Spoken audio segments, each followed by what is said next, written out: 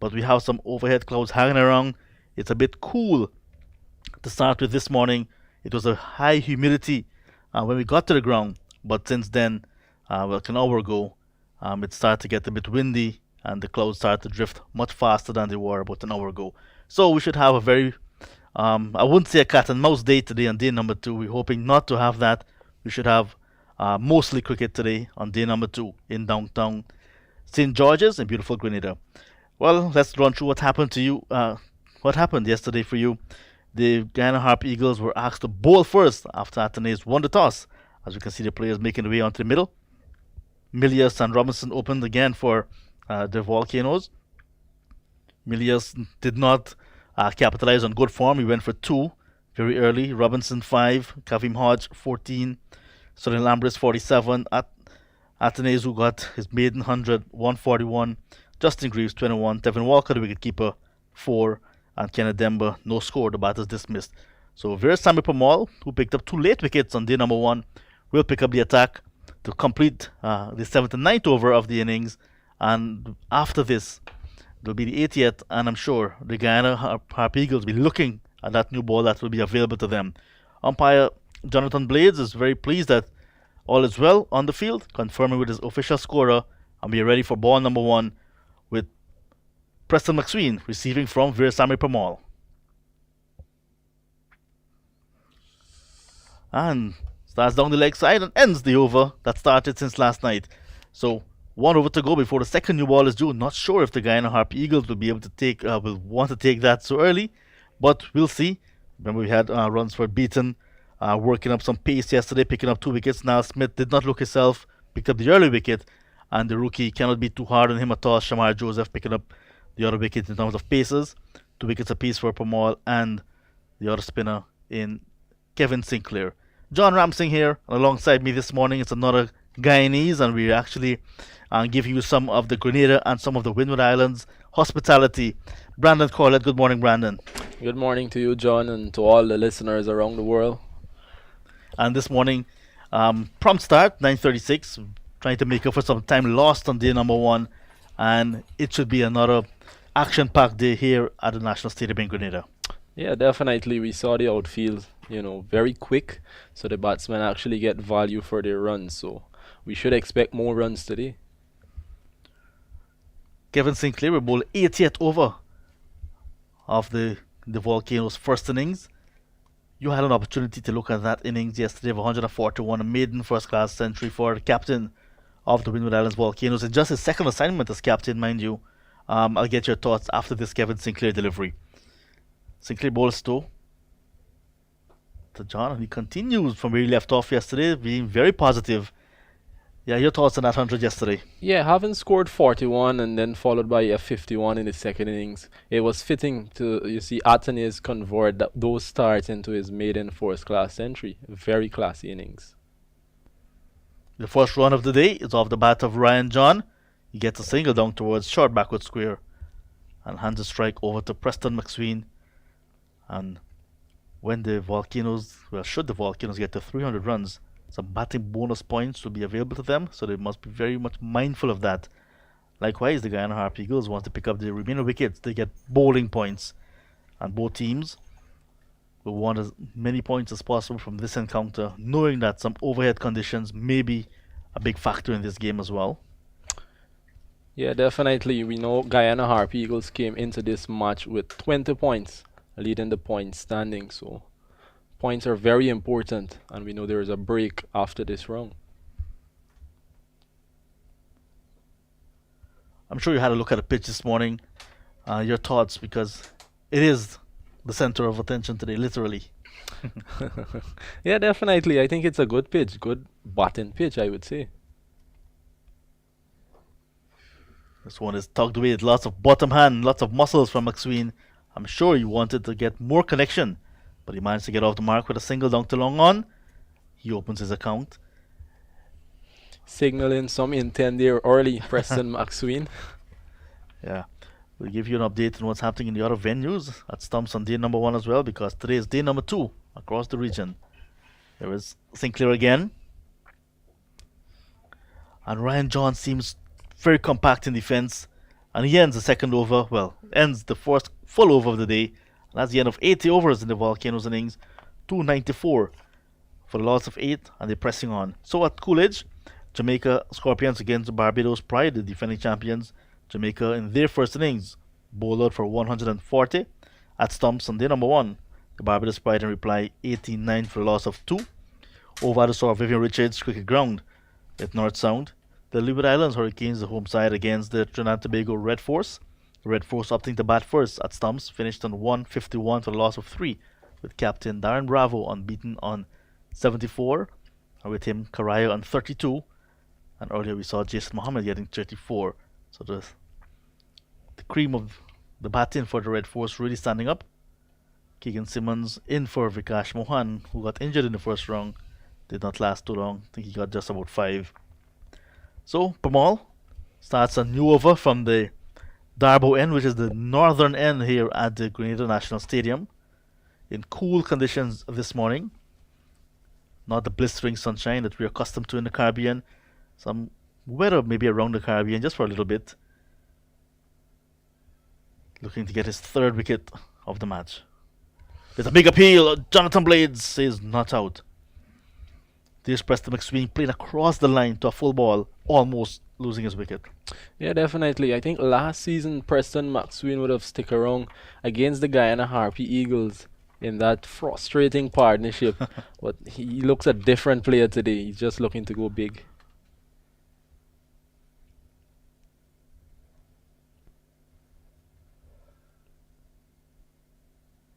Bold. Indeed a different player. Playing all around a ball that turned and jumped a little bit on him. And that ball just clipping the top of the off stump. And there we see Preston McSween playing back, hoping the ball would perhaps go straight. Got a little bit of turn, and he's bowled for a single. And that's 9th wicket for the Volcanoes going down. McSween bowled by Pamal for 1. It's now 294 for 9. Yeah, that's the 3rd wicket for Verisamy Perumal there. We know he went past 500 wickets in the first round there. So the number 11 batsman coming in there, I think it's Martin. But it was a good delivery from Pamal. Pamal just trying to keep it tight, not giving too much room outside off stump or leg stump. You can have a look. Yeah, that's straightened just a bit there from Perumal, the veteran. A lot of experience behind him. So he went wicketless for most of the day, but then came in the final session when the pitch dried out a little bit, and he picked up 2 late wickets, and this morning the first one. So now the Volcanoes on the verge of being bowled out before 300 runs if they're not very careful. Ryan John, who had a career best in the last match, bettering that now. Maiden first class half century for him. He will want to do most of the batting. Well, that's if he gets on strike, because we see 3 more deliveries in this over, this Verisamy Perumal over. So he's talking to the number 11 there, is Ryan John, talking to Martin, telling him to stick around so we can get that batting point. Darius Martin was adjudged the leg before for no score to Brian Charles in the last round. And now he has an opportunity again to open his account in terms of runs. Picked for his fast bowling, and he can do that very well. But he has an opportunity here now to stick around with Ryan John, his fellow seamer. Quite an open stance he has. And he goes straight in and out. Seems as if it's Akshay Prasad who's under the bat today. I haven't seen Matthew Nandu. So that could be a very bad miss for the Guyana Harp Eagles. Chance given very early from Darius Martin. You can have a look at it. Oh my. In and out. Just closed the face of the bat, and it went straight in and out. I saw just before the start of play head coach Ryan Hercules working with Akshay Prasad on some of that same short catching. I suspect they realize that he's going to be feeling a lot. This one he hits it high, and there's a fielder settling. Kevin Sinclair takes it nice and easy, and that's the end of the Windward Islands Volcanoes. Darius Martin, first ball given a life, and second ball holding out too long on. Kevin Sinclair takes it quite easily, his second catch, and Pamal finishing suddenly the pick of the bowlers with 4 wickets for 70 runs. The Volcanoes all out 294. Yeah, so no batting point there for the Volcanoes. An innings of two halves, I would say. Earlier they started, in one-day fashion with Alec Athanaze and Sonny Lambert scoring quickly. And now we see the Guyana Harp Eagles coming right back into this. But we can't take away how classy that innings was from Alec Athanaze, his maiden first class century. So the Guyana Harp Eagles will be heading out to bat. Chandrapal Hemraj and the first round Centurion Machu Nandu. Well, you haven't seen Matunandu this morning.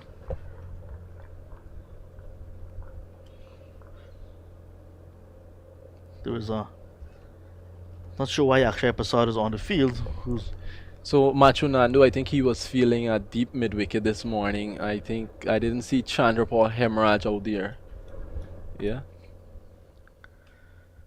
so 294 all out the Windward Islands Volcanoes, 80 overs and 5 balls, and it means in about 8 minutes or so, the Guyana Harp Eagles will have to come and give a reply. But we can run through the scorecard for you. What you must feel it for Ryan John, just adding one to his overnight score of 50, finishing on 51 not out from 116 balls, and really taking up his stocks as an all-rounder in the game, batting a very long time, crucial partnerships, and some crucial runs as well. Definitely. Credit to Ryan John. He would have grown strength to strength. We know he is more known for his bowling. He would have grabbed a 5 wicket haul in the first round. So he is developing into a nice all-rounder. So run through the Windward Islands Volcanoes batting card for you. Like I said, they started with Kimani Milius and Jelani Robinson yesterday morning. Robinson was first to go, caught the second slip of the bowling of Niall Smith to give the Guyana Harp Eagles the first wicket in the third over. Tevin Imlach standing at second slip took that catch. Robinson went for 5. Kimani Milius did not last too long. Caught a third slip by Kimal Savory of the bowling of the Lively. Runs were beaten for 2. Then there was Kavim Hodge, who stuck around a little bit and looked very classy, hitting 3 fours in 14 before he was taken out of wicket. A brilliant catch from Bramble off the bowling of Beaton, who was operating from the River Road end and looked very impressive. Alec Athanaze, like I said, the captain, the standout performer on day number 1 with the bat, caught out a wicket eventually off the bowling of Pramal, 141, 16 fours from 220 deliveries, and that really held the innings together. Sonny Lambert, 2 half centuries in the last match, got to 47 from 38 balls, you must say, in quick time, 2 sixes and 4 fours before he walked across his stumps, exposed his leg stump, and was bowled by Kevin Sinclair around his back for 47. Justin Greaves, the Barbadian, was caught at gully. Brilliant catch as well by Kevin Sinclair off the rookie Shamar Joseph for 21. Tevin Walcott caught by Savory off the bowling of Sinclair for 4. Kenneth Demba caught at mid-on by Sinclair off the bowling of Pamal, no score. Preston McSween this morning, bowled by Pamal for 1, and 2 balls later, Darius Martin caught at long on by Sinclair off the bowling of Pamal for no score, leaving Ryan John on 51 not out. And the Volcanoes in their first innings, 294 all out, 80 overs and 5 balls, just lasting 2 overs this morning, really. Pamal finishing with 4 wickets for 70 runs after going wicketless for most of the day yesterday, supported nicely by Beaton. 2, Sinclair 2, 1 each to Niall Smith and to Shamar Joseph in just his second game. So, all to play for on day number 2. This can be a very day that will decide the fortunes of this match, not only because of the weather, but because of batting and bowling now. How well will the Guyana Harp Eagles bat? How well will the Volcanoes bowl? Yeah, definitely. The openers for the Guyana Harpy Eagles will have to see how that new ball. We know Ryan John will be high on confidence, having claimed 5 wickets in the first round. So it will be an interesting first hour, so to speak, for the Guyana Harpy Eagles openers. We'll keep an eye on what's happening in Antigua, but it's good to see Darren Bravo getting some runs for the Trinidad and Tobago Red Force. Last season just played 2 matches, then he was dropped. This time came back as captain, responsibilities, and now answering with a half century. Leading from the front, Darren Bravo would have scored heavy also in the regional Super 50 back in October, November last year. So I think he will want to play himself back into a West Indies team. We know the white ball tour against South Africa. Well, the red ball and white ball tour against South Africa is coming up shortly. So Bravo will want to make a return to the West Indies team and later India come into the Caribbean. So good morning to all of you across the Windward Islands. Hello to you in St. Lucia. Hello in Dominica, St. Vincent and the Grenadines, and right here in Grenada, which comprises of Grenada as the mainland, Carriacou, Petite Martinique. Quite a nice island we're on here. Brandon, is this your first time? Oh, beautiful. I'm loving it here. My first time here in Grenada. I mean, the people are so welcoming. The food, oh my, wonderful. Yeah. Just a few days ago, celebrated their 49th independence anniversary, and you were in that parade. Quite impressive as well. Yeah, definitely. We had a lot of tourists as well. Yes, it was a good mixture. Definitely. What I was impressed with was the amount of local products that were on sale and on display, and everything were available for sampling. Definitely, it shows that rich culture here in Grenada. I mean, you have a lot of tourists, so in order for these individuals to know about what Grenada offers you, that was the perfect opportunity for them to get to know that. It is the Spice Isle of the Caribbean, but lots of the action on the island happens at the waterfront. We had Billfish tournament. There's a sailing tournament as well, which happens in the sailing week. So the water, the Granans Bay, where Granans Beach is located, it is a very popular site here in Grenada. Were you on that beach? Oh yes, I loved every moment of it. It's beautiful out there, man. Hmm. Yes, Grenada is volcanic in origin, as is evident by the soil and the mountainous terrain, and several explosions, with the craters available. So Grenada is really a hard rock in the center of the Caribbean. The Spice Isle, lots of spices, nutmeg and the other spices. It's really something to savor. So in any minute now, we'll have the first innings of the Guyana Harpy Eagles, and Brandon will make way for the legend himself, the local hero, Junior Randolph Murray, MBE. And in short, while we'll be hearing from not only a hero with the bat and gloves for the Windward Islands and for the West Indies, but also a local hero here in Grenada, and one of what many may say a tourism ambassador, because he always flying the Grenada flag very high wherever he goes. So, Morning, Junior Johnny. Murray, good morning. How are you? Good morning, John. I'm good. It's good to be back again at the National Stadium. Good to be in your company again. Yes, it's really good to have you, because the Volcanoes this morning resuming on 292 did not add too many. Bowled out for 294 very quickly. Very quickly, at least the Happy Eagles came out this morning on a mission, and they really accomplished it. Getting the wickets. Bowling out the Volcanoes under 300. I think they'll be very happy about that. Right. At one time, the Volcanoes look as if they're going to get 400 quite comfortably. So Eh. to have them bowled up before they get to 300, it is a remarkable comeback by the Guyana Harpy Eagles indeed. Yes, it looked that way. I think with Athenaeus and Captain Athenaeus and senior statesman Sunil Ambis when they were batting, they were rotating the strike nicely. Getting the runs. Make it look very easy. And as soon as they got out, it's like everything stopped. But the Happy Eagles, they did a fantastic job keeping the batters quiet and they really achieved their goals. So let's see what the Volcanoes have in the field now. Let's see what they're gonna have start. They need the first hour here is very important before lunch. So I think they need to be spot on with their bowling. And we have a lot of time for Versami Pamal. You were looking at him very closely yesterday. He went wicketless for most of the day, but came back at the end and picked up 4 crucial blows in pretty much no time. That's what we expect from a senior statesman. He's been around for decades. He's a West Indies test bowler. So at least he did his homework and came back, checked himself, and get the job done. I thought he bowled a bit slower, a bit variety in his bowling, and he got the result. 202 overs and 5 deliveries for him. 1 maiden, 4 for 70. And good support from the other spinner, Kevin Sinclair, who bowled 21 overs, 2 for 66. The spinner's doing well. Yeah, they did very well. At least let's see what the Volcanoes spinners will do. Get from this pitch. It's the home turf. They should be very custom with this settings here at the National Stadium.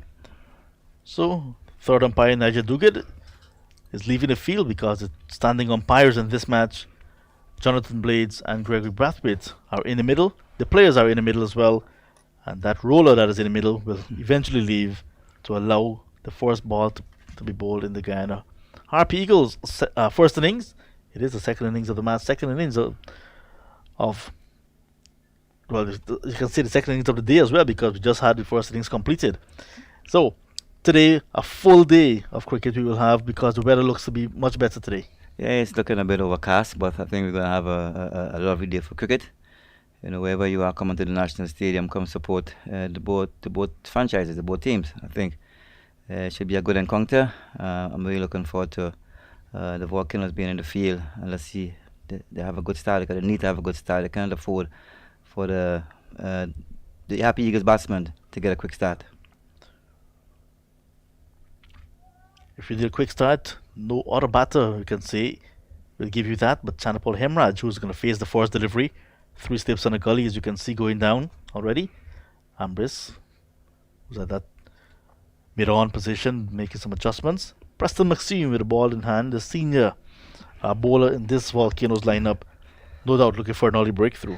Yes, I think Paxton is the senior leading fast bowler in the team, vice captain of the team. I think we need a very good start from him right away.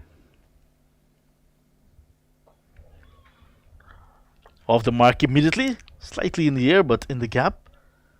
And Machu Nandu, the 19-year-old, fresh off a century in the last round, is going to take his first delivery. The pair of guys from Everest Cricket Club in Guyana opening a bat in this morning for the Guyana Harpy Eagles. Yeah, I'm looking forward to see what Nandu is made up of. I think it's going to the first time I'm going to see him, do his thing. So I'm really looking forward to see him bat. But I think Preston McSween at the other end will have other ideas, and we want to send him back to the pavilion as quickly as possible because he should be a batter full of confidence coming off 100 against the Barbados Pride.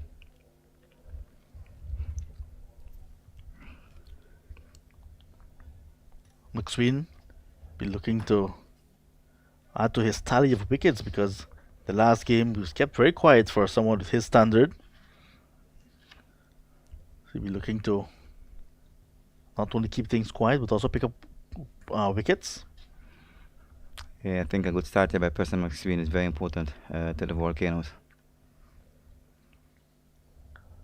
And who allows that one to go by.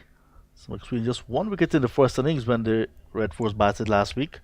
Nothing in the fourth column for him in the second innings.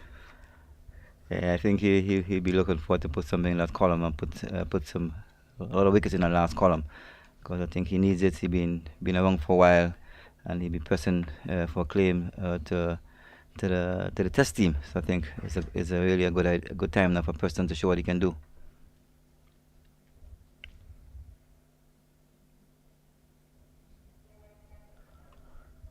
Some other scores coming out from Antigua and Barbuda, Leeward Islands against the Red Force. The Red Force 151 for 3 overnight. And the Jamaica Scorpions against Barbados Pride. Jamaica Scorpions bowled out on day number 140. Disappointing performance. Very disappointed. And the defending champions at the end of day number 1, which is also affected by rain. 89 for the loss of 2. A strong reply. Very strong reply, and the Barbados Pride will knowing what they are, they're like to get back to the top of the table, so they'll be punching very hard, to get some runs and to come out with a victory.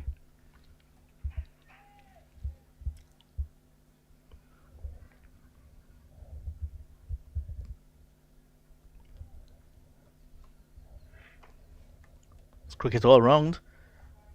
It's good to see that not only here in the Caribbean, cricket's happening.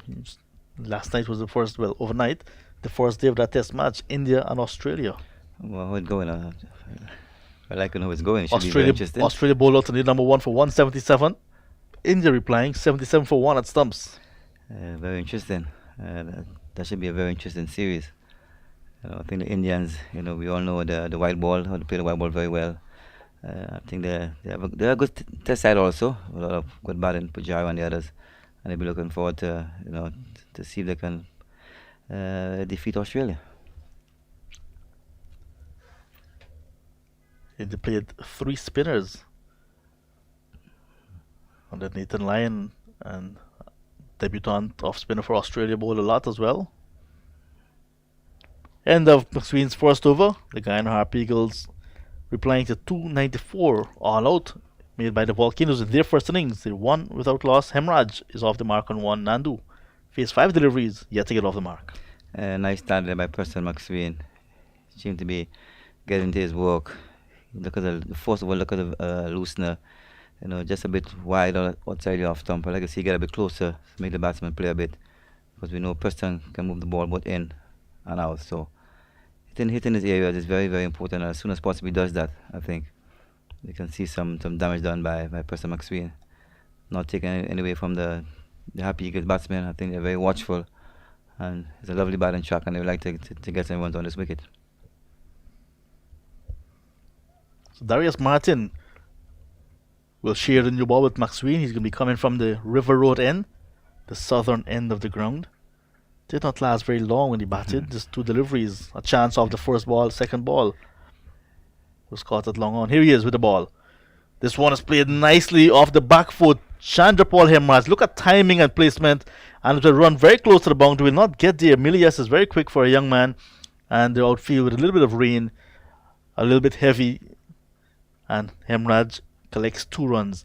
Very good shot. Yeah, very good shot. Short wide outside the off stump. Hemraj just back on his back foot and cut it through point. But I think the one in the wicket between the wickets there was a bit poor. I think that should be 3 runs. Yeah, I think he was actually thinking that ball was going to go for 4. It deserved 4. It deserved 4, but I think with the rain around, yeah, it would feel a bit slow. No ball this time from Darius Martin. He had that trouble in the last run, Martin. This time transgressing that front line again. And no ball signal by umpire Gregory Brathwaite. Probably striving for a bit of extra pace. He's only his first over. He's not really into his work yet. So let's hope he can get it right. You don't want to give away too many extras at this time. Looks very trim, very strong, athletic looking fast bowler. Upper body very strong as well. John, I told you before, I think the Volcanoes are one of the fittest team in the region, fittest franchise around. I do agree with you. That's a beautiful comeback delivery, just cutting Hemraj in half. Shaping to play and is beaten outside the off stump and some drizzles now, Junior. Yeah, just a little drizzle here, just a little sprinkle here, but I don't think it will last for long. The mountains and the hills are looking very clear at the moment. And just a little moisture on the pitch for the fast bowlers. Here, look at the pitch of a delivery. Pitch and leaving well bowled. You need to be more consistent in that area. Hemraj was drawn into that shot, but the ball just moving away at the last moment. 3 slips on the gully, waiting. What I love about this track, you're getting that extra bounce. Yeah, I think it's a lovely bounce by the fast bowlers. I think they're fresh. They should be running in, hitting the deck very hard. And I want to see the keeper catching some ball above his head. Chandrapal Hemraj, 29 years of age. He's been around a long time at the first class level. Played some international cricket as well at the 1-day level for the West Indies. So lots will be expected of him as a senior statesman here to come good. Yeah, the seasoned campaigner, so we all know what he can do. So that's once he sticks around there, everyone's going to score. He's a quick scoring batter. He loves to score quickly. Has the best score of 144 at the Kensington Oval, which is described as the region's mecca for cricket. So he got that 100. That really propelled him into that international side that season. That just lone 100, however. Yeah, a man of his class, a man of his caliber should be scoring a bit more centuries. As you can see now, what I'm seeing here now, John, is a bat pattern for Nandu. Bowler Martin will be coming a bit short than Nandu, but he's a very short lad also. So you got to pitch it in the right area.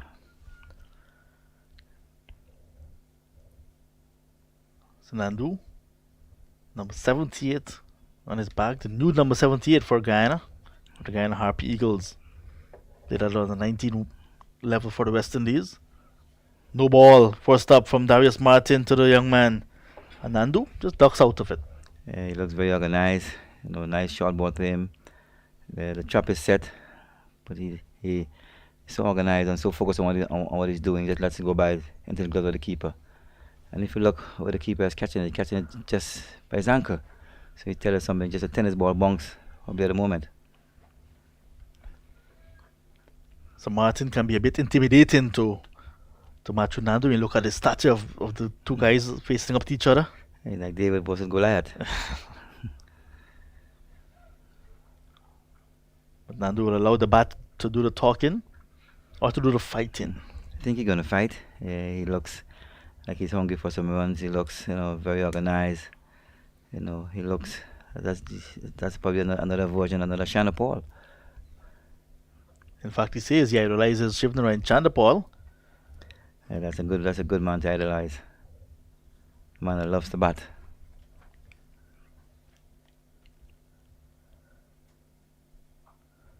Gets on top of the bounce nicely and gets off the mark, Matthew Nandu. So he opens his account with a single as well. Darius Martin utilizing the extra bounce that is afforded to him, not only because he's tall, but for getting some assistance from this track. 2 overs gone. And the Harp Eagles, in their first innings, 7 without loss. Well, ball again by Martin. Short ball into Nandu. Nandu just riding it. Playing just behind square and get a single. I think you got to get that short ball pretty right to Nandu. He's a very short guy. But it's a good plan. And Captain Anthony hope that he sticks to the plan for a bit long.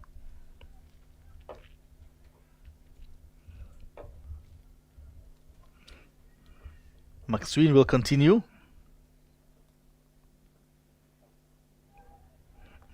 So Nandu will do that every day. Gives the impression that he's beaten, but he pulls the batting line at the last moment. Yeah, that's well bowled by Preston McSween. Hitting good areas, good pace to the wicketkeeper. But Nandu was equal to the task. He looks so organized.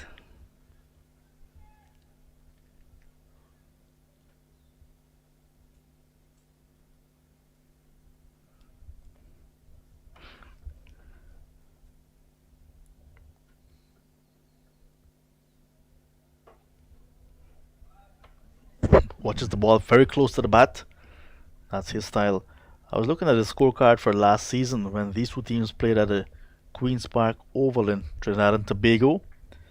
It was a bit high scoring, with the Volcanoes batting first and getting 339. In reply, the Guyana Harp Eagles got 327, just about 12 runs behind. And batting a second time, the Volcanoes got to 190.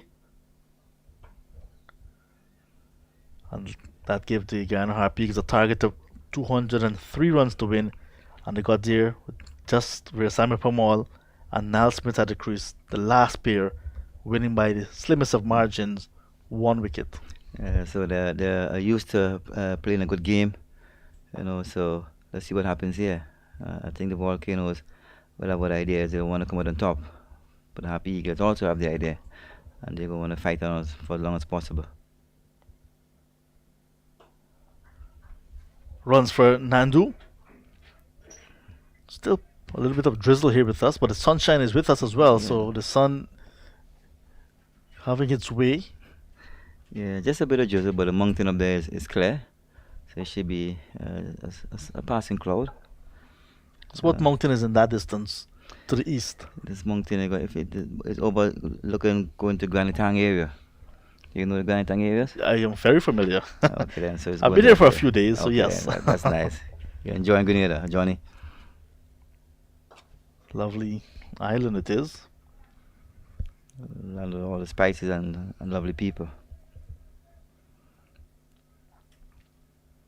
So they say Grenada is of volcanic origin, as is evident in its soil, mountainous interior, and several explosion craters, including Lake Antoine, Granny Tang Lake, like you just mentioned, and Lavera Pond. Have you been further than Granny Tang? Or you been to Lavera? I've been around, but I can't say exactly what are the exact locations. Probably need a tour guide, John. Yeah, you need one of those indeed. Over completed, 3 gone, 8 without loss. Well, ball again by Preston McSween, hitting his areas nicely, nice pace, bunks. Into the glove keeper Walcott. I think Preston will be looking forward to get some wickets under his belt. I know he likes wickets, but once he builds pressure, I think the batters will make the mistakes. So let's hope that he can hit the area very, very consistent. So Grenada's highest point is Mount St. Catherine, rising to 840 meters or 2,760 feet above sea level. That is very high. Very high. Yeah. It's an area that most people go hiking. It's some serious terrain to go to get to that point. Martin again. Not a lifting delivery to Nandu. Nando's a short man, so once the deliveries are back of a length, most times they will be short to him. Yeah, and he plays very late also. This one was in short of a length coming back into him. And Lando had to be, was just rushed into playing that defensive shot there. He seems to love his batting, John. That's a long time indeed. Man of the match performance in the last game for his maiden century. First innings for his franchise at the first class level, got 126. Yeah, so he got some potential. Says a lot about his potential indeed. There's also Mount Granby and Southeast Mountain. Those are some of the other high points of Grenada. Yeah, we are very mountainous. Guyana is very, very mountainous. A lot of mountains. No ball again from Darius Martin. We had a similar situation with Niall Smith yesterday, but he was bowling from the top end, which is called a Darbo end. Darbo end, yes. I think probably Martin may be striving there for a bit of extra pace. I know he loves to hit the deck very hard, but he got to keep that side 13 behind the line a bit. The Darbo. Why did they call it the Darbo end? Well, I guess not to show, John. Can't explain it right here, but I guess The Darbo Hills behind us. it's just the hills. It's very, very hilly. Well, I know you know a lot about the other end, the River Road end. River Road end, yeah, that's my end. Yeah. That's my village. That's the River Road produce a lot of good people, a lot of good things. So So the river runs along that road, coming down from the mountains. coming down from the mountains, yes. And it could be very dangerous when it's a lot of rain. It's falling, but there's a serious project happening now. They're building up a lot of walls so the river wouldn't get into the road again. Mm.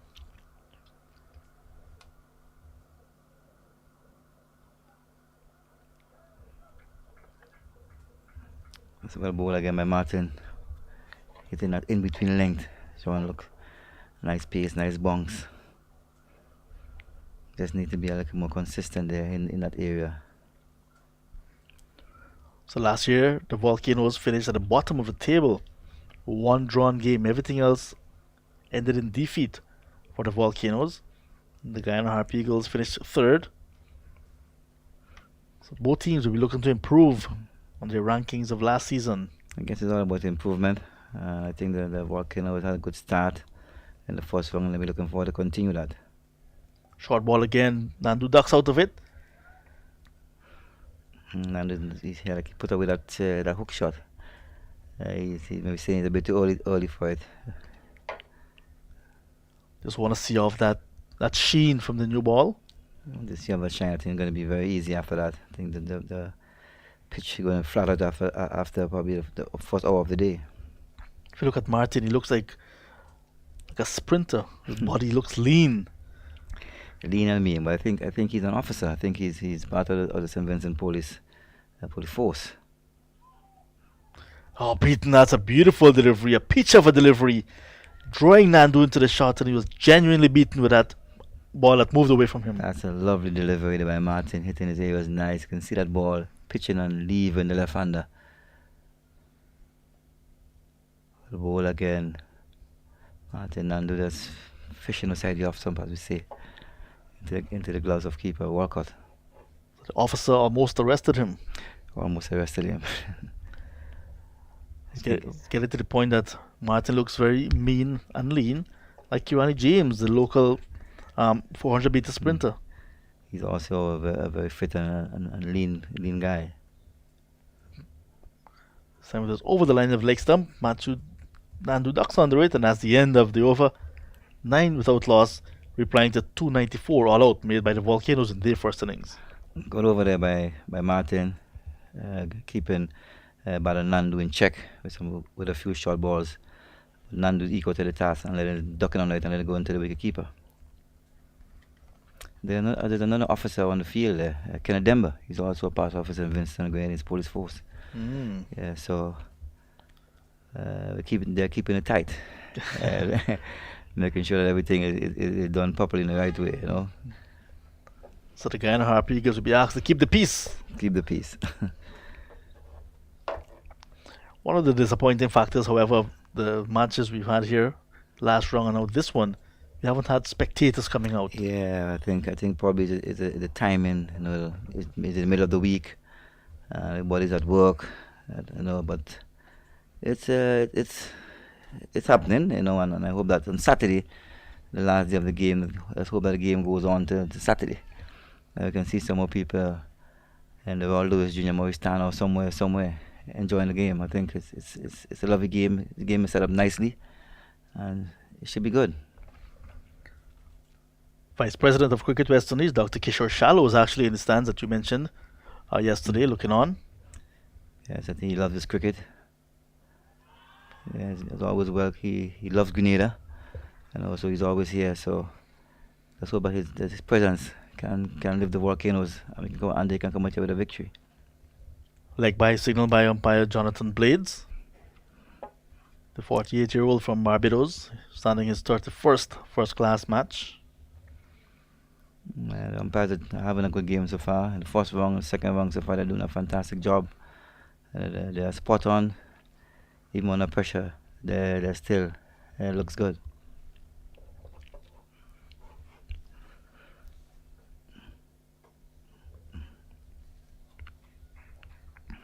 Dr. Shallow, also president of the Windward Islands Cricket Board. So I want to give my personal gratitude to Dr. Shallow and to Dwayne Gill for inviting me to be part of the commentaries in this part of the Caribbean. Thank you very much, guys. Yeah, I think they love the cricket. They're one of the best. And I think John, you have been doing a fantastic job. I'll also say thank you to them too for having me in the commentary booth doing this for the very first time. Dwayne Gill is the president of the Grenada Cricket Association as well as director of Cricket West Indies. And I tell you what, you mentioned the fitness of the Volcanoes players. I'm seeing a different attitude as well in the players. I've been here, like I said, for a few days now, and the training regime and their approach to the game as well looks totally different than what we saw a few seasons ago. And this Windward Islands Volcanoes team, I think the only way they can go from here is up. Yeah, I think so. I think they're probably looking to themselves, Coach Shirley Clark and the staff. We're doing things a bit differently. Yeah, they're doing things a bit differently, and you can see the guys look very professional, and they you can see it in the play, in the batting, in the hunger for runs. They look very well. So it's very good. Kudos to the staff.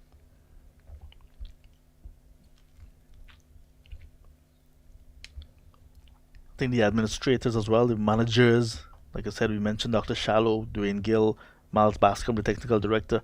These are guys who are also very instrumental in putting together the right management team and the right work ethics and so on, working with our management team for the players. Over completed, the Harp Eagles 10 without loss in their first innings. Yeah, I think I just said before, the guys. I think this is the key word for this season. I think was the new Windwards. New Windwards. Yeah, and I think you can see it in the attitude of the players and everyone. Everything will be done differently, which is good for Windwards cricket. The bench is strong. It's a very strong bench. It's all about competition. You got to perform for your play, So on the bench you have the veteran Kotori been around for a while, and the young Teddy Bishop. So any one slip up there, probably changes will be made. The first time in 21 seasons that the Volcanoes are without Devon Smith. Short ball pulled away, and it's taken brilliantly. Kenneth Demba, take a bow.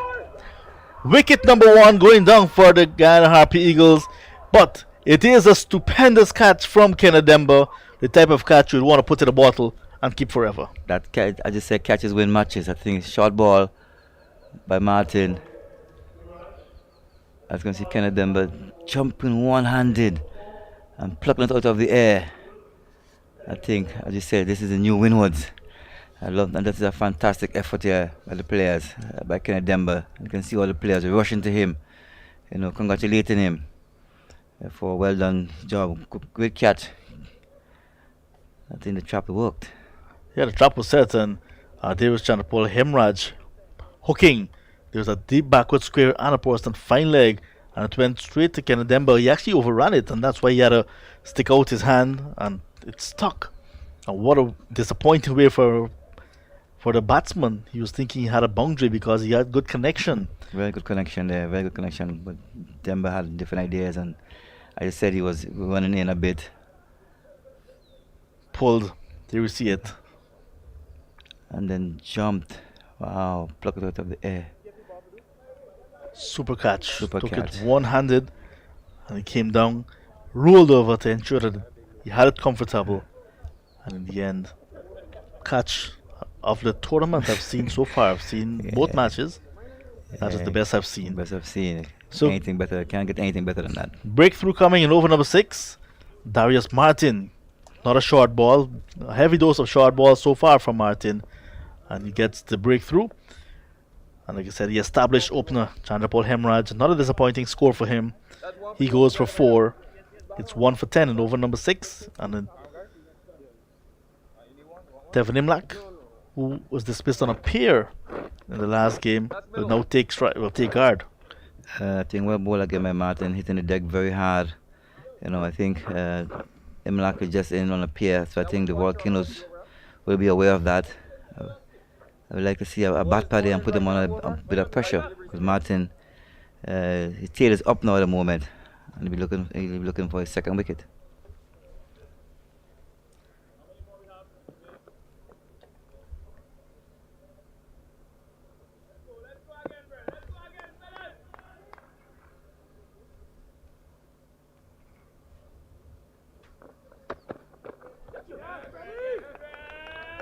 So right-handed batter just allows it to go by.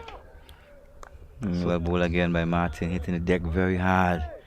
And you can see the Volcanoes players out there enjoying the session, enjoying the job. And Martin's tail is up at the moment and running in and looking for his second wicket.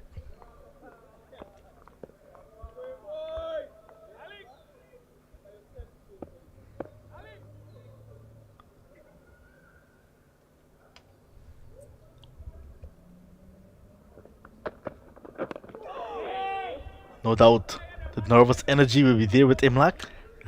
Haven't yet to get a run in this year's season.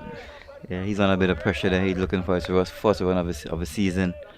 I would like to see a bit more pressure being put onto him, but I guess Captain Anthony has different ideas.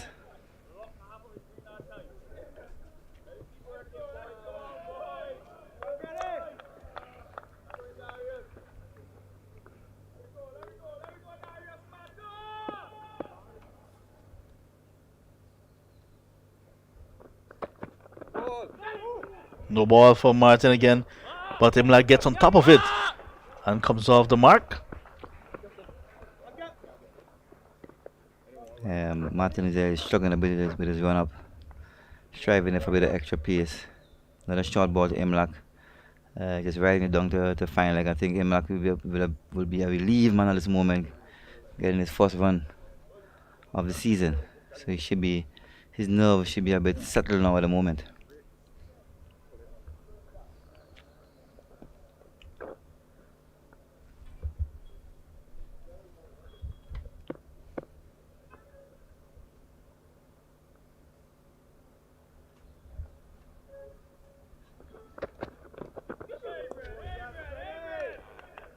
Imlak was part of the West Indies under-19 team that won the World Cup in 2016. So he's been around. Okay, so Ryan John should be very familiar with him. Yes. He was also part of the team.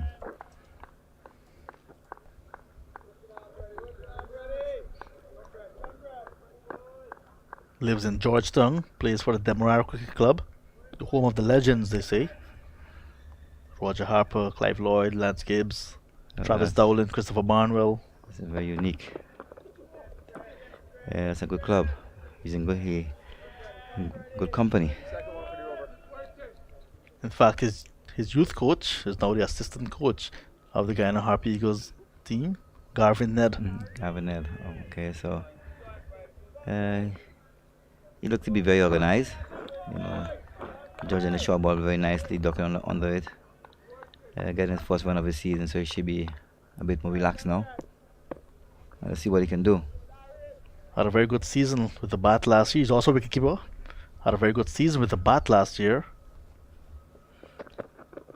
Got into the West Indies A team. Played as a batsman with Joshua Silver, who was the keeper at the time and captain. End of a successful over for Darius Martin. 6 gone. 13 for 1 with Chanapal Hemraj dismissed for 4.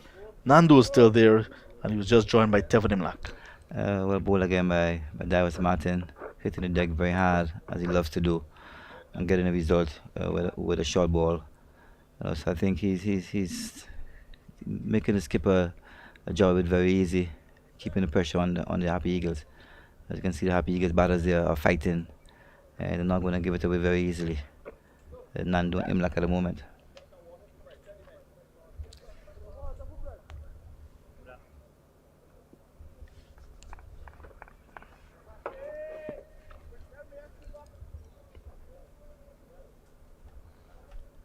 So Preston McSween also looking for his first wicket.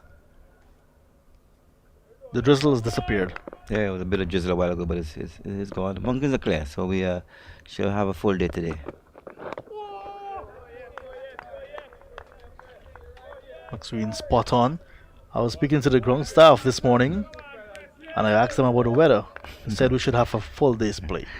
I think the groundsman, head groundsman, Holas, he lives very close by, so he should be accustomed to the weather. So Yeah. he should be in good hands today. As you can see now, the sun is out, Yeah. and the Volcano players are already enjoying the session before lunch. So there's nothing to worry about. They were very confident. Very, very confident.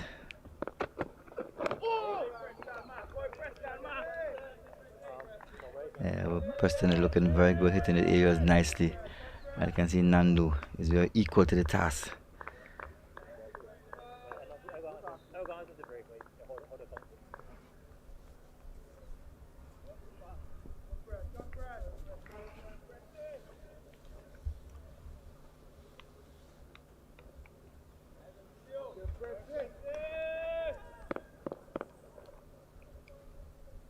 Anthony is maintaining 3 steps on a gully.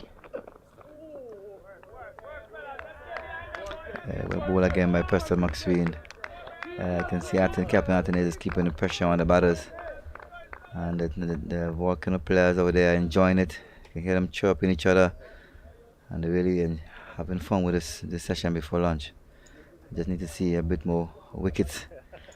But the Happy Eagle batters, they seem to be very watchful and very selective in the short play.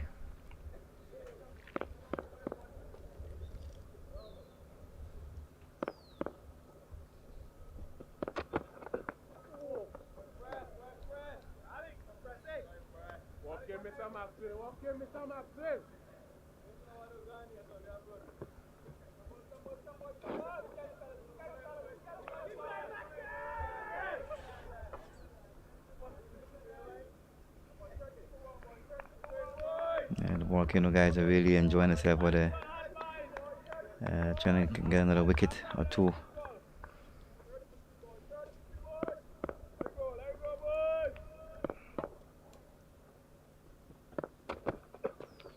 Oh, playing and missing. That's a very loose shot from Machu Nandu. Could have easily gotten an edge and would have carried. Good bowling again, but naughty shot. Well bowled again by Preston McSween, hitting that area. You need to be in that area a bit more regular. Jaws Nandu into the drive. Missed it completely into the glove of Walcott. I think I need to see Preston McSween hitting that area a bit more regular. That in between length, that length where the batsman don't know whether to come forward or come back. He needs to hit that area a bit more consistently.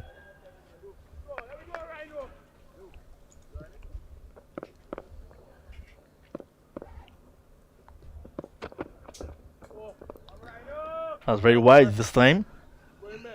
Yeah, very wide side the off stump by Preston McSween. Good over. Just need to be a bit more consistent.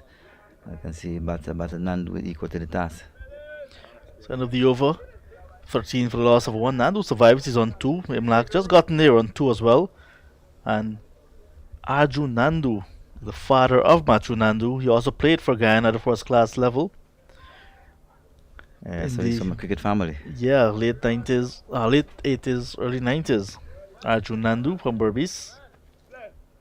Yeah, I love the look of him. I like how he looks. He looks like he knows what he's about. He knows where his off stump is. And as an opener, you should know where your off stump is, and he has it covered.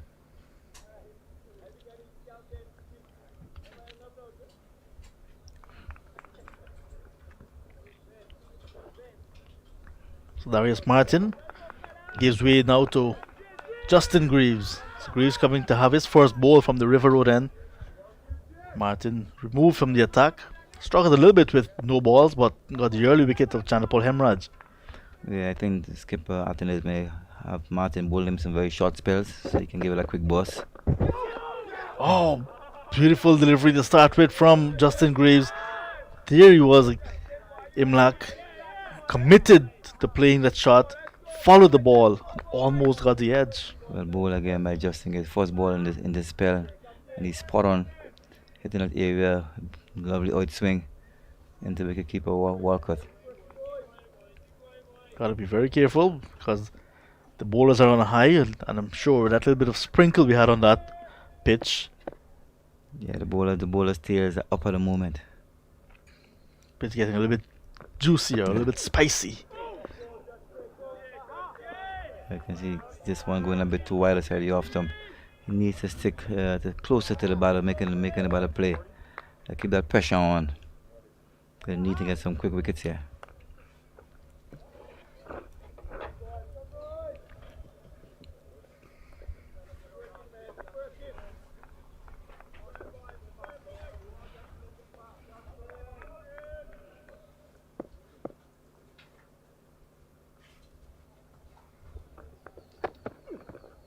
Well bowled.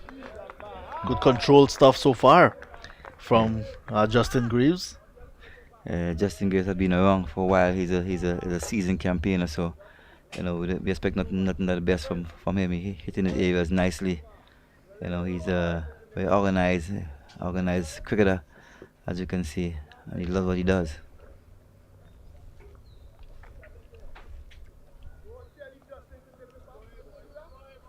So Nandu in his debut season, and Imlak did not start last season for the Guyana Harpy Eagles. Imlak came in after the first two matches because remember the tournament similar format, 2 matches break, then the final 3. Shimron Hetmeyer, who played last season, is not here. Vishal Singh not here. Kimo Paul, Clinton Pestano, Gurikesh Moti, they're all missing from last year's squad. So now pretty much some wholesale changes for the Guyana Harpy Eagles this season. A lot of opportunities for different players. The seasoned players probably they are out there about somewhere playing their craft, so the opportunities, those are open. Well bowled again. So in those last 3 games that Imlak played in Trinidad and Tobago, he helped himself to 215 runs, 3 half centuries. Played very well, and that propelled him into the West Indies A side. There's Ryan Chandapal, who had a dream season as well after the first 2 matches, came back nicely, ended with 439 runs, and that propelled him into the West Indies side. So it just tells that performances can take you to different levels of teams in the Caribbean. Very good over, very impressive over from Justin Greaves comes to an end, his first. And after 8 overs, the Harpy Eagles 13 for 1. Well bowled again by Justin Graves. He looks organized. He's hitting his areas nicely. Ball is carrying nicely into the keeper gloves, and we can get the support from the players on the field. But the Happy Eagle batters are equal to the task, and we are in here for a good contest today. Vishal Singh, who averaged 52.40 last season, who got 262 runs, including an unbeaten 100 at the Diego Martin Sporting Complex, is not here this season. So they miss his left-handedness, they miss his experience. And Vishal Singh, with his leadership abilities as well, not here. But like you said, it opens door for other of the young players. So John, what's the reason why he's not here? Is he injured or didn't get into the mix? There's nothing official that was said about Vishal Singh this season, so we're not totally sure. No, okay then. Nice defensive prod forward from Machu Nandu. Yeah. who is living his dream now of playing for the Guyana Harp Eagles. He's here. As you can see here, Professor Maxine is looking very, very well there, hitting that area. But Nando is equal to the task. Full battlefield long, full defensive. You know, he looks the part. In his first season, and to hope that we can hear big things from him as the season go along, and probably have a breakthrough into one of the West Indies teams. Oh, the ball came back after pitching. Well, ball again by Preston Maxwell, but Nando's equal to the task. You can see Preston getting the ball to both in swing and out swing. That left-handedness of Preston Maxwell. He looked very dangerous at the moment.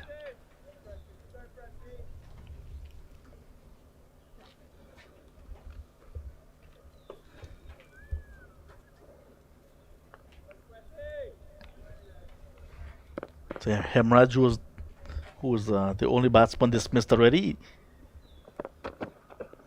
managed 11 and 15 in the last match. So not having a good season so far. And in the last season, he was one of the players with more than 200 runs for the Guyana Harpy Eagles.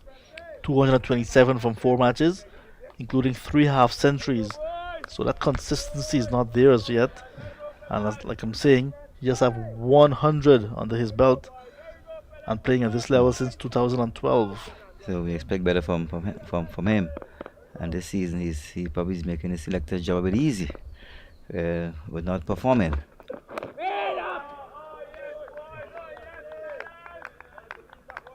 I just love to see Nando. He looks so organized.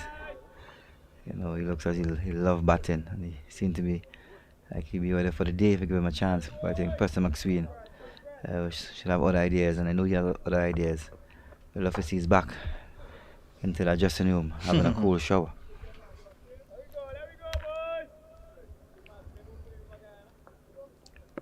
Kibo Paul, who was the best bowler last year for the Guyana Harpy Eagles with 20 wickets, missing out again this season.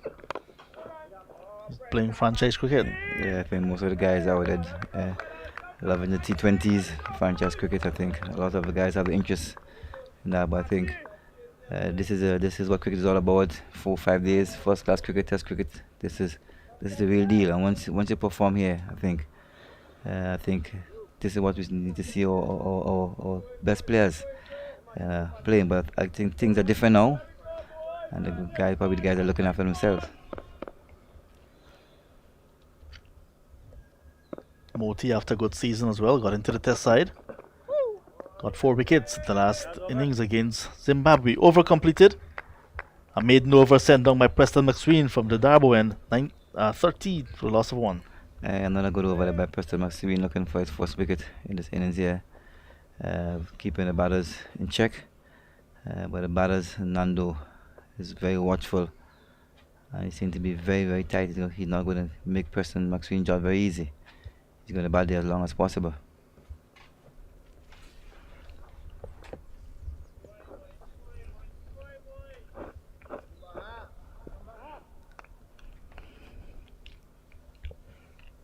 So Justin Greaves will continue from the River Road end.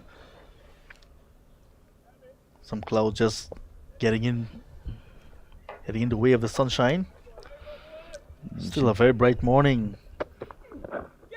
Down the leg side. Yeah, Justin Greaves is just losing his line there. He's lying down the leg side. Imlak is very equal to the task. Imlak is very watchful. And having a good look at Justin Greaves. Not going to give away his wicket very easy at all. He's going to be there fighting for as long as possible for the Happy Eagles. We haven't seen Ryan John as yet. Just 3 seamers. Preston McSween, Darius Martin, and now Justin Greaves. And we know what Ryan John can do. I guess you will see him very soon. As you see Justin Greaves bowling a full toss on the leg stump. Imlak didn't cash in there a bit. Just very watchful. But you will see Ryan John very soon. I hope he be hungry to get that ball in his hands. So hope he can perform again as he did in the first round encounter against the West Force.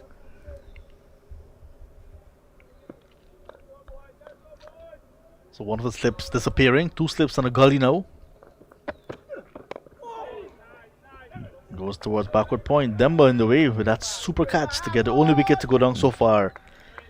Yeah, well ball again by Graves. Very watchful about him, like hitting that length, that line. I'd love to see him make the batters play a bit more as he does in the last delivery.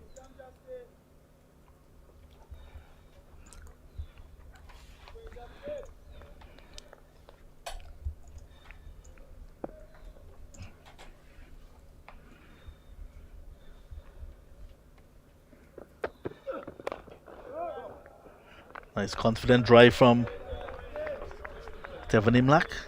Very solid player, you know. He looks that. He's very watchful. Nice, lovely drive there to mid off. And once Graves get in that zone, that slot, he's gonna drive it as hard as possible and look for a boundary. But I think Graves have different ideas.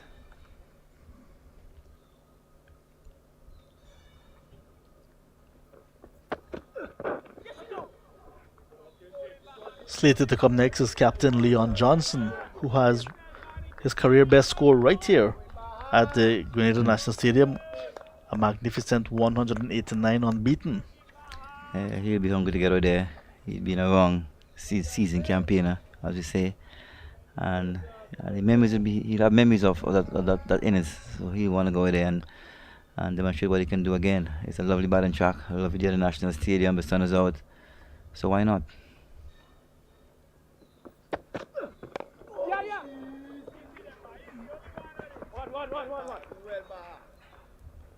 Single to end over number 10. Imlak moves up to 3. It's now 14 for the loss of 1. There's also Kemal Savory, who might just come ahead of captain Leon Johnson, who may come next. This is his maiden season for the young man, Kemal Savory. So that's the match summary. The Volcanoes 294 all out. Started the day on 292 for 8. Lost the remaining 2 wickets for 2 runs. Ryan John converted. Well, moved from 50 to 51 before he ran out of partners. Kenneth did not score this morning. He was caught by Sinclair. That was yesterday afternoon, in fact. It was Preston McSween, the first to go, was bowled by Pamal for 1, and then Darius Martin 2 balls later. Give Kevin Sinclair a simple catch at long on. He was gone without scoring, leaving Ryan John not out on 51, 294 all out. Pamal 4 for 70 to pick up the bowlers. Sinclair 2, beaten 2, 1 each to Joseph and Smith. Junior Moore is out of the attack, and now Clyde John is with us as McSween starts a new over. Clyde, the Volcanoes bowled out this morning for 294, did not get to 300 runs, and good penetrative bowling this morning, good short stuff, good hostility from Martin, despite being troubled by no balls, picking up the early wicket of the experienced Chandrapal Hemraj. Yeah, it's a bit disappointing that they did not cross the 300. But again, I think the bowlers, they are continuing to have a good season, although it has just started. But it's good to see them being aggressive and, being able to be penetrative. There's a big appeal for a quarter of the wicket. Umpire Jonathan Blades is going to say you're out. And that is the fall of wicket number 2. Good hostility again being shown. This time Preston McSween gets his man. It is a disappointing look for Tevin Imlak. He is going to be a dejected man as he walks off. Caught at the wicket of the bowling of Preston McSween. He's gone for 2. Yeah, short delivery there, and he tried to just get inside and pull that one around, but it seemed like it has taken the glove, and the umpire raising the dreaded finger. Looking at his body language, I don't know if it's disappointment or if it's that he doesn't think that he actually got something on it, but he's clearly disappointed. Maybe thinking he's missed out. Maybe thinking, why did he follow that short ball? It was a ball that could have easily allowed to go by. but in the end, it gives the impression it was taking the glove on its way through to wicketkeeper Devin Walcott, and everyone went up immediately behind. So sometimes you get that impression as well when a nick or some part of the glove is taken. The players are confident. The bowler went up immediately as well, and then the umpire's finger followed. Yeah, so clearly Imlak being disappointed. I'm thinking, looking at the track and the way it played, he in his mind would have been thinking of a big score, but unfortunately he chased one that he should not have, as you said, and rightly said. It's not threatening the stumps. It's not really a delivery that would get him out. He could have easily just swayed away from that and allowed it to go through. So again, we see the bounce, John, that Beaton was getting. It seemed to be carrying through today also. Good shot delivery from Maxwell.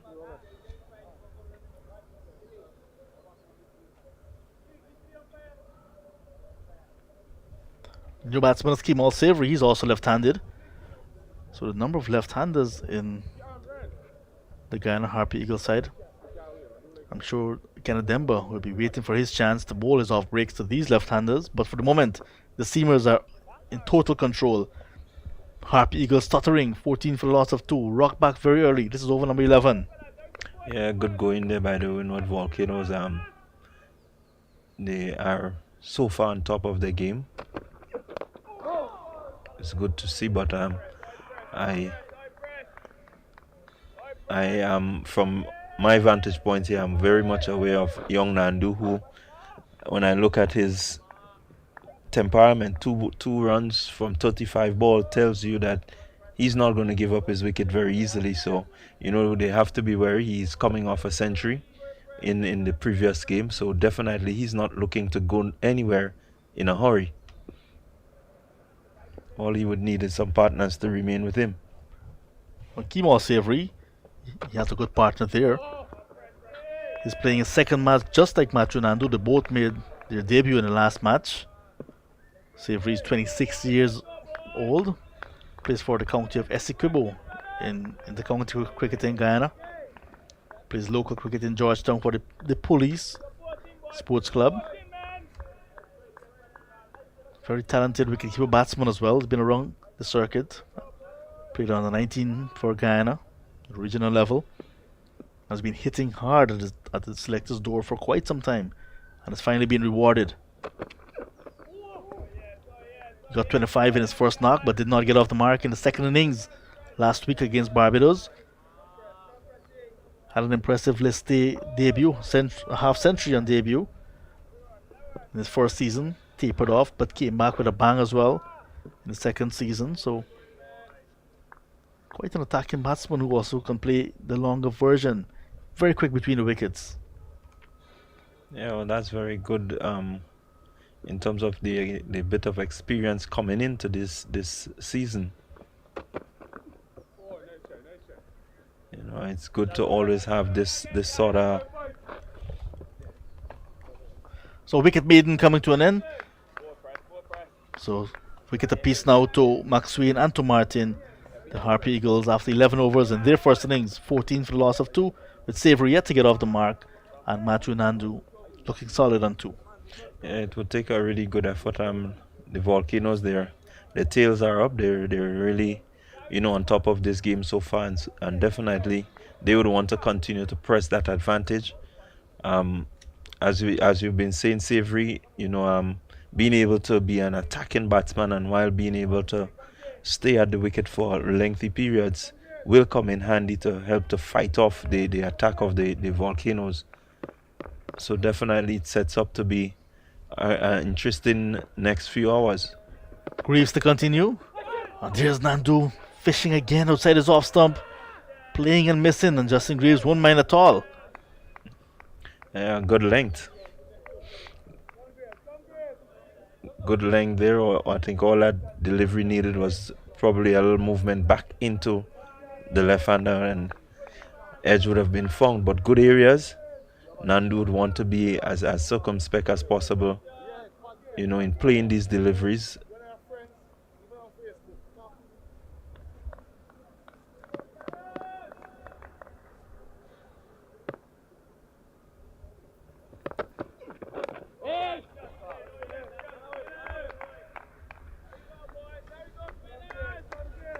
So ball on the stump and he turns it easily. Just closing the face of the batsman. Nandu has the temperament to bat very long, but I've seen him as well in limited overs cricket where he can actually play lots of shots, knows where the gaps are, can find them very easily, and with his timing and placement can score very quickly as well. And good attributes for a young batsman. You want to make sure that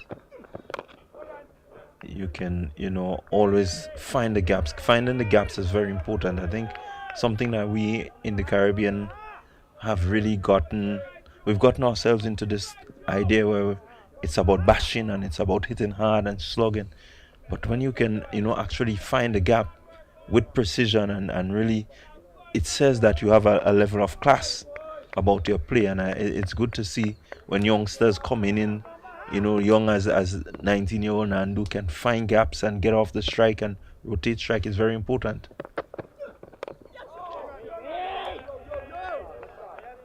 Very watchful, and I think the Guyana Harp Eagles won't mind because they've lost 2 quick wickets and 2 big wickets at that. Chandapal Hemraj with international experience caught that long leg hooking of the lively Martin for 4, and the West Indies A-team wicketkeeper batsman Tevin Imlak caught that wicket trying to hook a short ball and feathered it to the wicketkeeper of the lively as well, Max Sween.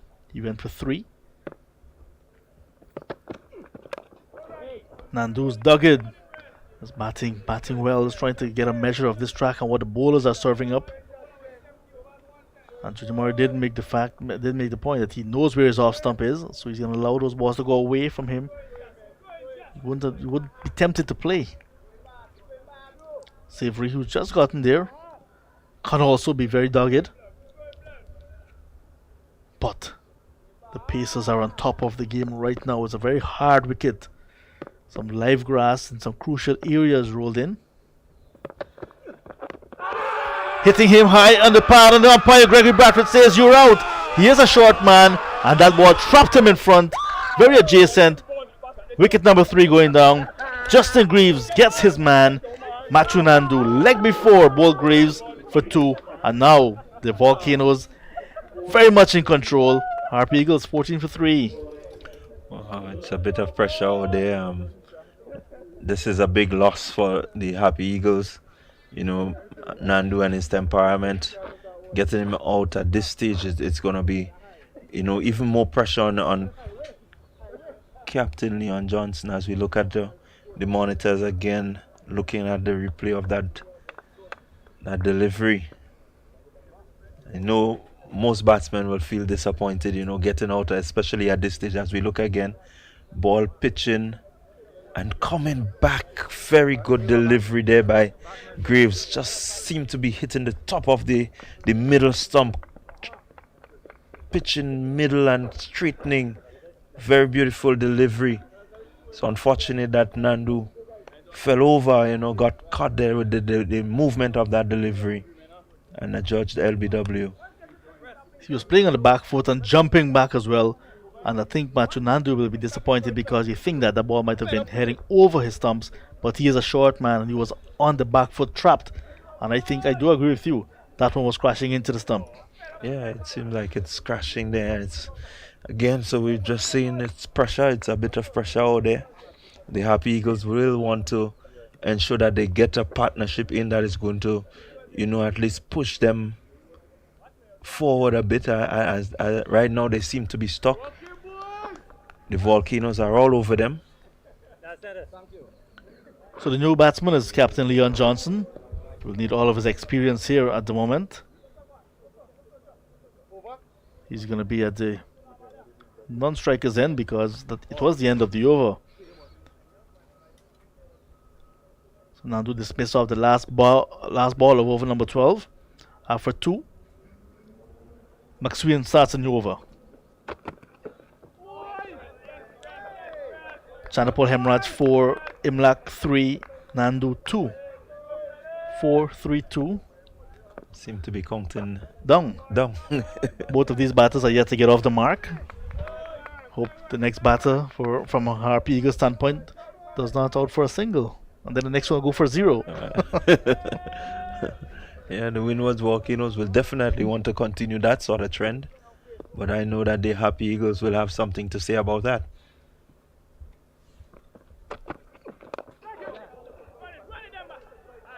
This one is going to go into the boundary. That's a beautiful shot from Kimo Savory to get off the mark.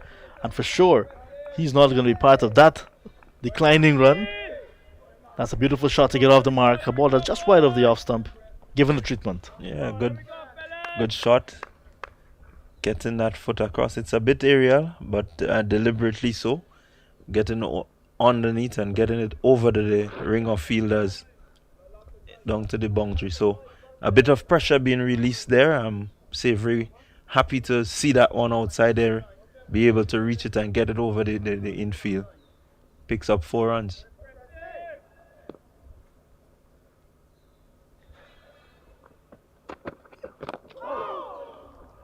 Good comeback from McSween, just tightening up. Bowling it on the line of the wicket. Savory equal to the task, but could have easily missed that one. Nonetheless, 18 for the loss of 3. Not very comfortable position for the Guyana Harp Eagles, but Leon Johnson has just gotten there, the captain. He wants to hold the innings together. Yeah, definitely. His experience would be needed now at this stage where they can rebuild and post, a really good score. A lot would depend on him, his ability to absorb pressure and so on. Over pitching, but driven straight to Demba at mid-off.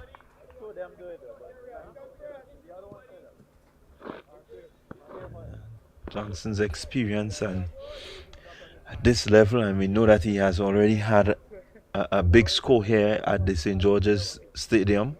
So definitely he's one that, the Volcanoes would want to ensure that they keep very tight and ensure that he doesn't get on top of the bowling, because it could be a long day.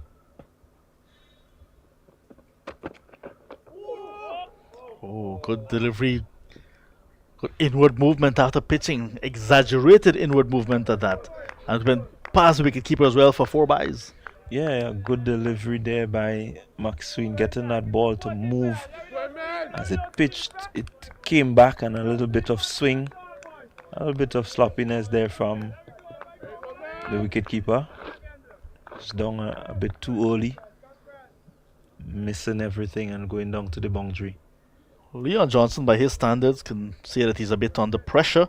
Last season, played all 5 matches. Just got 163 runs, 1 half century, averaging 23.28. Yeah, that's pressure right there.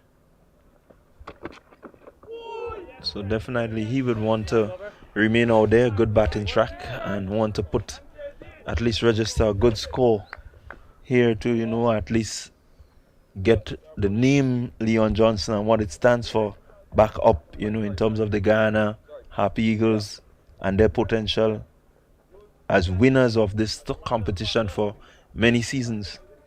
So Johnson was at the helm when they won it 5 consecutive seasons. Over completed, 22 for the loss of 3. So Johnson will take strike for the first time in this match. Missed out in the last game against the defending champions in Antigua. Just a little this way. That's it. So you're looking to really come good, Leon Johnson. 26 in the first innings, 12 in the second innings. At the Sir Vivian Richards ground last week. Left-handed batter, 35 years of age. Well, it's coming right down over. Test matches, 1 internationals for the West Indies, so lots of international experience as well for the young man. Still young man by his standard, because he's fit as ever, Leon Johnson. But at 35, you can see he's getting down towards the end of his career.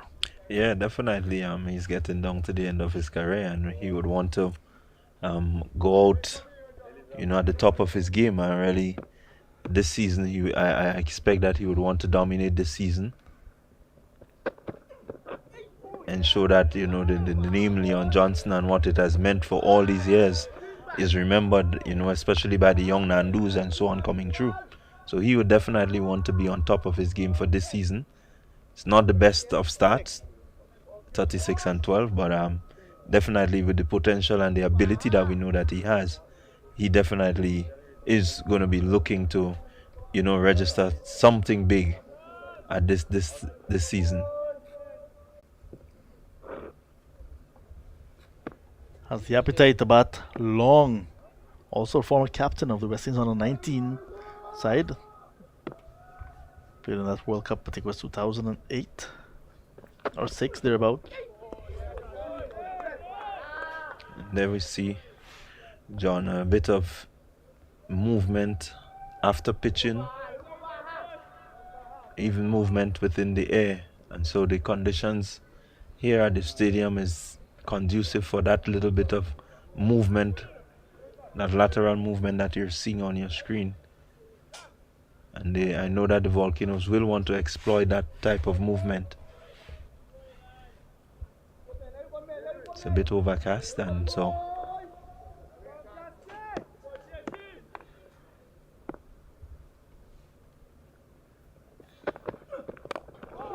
that's good cover drive. Leon Johnson is off the mark. Will come back for the second. So he opens his account with 2. 24 for a loss of 3. So lots of work still to be done. Remember, they're replying to 294 all-out made by the Volcanoes in their first innings. And with some overhead conditions coming in as well, could be a very crucial factor. 3 big wickets already in the hut. Captain Johnson and what can be considered a rookie. That's the second match at the first class level. Savory will have lots of work to do to get the Guyana Harp Eagles back into a position of comfort and then maybe to dominate. yeah, definitely. It will take a bit of concentration. It will take good, disciplined batting. Want to ensure that, they play on merit. They would not want to play any rash shots. Want to make sure that they occupy the crease for as long as possible. Put away the bad balls to give them that bit of confidence. And yeah, definitely that could be what they need to bring them out of the sort of trouble that they're in.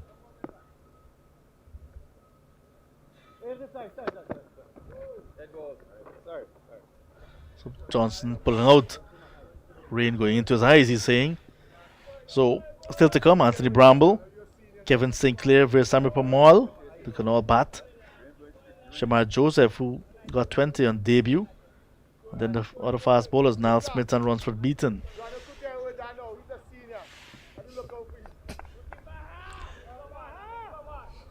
Yeah, good bit of chatter going on out there. It's good to hear the guys out there. They're enjoying that It's all cricket. part of the game. Umpire Gregory Brathwaite said he's had enough of this rain and he's calling the covers on. So it's now 1 minute after 11 o'clock local time and the covers summoned onto the pitch because rain getting heavy here at the Grenada National Stadium.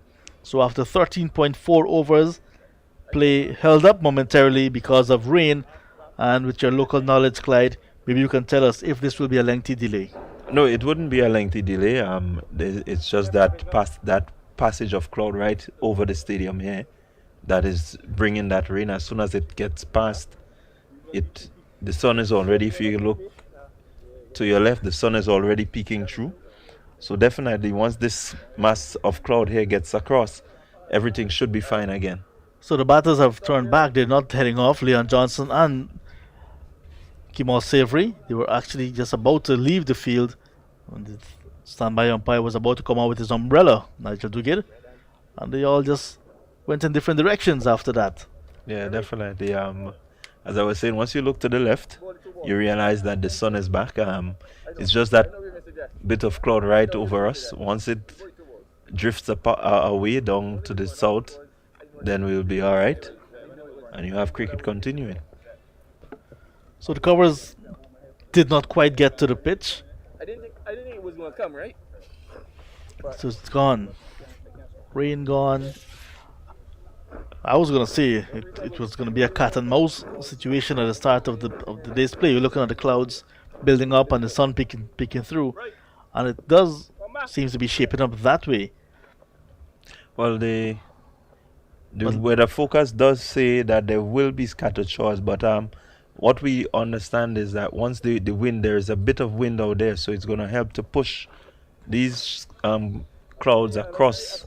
And look at that picture we just saw, looking from the River Road end, looking to where we are, and that looked really clear to the north. So I guess it's the east we have the concern with, coming from the hills that way in the east. So we're back with the action. Justin Greaves. Wicket already very early in his spell. Wicket of Machu Nandu, like before in the previous over for 2. First wicket to go down in the Harp Eagles first innings. Chandrapal Hemraj was caught at the backward square hooking. Brilliant 100 catch by Kenneth Demba, who overran the ball, then had to stick out his right hand. I think he was trying to prevent the ball from going behind him more than anything else. Eventually it stuck, and Hemraj was dismissed for 4.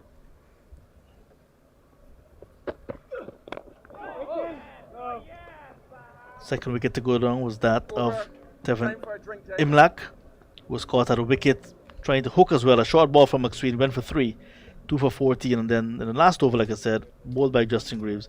Machu Nandu, leg before to Greaves for 2. And drinks called now, so 14 overs completed, 24 for the loss of 3. Savory and Leon Johnson, the captain, will have to do the repair work. Need a partnership desperately. Savory on 4, Johnson on 2. But the Pacers of the Volcanoes, they have things their way so far. Yeah, good going there by the Pacers of the Volcanoes. They stuck to some really good lengths, using the short ball to their advantage. As we said, some grass, live grass in the wicket. So it does mean that they're going to get some bounce. They're going to get a bit more pace. It means that the possibility of that movement after pitching will be there. So there's a lot of factors that would, really work against the batsmen. But once you're good at this level, you should be able to dominate. As we see the clear skies, the sun is back out with us, and it makes for good cricket, good long day of batting from the Harp Eagle standpoint. Volcanoes, they would want to use these bit of conditions, the overcast conditions that have been prevalent. They would want to use it as much as they can before the sun comes out to bake the wicket further. And definitely it's an enthralling encounter that would be here for the next few hours. So the sun, when it dries out this wicket, makes it much better for batting. But what we've been seeing is a little bit of drizzle here and there. So because of that, it has a little bit of spice, a little bit of juice in it, and it's coming through nicely for the fast bowlers, getting bounce, getting away movement, getting carry. Yes, definitely. These little sprinkles help to keep it, moist enough, but yet hard enough, and so the chances of the bounce and the movement is much greater, and so Volcanoes would be, backing themselves to get a few more Happy Eagle wickets here this morning and put them really on the back foot. But as we said, Leon Johnson, with all his experiences out there, batting with the newcomer more or less in Kimal Savory. So definitely they would want to stick together. Johnson would want to impart as much as he can into young Savory, and they build a partnership that is going to bring the Happy Eagles out from that hole. So Grenada just celebrated 49 years as an independent country. So I guess as a nation, you guys are looking forward for 50. Yes, 50, like in cricket, is a big milestone, and it will be a massive, a grand celebration, I can tell you that. Definitely, I know that post 49th, the preparations would begin, the planning would begin for the 50th, because it's going to be a massive one. A lot of the communities would be involved, and I know that definitely, a lot more would be done than what was done for the 49th. So we look forward to 50, and it's not just the celebration, but the history of where Grenada has come from. This is what is most important. We've been really a dogged sort of people. We've had our issues, have to overcome a lot of challenges, the revolution and Hurricane Ivan and Emily and so on. So there has been a lot for us to fight for, and so this 50th celebration is definitely going to be reflective of the challenges that we've overcome to be where we are today. So we must say good morning to everyone in the land of 592. That's Guyana. Guyana getting ready for the 53rd anniversary as a Republican nation. That'll be on the 23rd of February later this month as we get ready for the resumption. Here's Ryan John. First delivery from him in this innings. So he's bowling with his tail up, unbeaten 51 with the bat, and fresh off of 8 wickets in the last match, a 5-4, and then 3 in the second innings. Yes, he would be beaming with confidence, looking to continue to express himself and express the talent that he possesses. Everyone would be looking at him, looking forward to, him continuing from where he left off. So definitely improvements with the bat. So now I think improvements with the ball will be something that everyone would be looking forward to as he bowls a good delivery day. Savory just having a dart at it, admonishes himself as he moves away. Definitely Savory will want to, pick and choose and not go after these types of deliveries, because John would definitely keep it just around that region, asking him to give his wicket away. In the last game, it was as if Ryan John was bowling all by himself. Not a lot of support from Maxwell, Martin, and Graves. But this time, all three of them have a wicket already. Making it a bit easier for John, you may want to say. Yeah, and so the pressure is on him now to get a wicket. The other pacers have already contributed. So definitely, I know he will be eager to get something behind his name. He always wants to be, contributing for the Volcano. So definitely, John will be looking only to strike and strike big.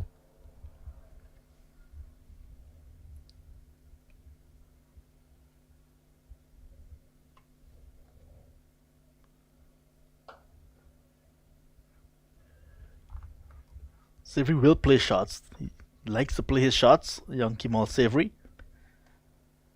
So he's not one to be bogged down for a long time.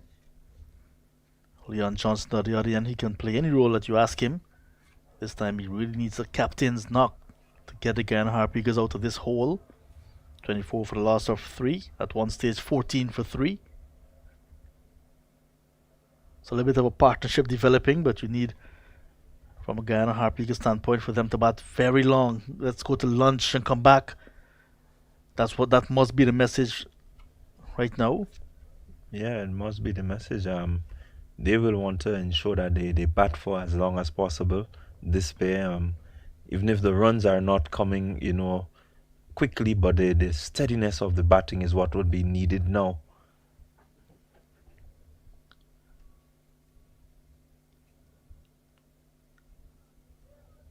Good judgment from Savory. And that's the end of Ryan John's first over. 24 for the loss of 3. The score remains a maiden to start with once again from Ryan John. Yeah, good going there by John. Pretty steady stuff. Again, we see him, just having that ball just outside the off stump, asking Savory to come to it. It's again the patience of the batsmen, and this is at this level you need to be patient. You need to be able to leave deliveries alone and not feel flustered, not feel that you need to get bat on ball, because the need for bat on ball could be your downfall. So at this stage, you play on merit. It would be good for a young batsman, especially someone in the likes of Savory, who's coming into his second game for the Happy Eagles. He would want to remain out there. Very wide delivery to start a new over. Justin Greaves from the River Road end. And sometimes you can get this anxiety, this anxious feeling of wanting to do well. So Greaves pumped up now, just striding a little bit too hard and pushing it too wide. Yeah, definitely. One would always want to keep calm, keep under control. I think it's unnecessary pressure, putting on yourself is not really the best recipe at this level for doing well. You want to make sure that you do the basics right. Beats the diving fielder and will get at least 2 runs, Leon Johnson. Yeah. It's a good shot there, just playing as we're saying. you know, and that's where the experience of Johnson comes in, not trying to hit that delivery too hard. It's pitched up. He just got out to it and just pushing it back past the bowler, off diving over it, and he got an easy 2 runs.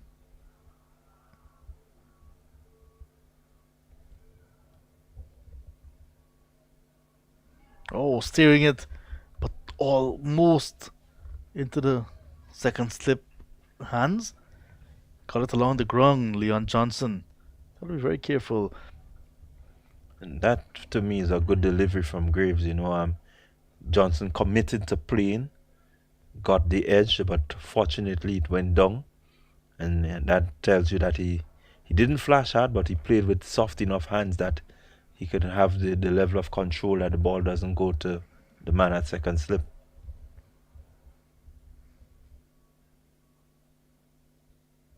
This time overcompensating, sprays it down the leg side. Good take from Tevin Walker, the wicketkeeper. Again, we see good movement after pitching.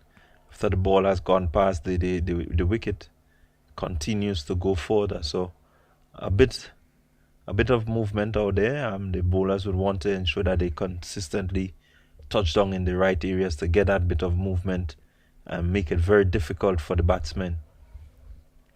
So he would want to adjust his line and length, get back to that.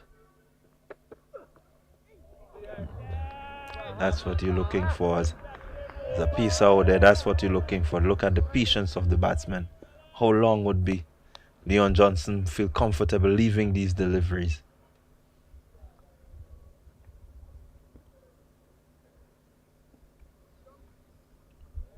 And this is what makes the 40 game so mentally tough. You have to be prepared to leave. You have to be prepared to play when necessary.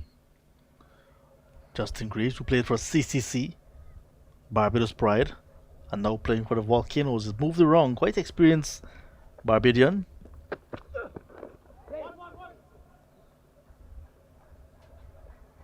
Johnson gets one. Nice right-hand delivery. Just rides it down towards the backward square for a single.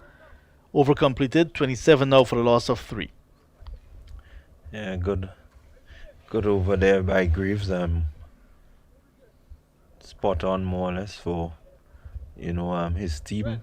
Johnson again showing his experience, simply just riding the bounce that Graves has extracted from the wicket. And definitely this is what you want, a bit of rotation, not being bogged down too much, but being able to just find the gaps and get off the strike, rotate, have the bowlers having to change their length and then their line. There's rain in Antigua and Barbuda, so no play as yet on day number 2 of round number 2 of those matches across there. Jamaica Scorpions against Barbados Pride at Coolidge, and at the Sir Vivian Richards Cricket Ground, the Leeward Islands Hurricanes against the TNT Red Force. Red Force overnight 151 for 3. And at Coolidge, Jamaica Scorpions bowled out for 140 in their first innings. At Stumps on day number 1, Barbados Pride 89 for a loss of 2. No play as yet at either of the venues in Antigua. Good delivery. Start of a new over from Ryan John, and there's Leon Johnson tentatively playing, tentatively pulling in line as well. Yeah, good delivery. Masterful delivery, pitching on outside the off stump, and a little bit of movement away from the bat. Johnson committed to playing, but then pulling inside the line of delivery after it has passed. So good areas by John.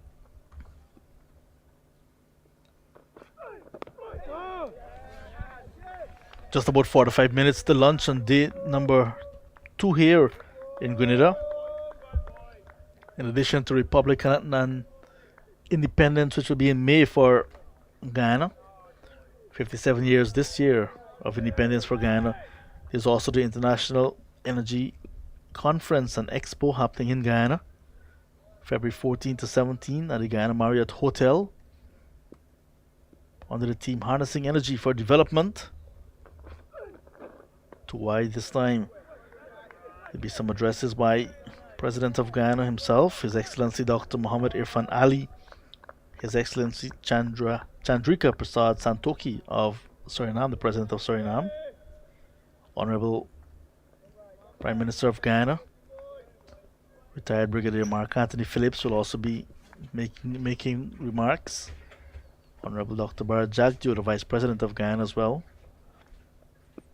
Honorable Vikram Bharat, Minister of Natural Resources, all in attendance and making presentations at the International Energy Conference and Expo.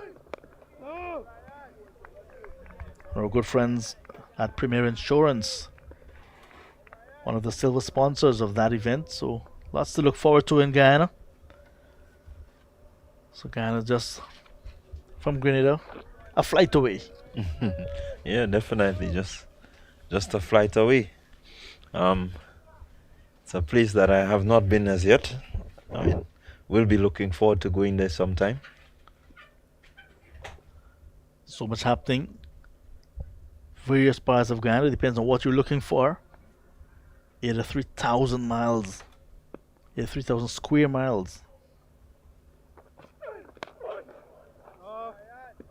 So it depends on what you're looking for. If you want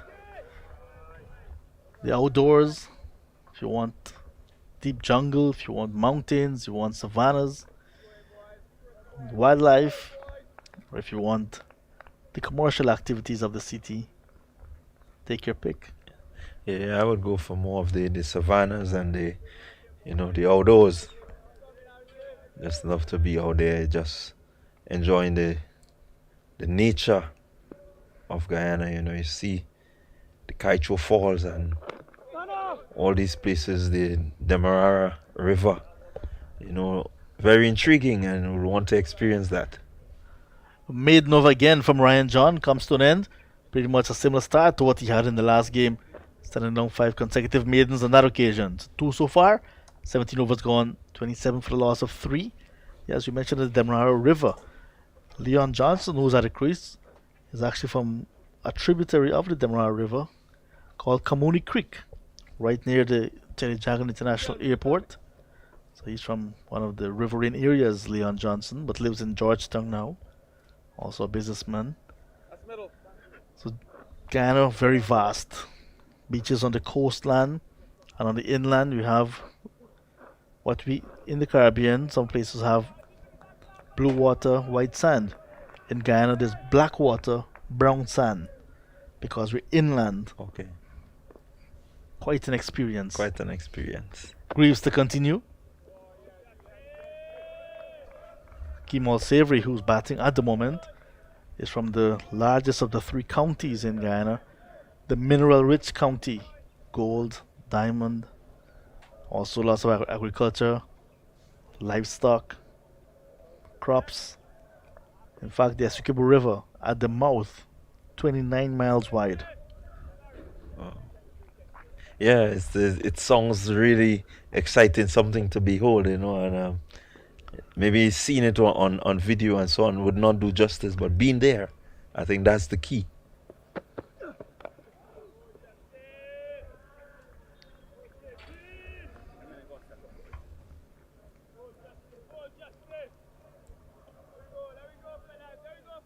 Lots of activities, fishing, horseback riding, swimming. What you're not accustomed to really on a day-to-day basis, all to be done in Guyana. Bird watching, Yeah, at its best. Definitely a very interesting place to be. Lots of land to explore. Like by, so one more to the total. 23rd of February is a Mashramani Day, the day we observe our Republican status. That day, lots of carnival-like activities, road parade, persons in costumes, some persons just go to watch the parade. Real big family occasion. There's an appeal for a leg before an umpire Gregory Bradford gives him out. Leon Johnson struck plumb in front. Justin Greaves gets his man. It is the second wicket for Greaves. Leon Johnson, the judge, leg before wicket for 5. And the Guyana Harp Eagles losing the captain at 28 for 4. Again, Graves pitching that ball, getting that bit of movement. Johnson playing around that one, trapped directly in front of the stump. And umpire Braffett had no choice but to raise the dreaded finger. There we look at that movement again. I want to suggest it would bang into the leg stump. Very good delivery, good movement, as we spoke about, the movement in the air. There we see it again. Johnson back across, pitching just about middle, moving back. Pretty tight, but playing back again into the crease. Not much distance again to go. So it just may be clipping that leg stump. Umpire Braffett deciding that it's going to hit the leg stump. And out goes Captain Leon Johnson. So Johnson, a judge leg before to umpire Gregory Brathwaite. Brathwaite, all of his experience in his 62nd first class match. International umpire. Yeah, that ball seemed to be with the angle going on to hit Leon Johnson's leg stump. Not a big stride in. Hold his right arm over. So Greaves gets the second wicket. Johnson gone for 5. The Guyana Harp Eagles in their first innings replying to 294 all out made by the Volcanoes. 28 for the loss of 4. At one time, the Guyana side will roll up against the Windward Islands, and it will be a foregone conclusion that at least we'll get first innings points or may beat the Volcanoes outright. Well, the Windward Islands as they were then. But this time around, this Volcanoes unit looking a very different unit, very well managed, I must say, and it starts at the administration level with Dr. Kishore Shallow, Dwayne Gale, Miles Bascom, and the others around the association boards. And now we're seeing it here in Grenada, the home of the Volcanoes, the type of structure they have and the work ethics and so on that is designed for these players. They're reaping the rewards. So the Windward Islands Volcanoes, no longer the whipping boys. Guyana Harp Eagles have their work cut out here. They're tottering 28 for 4. Yeah, most definitely. The foregone conclusion is no more a foregone conclusion. There's that sense of fight and determination from the Volcano setup. Bramble could not get off the mark there. So successful over coming to an end for Justin Greaves. He now has 2 wickets in the bag for 6 runs. And after 18 overs in the Volcanoes, in the Harp Eagles first innings, 28 for 4. The new batsman, Anthony Bramble, lots of experience. But he'll want to really bat long as well with his fellow wicketkeeper batsman, Kemal Savory. Yeah, Bramble, as we know, is a very attacking batsman. Doesn't hesitate to put away the bad balls. He would want to ensure that he's patient, really looking to build an innings, while we know that he likes to hit the ball. But this situation calls for time at the crease. So he would want to be circumspect as possible in terms of how he's going to play these deliveries. I know that John is going to be thereabout asking questions, and he would need to respond in the right manner if he's going to remain out there. Ryan John, 2 overs, 2 maidens so far.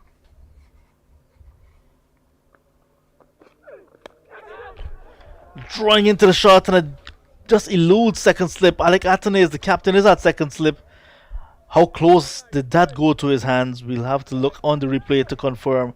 But there was Ryan John drawing Savory into the shot and almost getting his wicket. Savory doubles his score. He's now on to 8 with 2 boundaries. The only 2 boundaries so far in the Harp Eagles innings. And they're moving up nervously to 32 for the loss of 4. Good bowling again from Ryan John. Yeah, good delivery. Good, very good areas. Asking the batsman to play, and there he was playing at it. Ball dropping just short of Athanaze, who couldn't get the body behind it, and it went through to the boundary for 4. But very, very good delivery. I think I want to agree with you that the slips, they need to be up a little bit. Where he was previously looked too far, and so that ball could not have carried to him. he was almost in line with the first slip. And so definitely the adjustment has been made. And let's hope John can bring it back there again. Both of the first and second slip fielders making their way a little bit up. This one's in the air as well, but in the gap. And there's Demba running around to his right from cover to effect the fielding. That could have easily carried to hand again. Savory hitting in the gap, but airishly. Yeah, definitely that ball was a bit airy. He wants to make sure that the head is over that ball and that he can get it done quickly. You do not want to, be playing that ball in the air consistently with the sort of feel that is set, because at any time it could go to hand. So you want to make sure that he gets close enough to it and have that level of control over the bat. And it's really storming now in Antigua. You can be getting some live pictures from Cricket West Indies YouTube channels, and it's not looking good at all. Both matches badly affected by the rain across there. Here we have Ryan John running into Anthony Bramble, who's yet to get off the mark. And he whips this one nicely. He will get off the mark, Anthony Bramble, in convincing fashion. The first 6 of the Guyana Harpy Eagles innings. And what a way to get off the mark. Anthony Bramble with the team in all sorts of trouble at 33 for 4. It goes to 39 now for 4. What a way to get off the mark. Yeah, good shot there by Bramble, as we said. It's on the leg stump and he just gets inside and whipping it over the mid-wicket region. 6 runs, a poor delivery. Deserve that sort of treatment. You have a batsman who's in and feels set with gullies and slips, cover. You want to make sure that you keep that ball out there, asking him to play to your field. And so John would need to make that adjustment and ensure that he keeps the pressure that has been built up on the Happy Eagles batsmen. Flicked away again. You will get a boundary. Anthony Bramble, consecutive boundaries. 6 followed by a 4. And now Ryan John drifting onto the pad again and again punished. Yeah, again, nobody out there. So you definitely would not want to be bowling there. The delivery, just going down the leg side a bit. I know he's probably looking for it to swing back a bit, but definitely you do not want to be down the leg to Bramble, and there's no field, set for that type of bowling. So John needs to make an adjustment. So by far the most expensive over so far in this innings.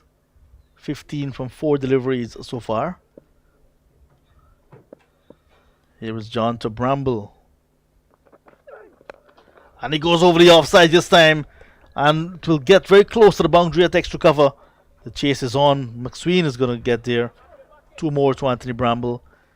The over started with 3 slips. Well, 1 has disappeared. 2 slips remaining there now. But 2 more runs. 17 from the over so far. Yeah, Bramble deciding that he's not going to come and waste these deliveries. He's on the attack. As the saying goes, the best form of defense is to attack. And so he's come out with that attacking mentality. I'm hoping to lift the score of the Happy Eagles. Needs to put a bit of caution to his attacking though. Sun is back in all its brilliance here now at the Grenada National Stadium. And a dot ball to end the over. So 17 runs in the over from Ryan John after sending on 2 consecutive maidens. But in all credit to him, he could have easily had a wicket in the first ball. It was not to be. So 19 gone, 45 for the loss of 4 wickets. Bramble is on 12, Savory's with him on 9. Yeah, definitely a good over there for the Happy Eagles, as Bramble has come out and really sought to be extra positive, making sure that he strike, as much as he can, getting some 4 boundaries out of that over. In 3 matches last season, Bramble had 167 runs, highest of 58. He actually got hit on his wrist and he was out for 2 matches. He was a fighter, but when he was batting, he got hit on his wrist. He's really an experienced campaigner for the Guyana sides over the years, playing white ball and red ball cricket. So they'll need him with all of his experience here now. Just 32 years old, but started since in 2013. He replaced Darwin Christian behind the stumps.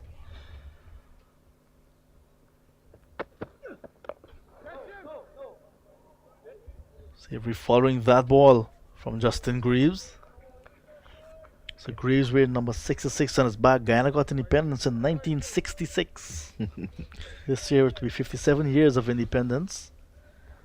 And the Guyana Carnival started around the Independence Day recently. So you're all welcome for the Guyana Carnival around Independence Day.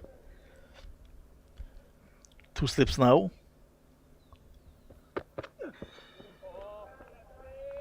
I know that young Savory will want to have at least the score that Graves has on his back. Just to make sure that he announces his arrival to the 4-day tournament. So definitely 66 being significant here.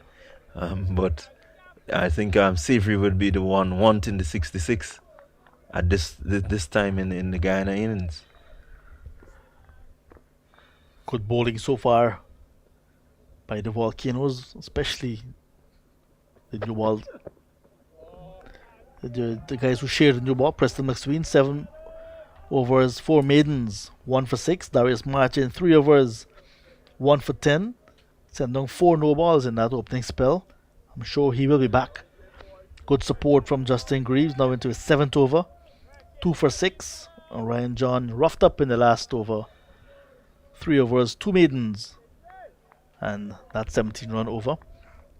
History may repeat itself because Ryan John last match bowled 5 consecutive maidens and then 1 over conceded 14. This time 2 consecutive maidens and 1 going for 17. But after that 17-run over, he got a flurry of wickets. That 14-run last week, 14. Yeah, so if history repeats itself, definitely John, we know he would want to come back and ensure that he gets reward for the 17 runs that has been taken off him so far. So definitely he would be itching to have that ball again to ensure that he redeems himself. Would not want to be the bowler that is most expensive. Another good over comes to the end from Justin Greaves. A maiden, so 7 overs for him, 2 for 6. At the end of 20 overs, the Guyana Harp Eagles replying to 294 all out made by the Volcanoes, 45 for the loss of 2. And you can look at that as some 249 runs away, so far way off. But all they need to do right now is to bat and bat long. 45 for the loss of 4. So welcome back, Junior Murray. How are you, Junior? I'm good, Johnny. Seeing the Volcanoes have the tails up at the moment and keeping the Happy Eagles batters on a bit of pressure. But we see Bramble wicketkeeper is have other ideas. You had to stress on the word wicketkeeper, right? Wicketkeeper, I had to stress on the word. At least a wicketkeeper is always an exciting batter. Yeah. He'll have to play short, free flowing, and I can see he's doing that at the moment. But you have 2 wicketkeepers at the crease with Savory as well, a wicketkeeper batsman. But in this team, purely as a batsman, because Bramble, the incumbent, is holding firm. Over number 21, here's John again. As you can see Ryan there, going back to what he knows, hitting that area, hitting that spot. I think the over before he went looking for wickets. I think once he continued to build pressure, I think the batters will make the mistake. But this is really a good start with the ball for the Volcanoes, as opposed to a very poor start by the Guyana Harpy Eagles. Yeah, I think the Volcano bowlers, the tails are up now and they're really having fun out there. No foot movement, just looking to cut that ball outside his off stump. Very loose shot there by Bramble. I think he need to be a bit more selective. A few more minutes to lunch. I think he should be a bit more tighter there in his approach. He has been around. He's a senior player in the team. I think we expect better from Bramble. But you can see Ryan and John have different ideas, and he want to send him back to the hut as quickly as possible. The weather has certainly improved. So that little sprinkle that making the pitch a bit spicy will now make it a bit flat and dry. Yeah, I told you, John, I'm the weatherman for the area. So So look at we'll that. Look at sprinkle. that picture now. It's lovely weather. Yeah. So we're expecting to have a full day of cricket. And the volcanoes loving the moment. We're enjoying into his work, hitting the areas nicely. But I think the Happy Eagle batters have a lot of work to do if they want this game to go on to the 4 days.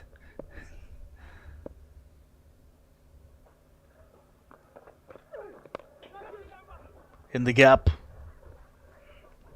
Protection on the cover boundary. Look in. As you can see, Ryan John bowling into his field. Bramble, wide ball outside the off stump. Bramble reaching for it, hitting it. And like a deep cover on the boundary.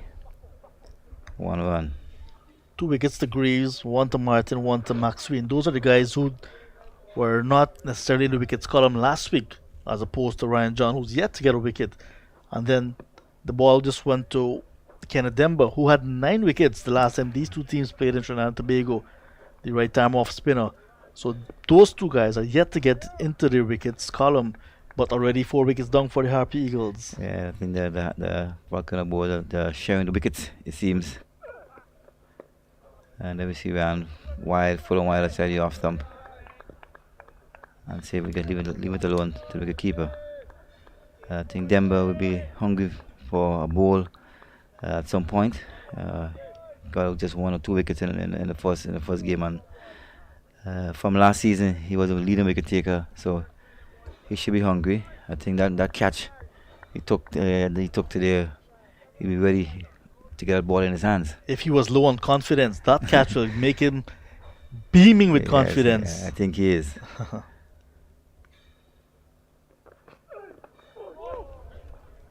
Just a single from the over this time. So over number 21 completed.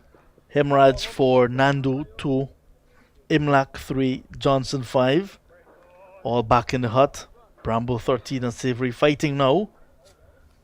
46 for the loss of 4.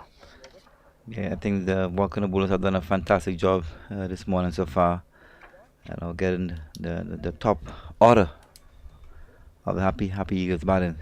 So I think they should be pressing on before lunch and after lunch to keep that pressure on the Happy Eagle batters. So change your bowler, right arm over. Kevin Sinclair, Shamar Joseph, Veerasamy Pamal, Ransford Beaton and Niall Smith. Still to come.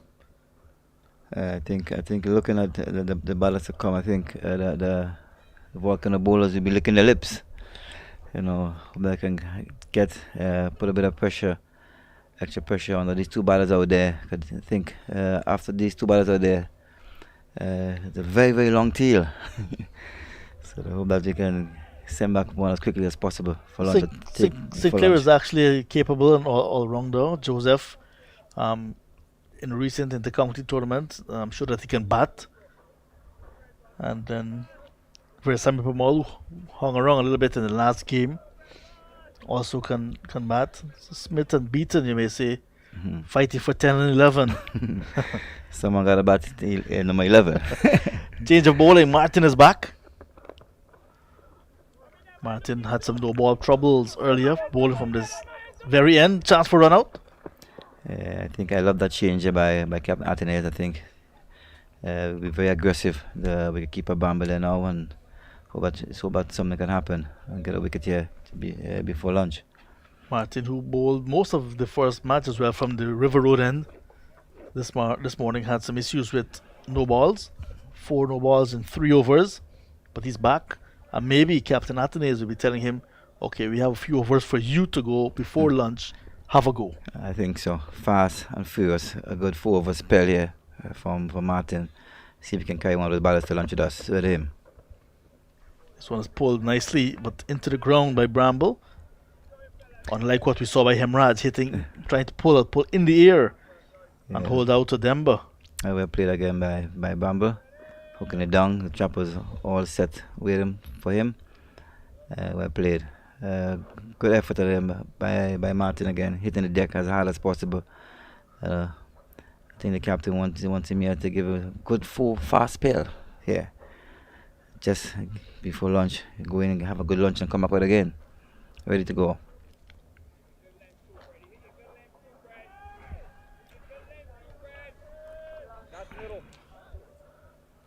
So your innings of 218. It was a boundary fill innings, wasn't it? It was a boundary fill innings. It was the innings of both defense and attack. Mm. Yeah, batting for 2 days.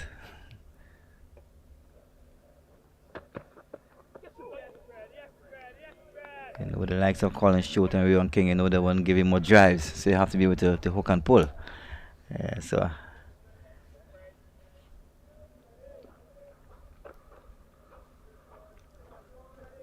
Nagamutu and McGarrell were part of that bowling attack. yeah, have you on the front foot all day, hitting the areas. Back in the days, Border used to be called the featherbed of the Caribbean. Then you expect some pace in Jamaica and in Barbados. Then you go to Trinidad, you expect some spin as well. I think we can look at the consistency of this Grenada National Stadium. We can say runs galore. Runs galore. At least the bowlers can get something out of it, and the batters can get something also. Yeah. So I think it's a very good surface. Kudos to the chief groundsman Holas and his team for doing a good job so far. Excellent. So the bowlers really, once they can be consistent and be prepared to work hard, you will get the rewards. So last match, spinners not having their way. It was Brian Jazz who got 4 wickets, but today we saw Versamy Pamal cleaning up the tail to finish with 4 wickets as well. Seamers now picking up early wickets. So just about once you are prepared to do the right work and the hard work, you will get the rewards. Yeah, I think once you do the right things, hit the ball, hit the ball in your areas consistently, build pressure again, the batters with a pace and bounce in the pitch, I think you get your rewards, and we can see Darius Martin doing it at the moment.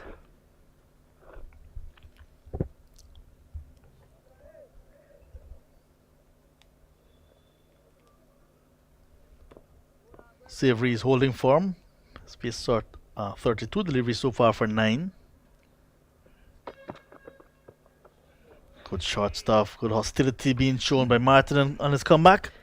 3 runs from that over. Guyana Harp Eagles getting closer to their first 50, 49 for 4. One ball again by Darius Martin, hitting the wicket very hard, and the batters are equal to the task. Well done by the bowlers, well done by the batters. See a nice partnership here, building of 21. I think a neat batting partnerships, and this pair, we're looking forward to carry the bat into lunch. Lunch is only about 50 minutes away, so I think they'll be looking to carry the bats to lunch.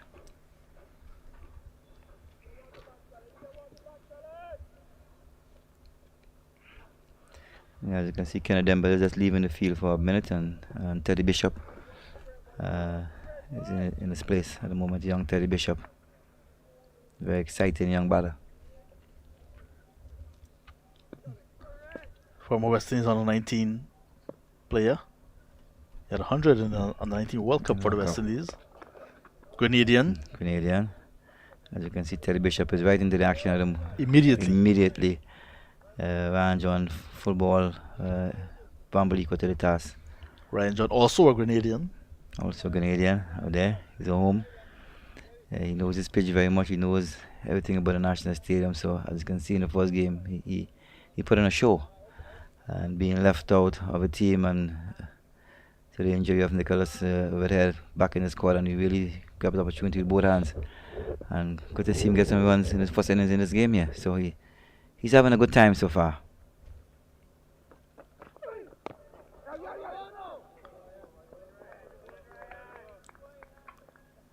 Again, the ball goes to Teddy Bishop.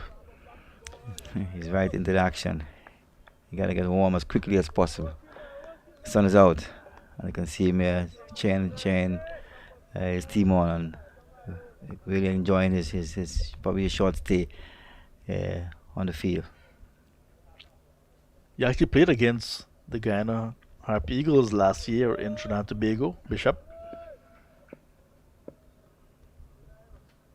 So this is the first time since Devon Smith was playing at regional cricket that the Windward Islands do not have him at the top of the at order. the top of the order. We all know what Devon is about. He's carried his bat for the Windward Islands for a very long period of time, for 22 years. Mm-hmm. Been doing that. I remember him coming to the team as a youngster. He couldn't hit the ball past the 30-yard circle, but you couldn't get him out. He would bat all day. It's good to see his career extended for 22 years and played for Windward Islands and also the West Indies cricket team. So kudos to Devon Smith. You done the Windward Volcanoes proud. You done your country proud. You done West Indies proud. Teddy Bishop got 15 the first innings, while Devon Smith was out without scoring. Very rare. Very rare. Look at the scorecard and Devon Smith on 0. Normally you have 1 in front of it. And 2 zeros, In fact, Smith got 52 in the first innings and none in the second. Oh, okay then. Devon loves his runs, he loves his batting. And you can see his cricket son over there following in his footsteps, Captain Atenes. I think he's raising his bat and doing his job. What he admired from Devon Smith for all these years. Bishop actually came into the second innings after Milius was removed because of the concussion situation last season. Grab his opportunity.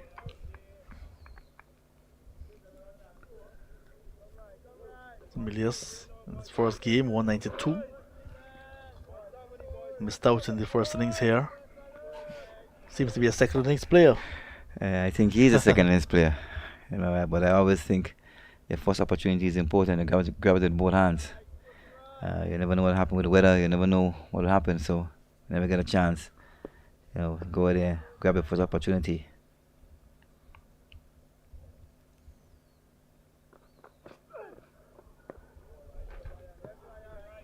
Fifty is on the board for the Guyana Harpegos. The over comes to an end. 23 gone. 50 for the loss of 4. Another good over there by Ryan John. Hitting his areas. He's very consistent. Very, as you can say, he's bowling bored, but I think he's doing the right things. Get bored doing the right things, and probably could draw the batters into making the mistakes. But the Happy Eagle batters are fighting till lunch. And they don't want to lose another wicket here at the moment.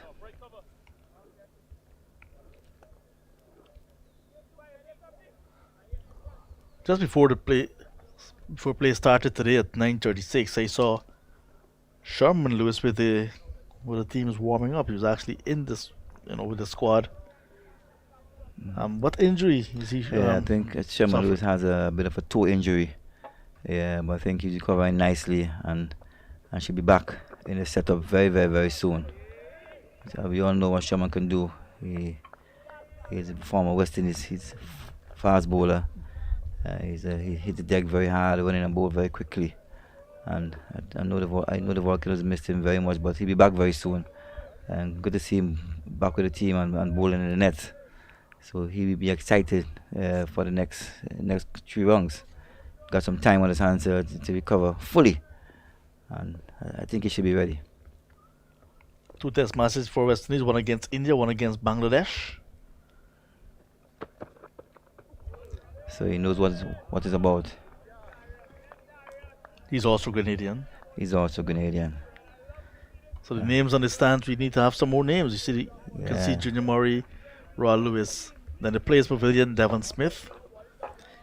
I guess probably with the 50th celebration of our independence, probably next season you might see some things happening, some changes to the stadium. You never know, So let's wait and see. I think they all deserve, they represented well, and I think they should be recognized. We cannot forget Afi Fletcher. Yeah, the lone woman leg spinner for West Indies team. I think she also needs a recognition. Then the Spice Man with the white ball. Andre Fletcher. Nelon Pascal, yes. All those guys. So I think something should be done. I think they need their flowers when they're alive, not when they're gone. So celebrate them now. There it is, the Junior Murray Raw Lewis stand. So sad to see it empty. Well, it's not quite empty. 3 persons are there. There are a few people there. And on the upper level as well, some more. Yeah, it's good. And it's good to be, recognized for your contribution, not to yourself and to your country.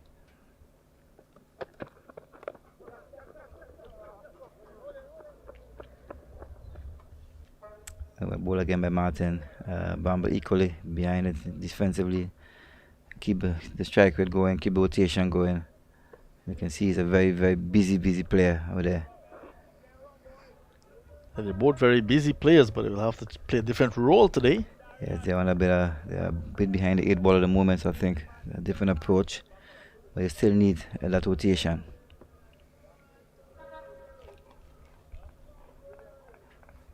I saw a vehicle outside in the parking lot, and it says 218 101. It has that engraved in it. John, Do you're you, very observant. do you know that vehicle? John, you're very observant, John. Eh? I guess you're really enjoying your stay in Grenada. Yeah, it's a vehicle owned by someone you know very well. I guess you know the reason for the 101. It's my highest test score, 101 versus New Zealand, not out, and you know the 218, my highest highest first class score against Guyana at Tantin playing field. And if you look again, you might see a signature mark, something marked MBE. MBE. Yeah, it's probably an award for the Queen, Yeah. for my contribution to sports and to cricket In your native Grenada. in my native Grenada. So Yes, we deserve not only the name and that stand, maybe a statue, as Darius Martin sends down a no ball. John, you're taking it a bit far now, John. I hope the people in charge are listening to you. So- I'm not going to blow my own trumpet at the moment, So John. they have some statues on the water here in Grenada. You Yeah, did that's- have yours over on land. John, I'm not gonna take much part in that conversation. I hope the people in charge, are listening, and hope that something could be done.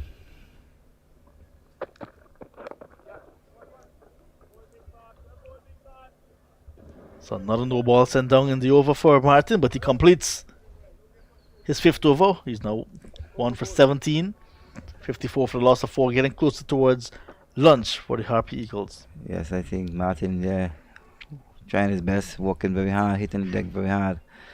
But the Happy Eagle batters are equal to the task, keeping rotation and strike going on nicely. They're still behind, but they're fighting. Torture 3 test matches, 55 one-day internationals. Nice career, stretching at a time when it was very competitive. Lots of wicket keepers not only doing well in front of the stumps, but also behind the stumps. Yeah, I had a long way, John. At least with David Williams or Jeffrey Dujan at the time. Jeffrey Dujan, as you know, was one of West Indies, at my time, the best wicket keeper, and I used to want to be like him. I can remember he gave me a pair of wicket keeping gloves, a great pair of wicket keeping gloves, and I cherished it. David Williams, Trinidad again, as we all call him, Willie. Yeah. Short, very agile behind the stumps. I had to wait my turn.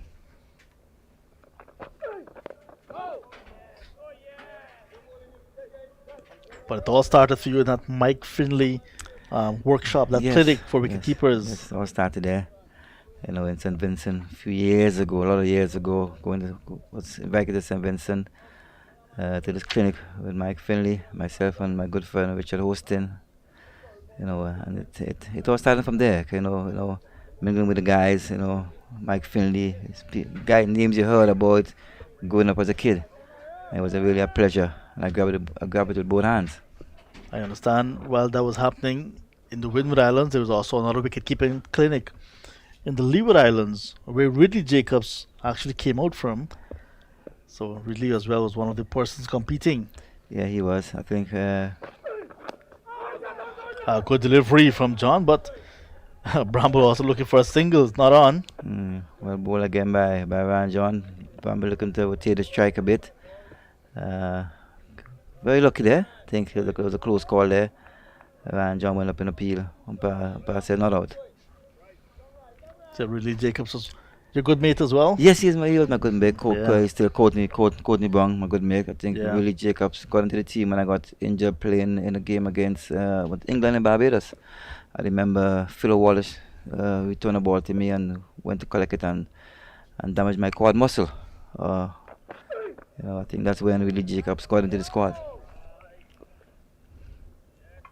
But these things happen. Someone always there waiting for your game. So any chance they get, they will jump in.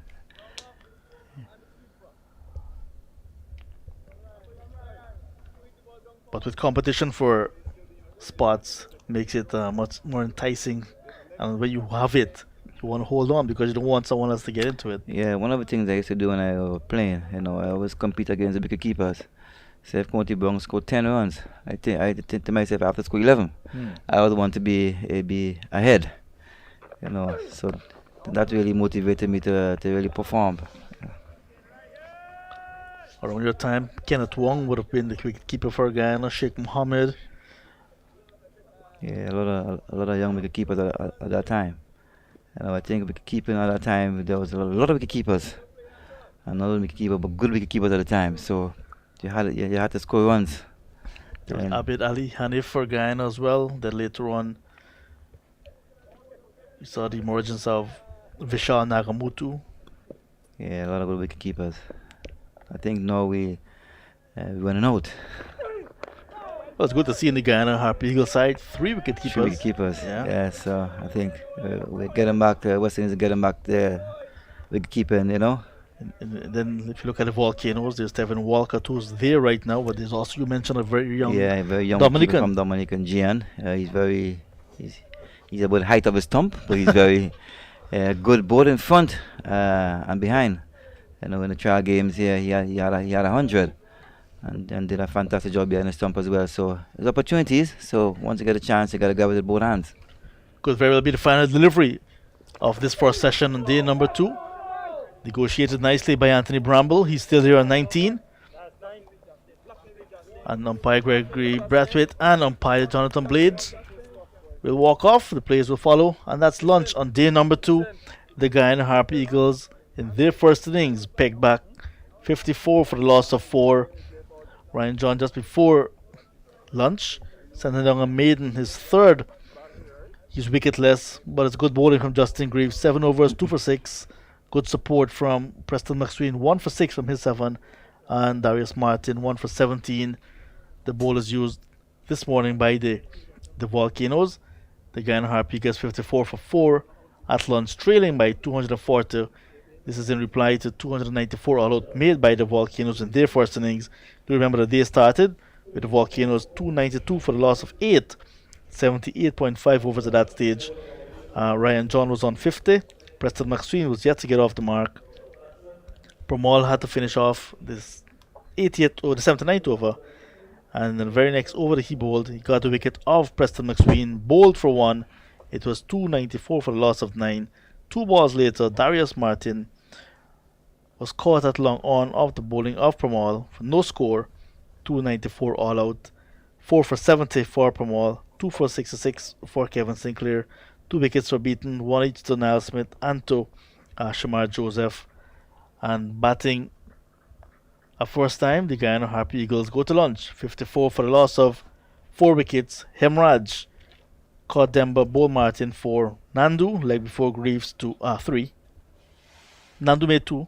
Devin Imlak caught wicketkeeper Walcott, Bowl McSween 3. And Leon Johnson, leg before Greaves 5. The batters dismissed.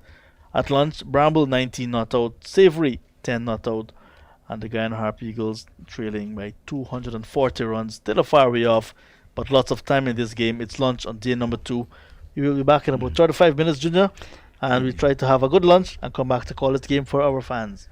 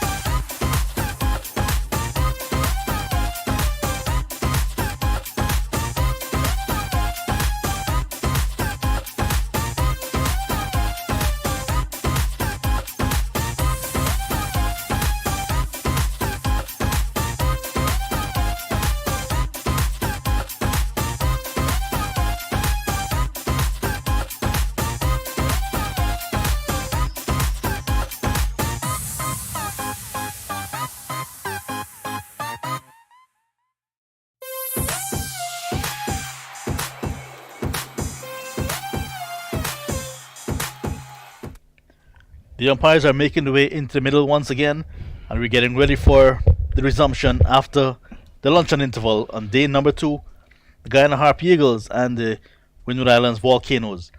Welcome back to the Green International Stadium. The Guyana Harp Eagles will resume their first innings on 54 for the loss of 4, replying to 294 all-out made by the Volcanoes in their first innings. Tottering, really, the Guyana Harp Eagles at one stage 3 for 14 and 4 for 28. Little bit of a recovery now between Anthony Bramble, the experienced wicketkeeper batsman, and rookie wicketkeeper batsman Kemal Savory, 19 and 10 respectively. A partnership developing of 26 so far. But good penetrative bowling. Maxwell 1 for 6, Martin 1 for 17, and Justin Greaves 2 for 6. Doing very well with the new ball this morning in bowling friendly conditions with a little bit of overcast conditions as well. So the fight back is on now between Bramble and Savory for the Guyana Harp Eagles, but still a far way off. 240 runs trailing the Volcanoes on first innings, but good conditions now. Sun is out in all its brilliance. The pitch begins to flatten out, and now that they're seeing the ball as big as breadfruit, really, the Guyana Harp Eagles will want to really use this opportunity to get themselves back into this game, or else it will be over very quickly if the Volcanoes continue to peg away. Junior Murray alongside me, Junior. Lunch and interval. The Guyana Harp Eagles really needed that break because they were struggling at 54 for 4. Good morning session here by by the Volcanoes, and the tears are up. I think they're ready for this next session. Keep the pressure on the Happy Eagle batters. I want to keep doing that. I think we're in for a good day's play. So the highlight of the Volcanoes first innings, 141 from Captain Alec Athanaze.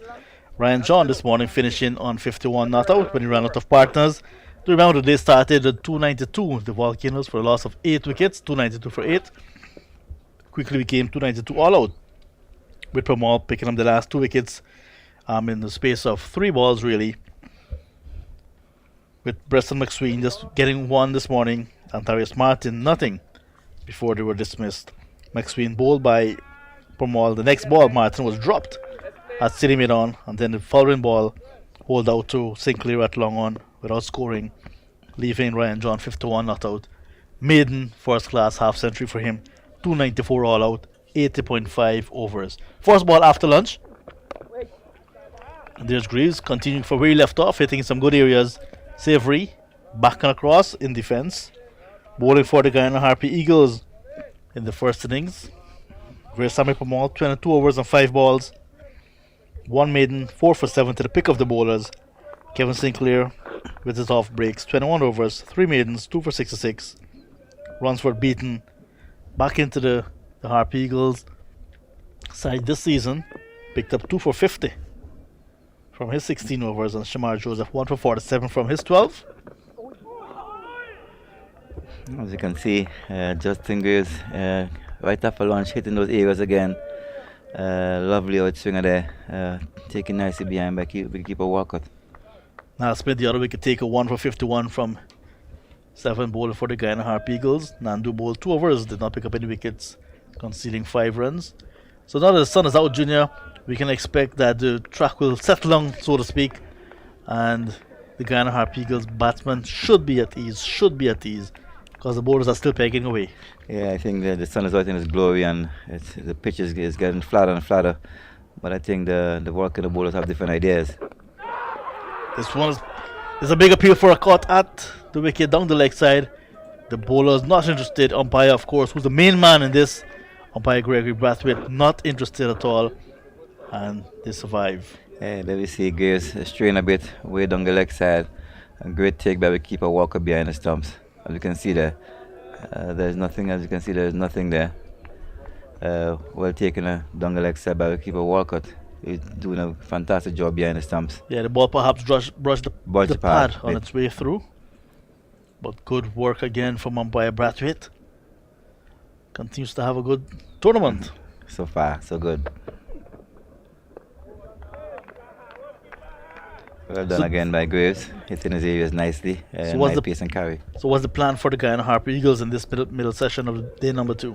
Well, I think the plan is to be selective in a short play, bat as long as possible, and rotate the strike because you don't want to be there, not rotating the strike. It's a left-hander and a right-hander there, so you need to get the ball a bit off his line and length, and keep the scoreboard ticking.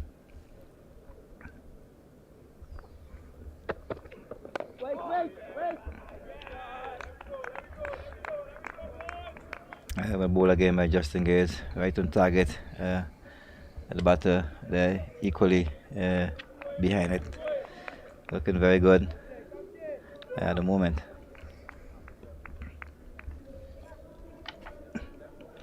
I'd like to say a pleasant good afternoon to my good friend Dominica, Tyrone Theophile. If you remember him, he used to be an opening batter for the Volcanoes alongside Devon Smith. He had an accident a few years ago, and he's on the recovery stage, and he's hope to see him back in the middle, playing as soon as possible. He's a young guy with a bright future, very aggressive opening batter, and I hope to see him one day back in the middle with the colors of the Volcanoes. First over after lunch completed. It's a maiden from Justin Greaves.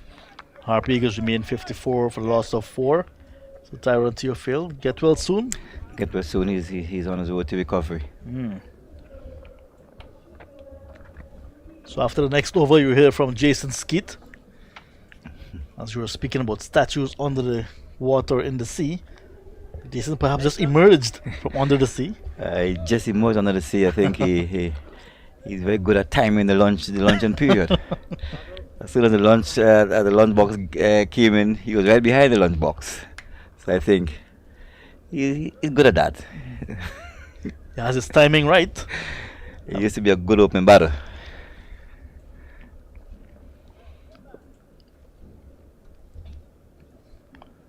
Some of the guys from Albion in Berbice contacted me during the luncheon interval, and they were saying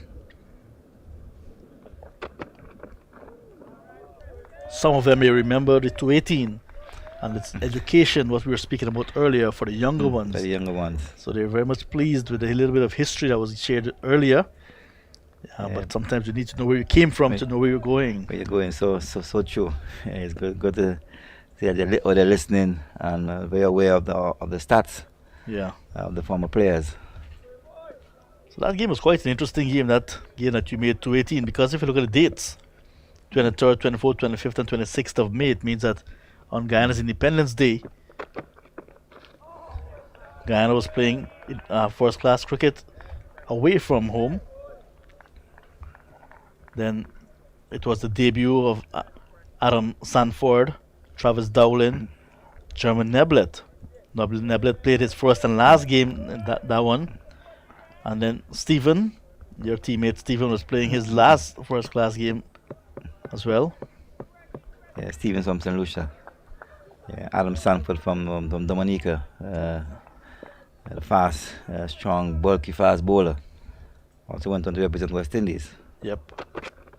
Another police officer. Good delivery from Preston McSween after lunch. That's some interesting scores in that game. You were sandwiched in the first innings by two Sylvester, Kester and John. Sylvester, yes. John Sylvester is still around, playing in the Masters. He's part of the St. David's Masters for over 40. And they will be defending the championship in Carriacou by the end of April. He still plays a bit. His brother Kester lives in New York at the moment. Yeah, so they're around, still around. Colin Stewart picked up the first Sylvester, and then Rian King followed up with the other Sylvester.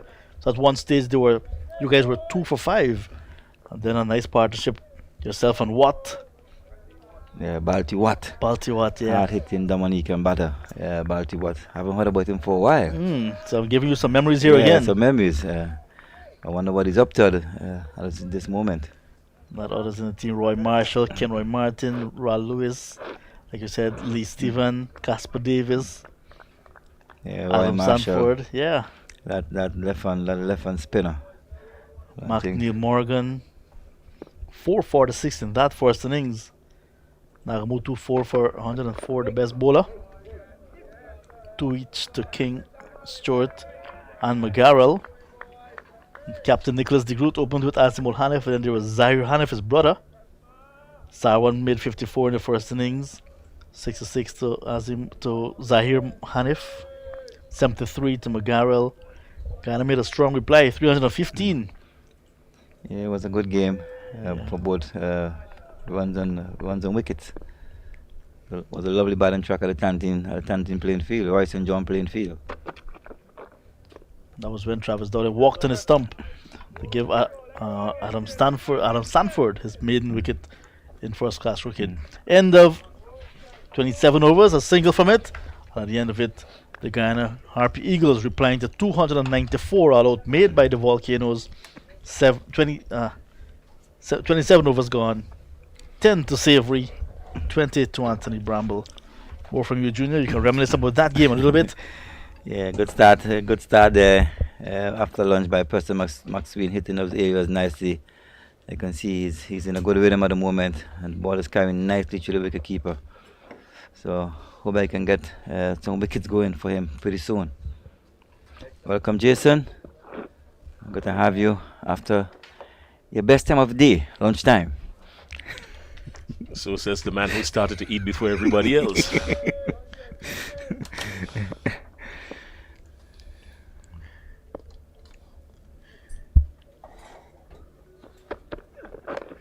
So a commanding position here for all intent and purposes by the Windward Islands Volcanoes. They've backed themselves into a very good position here, and no doubt they're gonna try to see how much they can keep the pedal on the gas, because this Guyana Happy Eagles team is not the kind of team that you want to give too many chances. I mean, they've got some good depth in their batting, some good fielders, they've got some good bowlers, and you want to take little or no chances with them. So the Windwards have them in a spot of bother at the moment, and that spot of bother has been eased just a little bit with a nice cut going down to a point from that looks like Bramble, and Bramble now has the score ticking, moves on to 21, and as you said, Junior Murray, they want to keep the scoreboard ticking. It's important that they keep the scoreboard ticking. They've lost 4 wickets already in the first session of the day, and similar position the Windward Islands Volcano was in at the start of the day yesterday, because they lost 4 wickets just before the luncheon interval as well. So they should not read too much into this, other than they need to stay on top of things and be very careful and mindful. Yes, I think when the batters are there, fight along, keep the strike rotating, I think they should be in a good place. Right, solid in defense there is Kimal Savory, solid in defense, very watchful, not taking any chances whatsoever, because Justin Greaves is running in hard and getting some movement on this surface, and as a batsman, you've got to be extremely watchful, especially at a time like this, Junior Murray. Yes, and he hitting some lovely areas, and the batsmen are equal to the task. But I know he's going to continue pressing, hitting those areas consistently, and hoping that the batsman make the mistake. Good day for cricket.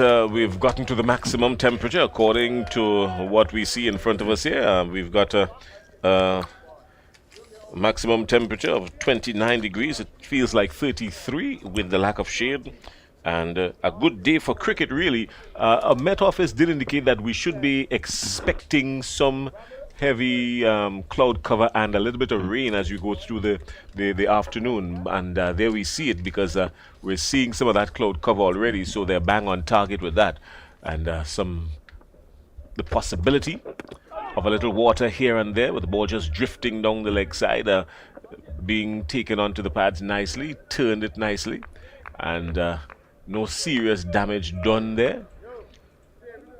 Just the one. Let me see Grave just strain on the leg side a bit, and see if he gets into the wicket and getting a leg by there. Nothing too wrong with that. Make sure the batsmen understand that they've got to stay engaged at all times. It's important to always keep the batters engaged, not lifting too much outside the line of the off stump. You want to pull one back in ever so often to let them know that you're still around. That is so true, Jason.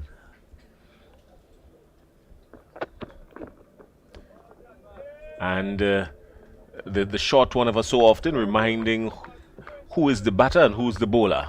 Yeah, and that brings the end of the over up. In reply to 294 all out, the Guyana Happy Eagles are 57 for 4, with Bramble on 21 and Savory on 11. Yeah, as you can see Graves there, lovely over there from him, hitting those areas. A bit of mixture of in-swingers, out-swingers, and a few bumpers in between. And very watchful there by the batter. Bramble is there and say we're doing a good job at the moment. A good view of the Darbo Hills that you're seeing here now. And they too would be watching some cricket as well, because a lot of folks up there would have invested in binoculars, and so anytime there's international cricket, they too get their fair share of cricket. The family and friends would come together, light a fire, make sure something is bubbling, and they enjoy the cricket even with as little as they can see. A good atmosphere is created in those hills looking down. And looking down is Preston McSween, and he's looking down at Kimal Savory, who's on 10. Yeah, another good over there ball by Preston there. Well done by Preston there. Well ball hitting those areas. Again, like to see him build a bit more pressure. I know he likes wickets. He loves to go hunting wickets, but once he keep that consistency with his bowling, I think he will get the results he needs.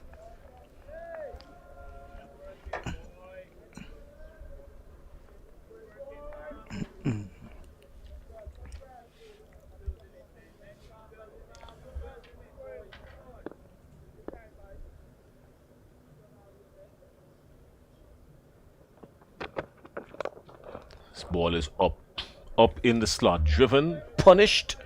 1, 2, 3 bounces and a little roll straight out to long off. 4 runs. Good shot by Savory, easing some of the pressure on the Happy Eagles. Good shot. Lent into it nicely and gave it the full treatment. Yeah, I think Preston went up a bit too much in the slot and hit back over his head. One bounce, couple bounces in the boundary for 4. You can see there's a nice partnership building here of 33 so far, and then the building stage and looking good so far. Keep the scoreboard ticking. But I hope that I know the Volcanoes captain Martinez will have different ideas, and I would like to keep them a bit quiet at the moment.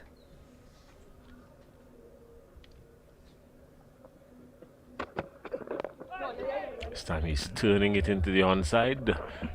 Square leg comes into play, runs back, and while that happens, 2 runs being collected. So Savory doing well and putting Preston McSween under a little bit of pressure. Already 6 runs coming off the over. He wants to make sure that he stays on top of that, not give too much away. It's important that you stay on target as a bowler. Let me see Preston drifting into the leg stump of Savory, and Savory just walks him around to square leg for 2 runs.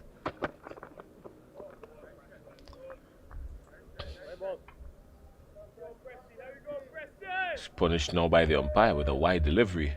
It was lifting very high and going down leg as well. So umpire really thought about it, gave a good long hard thought about it, and decided he was left with no other choice really but to call a wide. So Preston McSween will still have another 2 deliveries to bowl in this, his 9th over.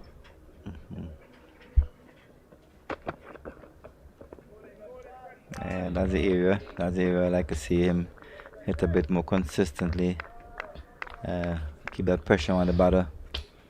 I know he likes wickets. You can see. Nothing wrong with a bouncer, Junior. You just pitched up one. You got 4 runs being struck back over your head. So the natural response of a fast bowler is to let the batter know, careful, watch your thoughts, gather your thoughts, don't lose it. I'm still around. Yeah, nothing is wrong hitting the deck very hard. I love to see. Oh, that was a close one there. got a very thick outside edge and peeled into the offside. And a possible chance here, but the ball ran away to the boundary for 4. We're going to take a look at the replay because it happened quickly. It happened really quickly, and that brought up the end of the over. And 68 for 4. I'm going to take a look at it again on your screen as soon as the summary card comes off. Yeah, I think Preston went up a bit, looking for a bit of wide swing and Savory.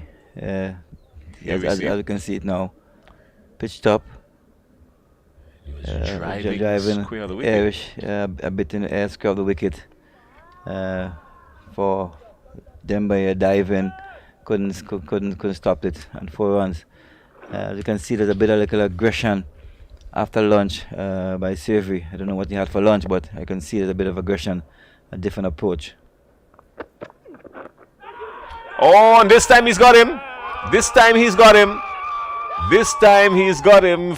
This time he's got him. Not from the end, not from that bowler, but Justin Greaves did the work, and Justin Greaves got the breakthrough right after lunch. Good delivery, pitched up. That's the area. And forcing the batsman into action. That's the and area. Some lateral movement as well. Yes, that's well the area. taken. I think it was a well bowled by Justin Graves. He's been around for a while, man of experience. And I keep saying, once he, as you can see, you know, hit that length, that in-between length. And you can see a bit of outward movement there. And well taken by skipper Athenaeus, low to the ground at second slip. Well done, Justin Graves. Good delivery. That indecisive zone, so to speak. That was it there. And that brought up the end of Bramble. Caught Athenaeus, bowled Graves. He's gone for 21. But it really did, in fact, hit that area of uncertainty. And the ball there was some lateral movement to it as well. A nice straight up seam hitting the deck, and he got some assistance from the wicket. And of course, Bramble had no other choice but to get involved. And getting involved cost him his wicket. He did look at the ball straight onto the bat, so he was really following it. Yes, that ball turned him inside out. Yes, and well taken low there by Athenaeus. I think the Volcano players after lunch are in that zone, in that place where they're very happy at the moment. And I want to keep that pressure on the batters. I think we are in for. I probably might be able to see that the Volcano have a second knock this afternoon. Build some pressure. Lots of time in the game, you know, and hope that as time goes on, you can get a plan to get an outright win. 68 for 5 after 29 overs. A new over just starting from Justin Greaves, who's been pretty well. Justin Greaves, he's had 5 maidens so far. Picked up his 3rd wicket this morning, in this innings already. So he's bowling pretty well. Good average here. 7 runs, just 7 runs coming off his 9 overs. 9 overs and 1 delivery. So really, he's putting his hand up here and allowing his name to be counted. He's a genuine all-rounder. Give you something with the ball and with the bat. And at the moment, he's really enjoying his bowling spell here at the moment.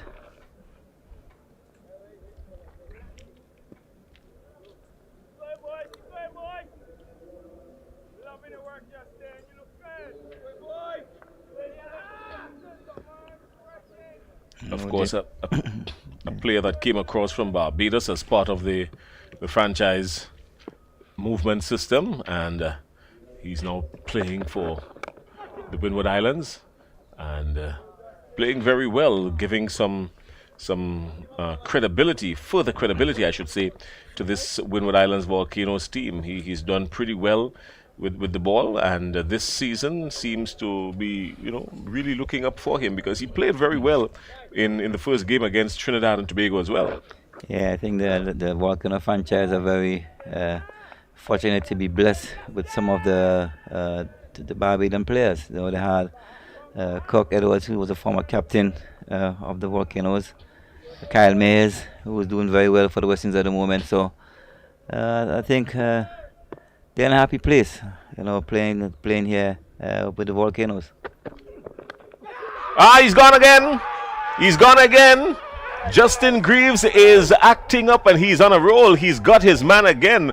4 wickets now, and he has got the wicket of Savory, Kemal Savory. He's got him caught behind, and Justin Greaves with that You can movement. see it's a very loose shot there. A bit of juggle behind by keeper Walcott. Full and wide, and Savvy went for a big drive and take outside edge into the gloves of Walcott, who did just a bit of juggling there. It's the kind of delivery that you probably want to leave alone. It was pitched up Yes. wide outside the off stump, and it just kept on moving. Moving, And yeah, as he you can followed see. it in and got a thick edge into the glove of the wicket keeper.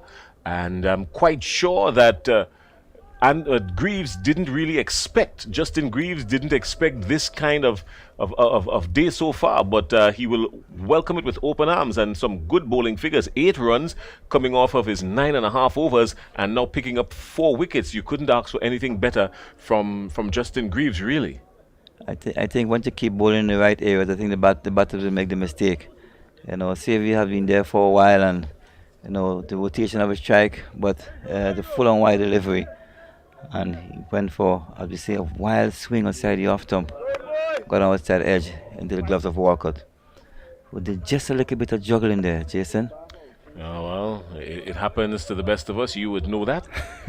That is for sure, Jason. I know that very well. It happens to the best of us. You would know that. And I say the best of us because for many of you who are wondering, I did, in fact, play a little bit of cricket. Not too much, just a little bit of cricket in my time. Had my fair share of excitement behind the stumps.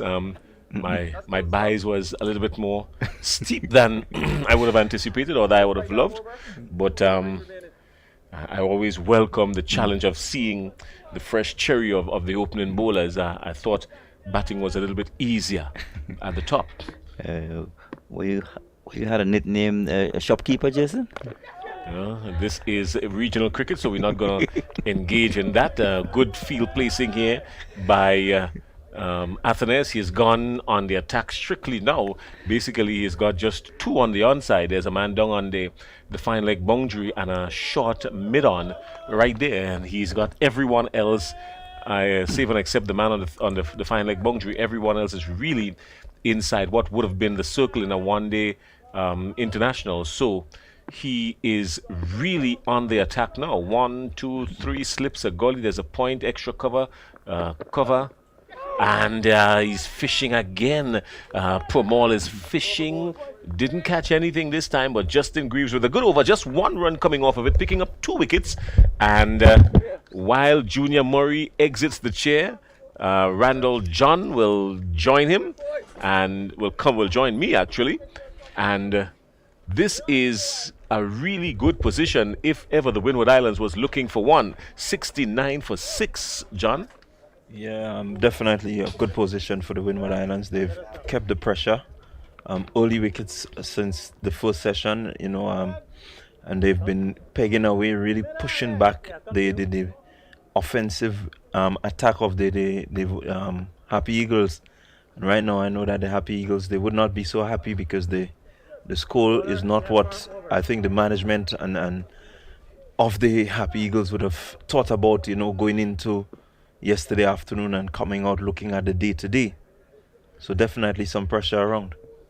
All right, and Athenes is bent on keeping that pressure on. Still the same field to Preston McSween, just 1 man outside the proverbial circle. That's a man down on the fine leg boundary.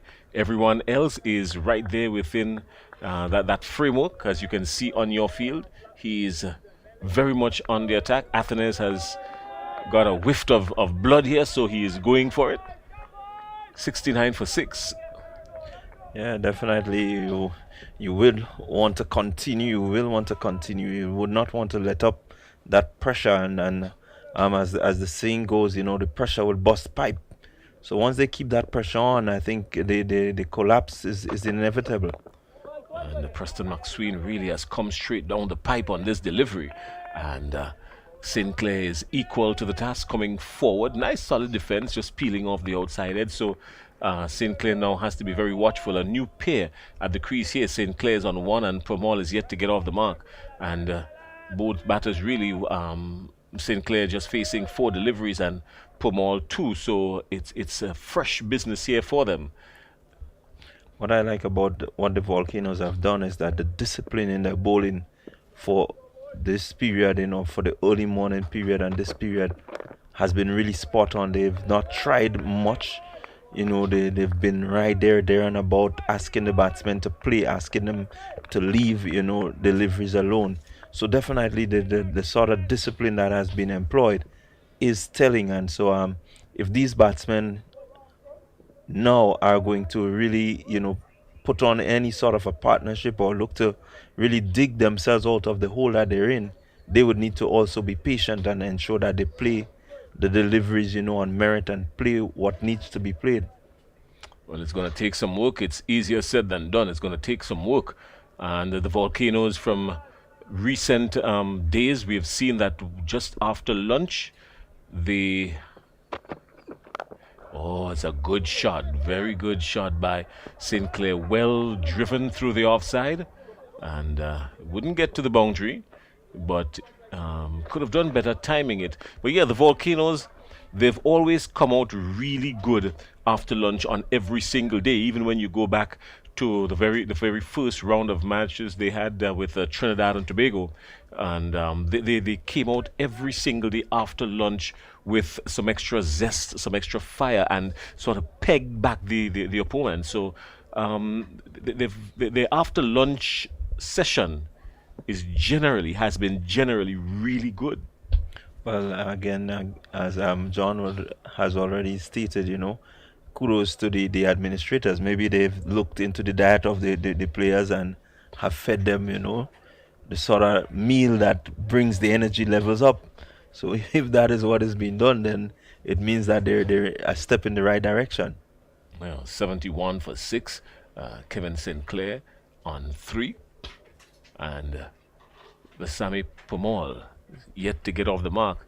Guyana in all sorts of trouble here now. The Happy Eagles really need something to go in their favor because they've not been going too well before lunch and definitely after lunch, picking up 2 busy wickets in short order. Yeah, they will need to rebuild and rebuild quickly. You do not want to be under this type of pressure for too long because it would be telling. Definitely it would cause you to want to play at deliveries that you shouldn't and so on. So they need to be able to absorb some pressure. Yeah, and I'm quite sure that the Volcanoes would be mindful of the fact that last year they finished at the bottom of the table without winning a game, so they want to start adopting a winning habit, so to speak. And what a better way to do it? They've placed themselves in a really good position here now to take full advantage of this Guyana Happy Eagles team, which by all intent and purposes is not a walkover generally.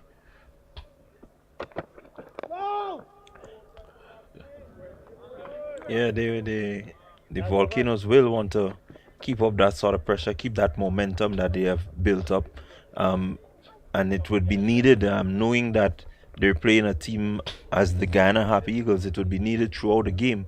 There will be no letting up. You would not want to have such a good session and then spoil it with a big partnership here. So they would always want to have inroads into whatever partnership that has been started.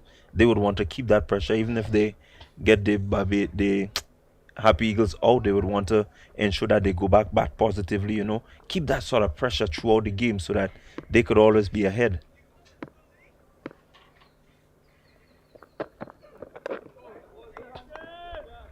Pomal is still solid in defense, not to get off the mark just yet, but with Sinclair being obviously the more accomplished of the batters right now, you would think that it would be wise for Pomal to not look too much for it, because it might not be there just like that. So don't try and craft it, but at the very first opportunity of getting a single to allow Sinclair to get some of the strike. And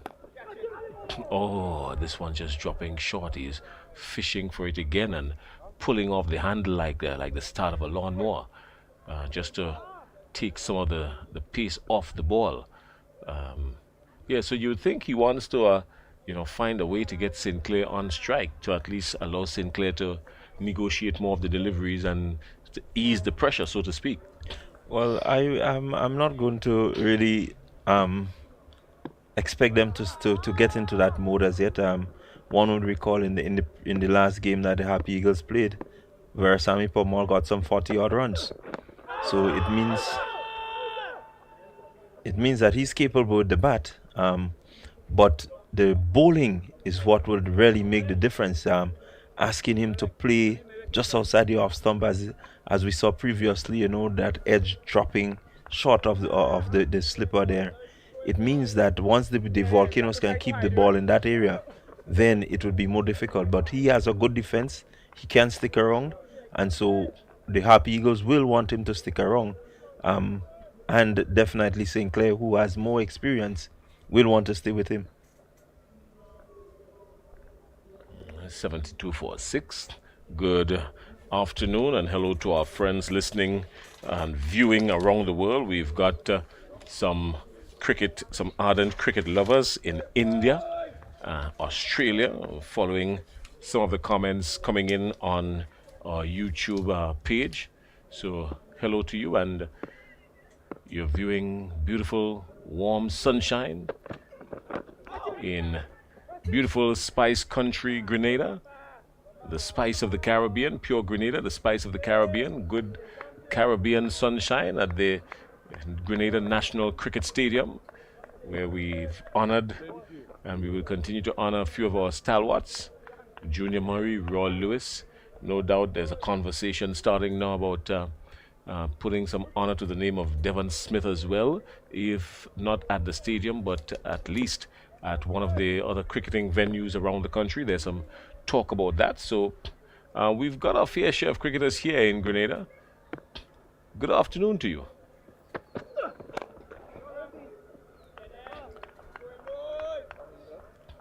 I think looking at the field placing, I think it would be wise if Captain Atenes can maybe build a bit more pressure by having a short leg, or having somebody close in at the bat, because I looking at a few of the deliveries and the shorter side and how they've been handled, I think it would be good to at least build a little more pressure, force the batsmen to have to fend, at that rib cage area.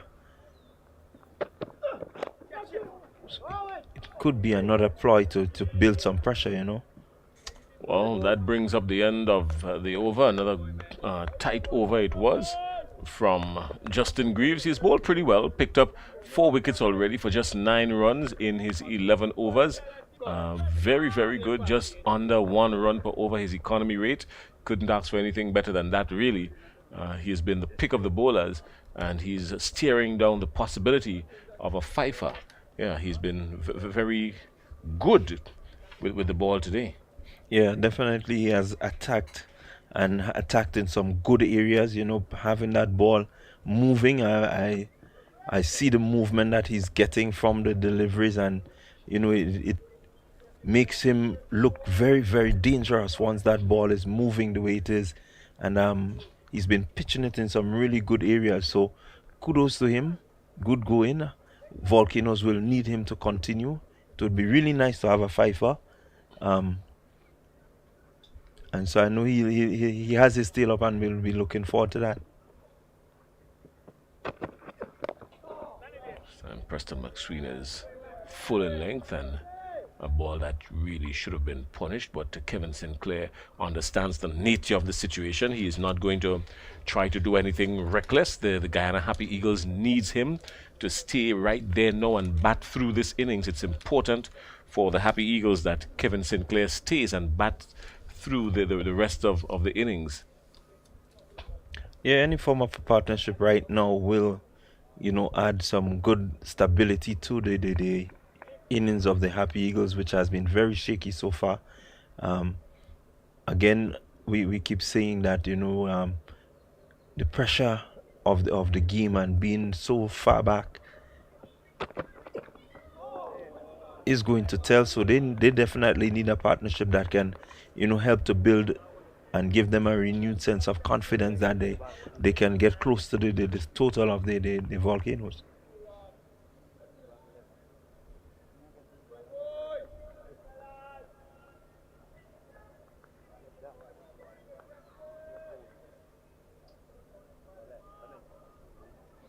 Preston McSween into his 11th over. Has already bowled 4 maidens, 20 runs coming off his previous 10. Just the 1 wicket. Caught Walcott by, I think he got the wicket of Tevin, and McSween looking for his 2nd wicket of this innings. He has bowled well so far, hitting some good areas. The wicket of Imlak was a nice short delivery that he bowled, and this time he's full in length and driven, but there was a little bit of movement through the air. The ball hung in the air for a little while and then dipped. A very good delivery by Preston McSween. So even if it was full in length, that late movement through the air only had the batsman Sinclair just coming forward and pushing up to mid-off. yeah, it was a beautifully disguised slower ball. I think he just rolled the fingers and kept it back a little bit.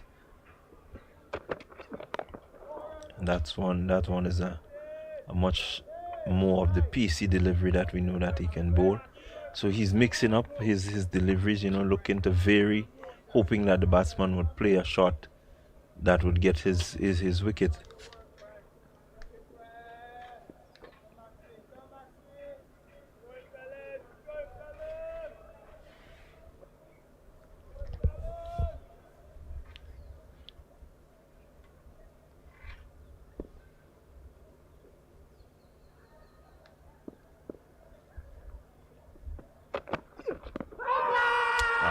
Loud appeal, but the umpire is not interested. Umpire just a quick shake of the head and brings the over to an end. 33 overs completed in this Guyana Happy Eagles innings, and in a spot of bother because Kevin Sinclair is not out on 3, and so too is for Sammy Potmal on 1, and 73 for 6. Yeah, good over there by McSween. Again, keeping that pressure, asking the batsmen to play, attacking those stumps, ensuring that they give nothing away. Justin Greaves will continue from the River Road end.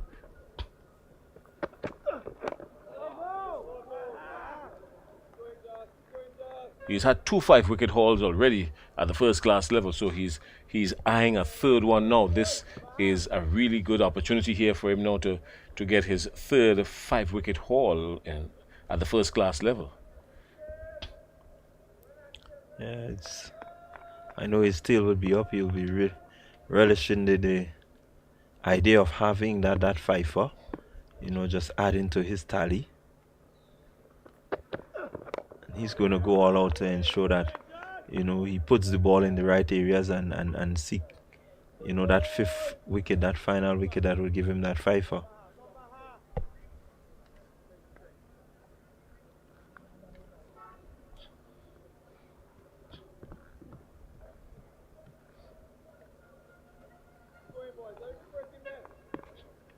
Again, I'm hoping that Captain Athenaeus would look to employ that short leg.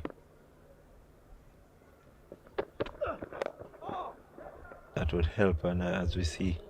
Well driven, good shot by Vasami Pamal. Well driven through the offside, picking up 4 runs. Easy, well played. Yeah, good shot there by Pamal. As I said, there we look at it, he just came forward, stroked it beautifully past the bowler, and finding that gap right there. Ball racing across the outfield, 4 runs. Didn't try to overhit, just ensure that he played through the line. His weight came in through to the ball using his hands really well. Ensuring that that delivery was kept down, and his techniques looks promising. So definitely, if these two can stay at the wicket, hopefully bat on till T and then re-strategize, come back again and see where and how far they can take the Happy Eagles score, that at the end of the day they can get closer to the Windward Islands total of 290 odd.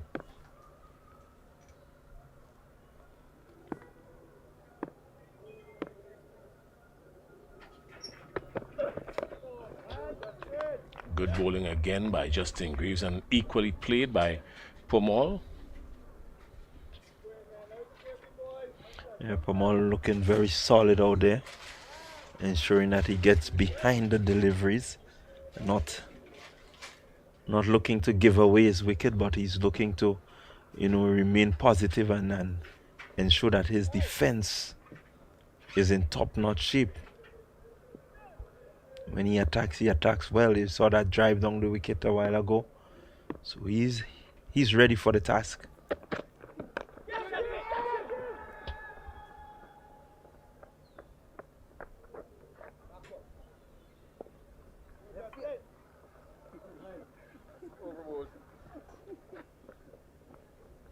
That's over, the end of the 34th over. In reply to 294 all out by the Windward Islands, the Guyana Happy Eagles still trying to get things together, but with their own fair share of troubles, a 78 for 6. And Preston McSween is set to continue from the Dabo end.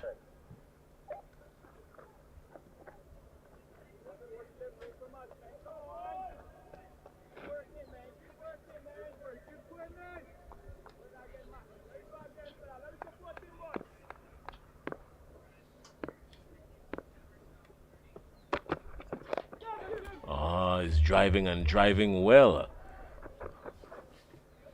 Just through the offside. Ball just ambling out to the boundary line. Again, Pomal not afraid to play his shots. Looking to Ryan. Looking to score as much as he can. I think he fancies himself, after that 40 odd in the first game, he fancies himself a batsman. So definitely once he's there, he's going to be positive and look to score.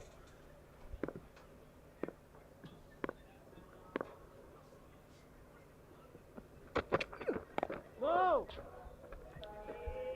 played nicely in behind the delivery.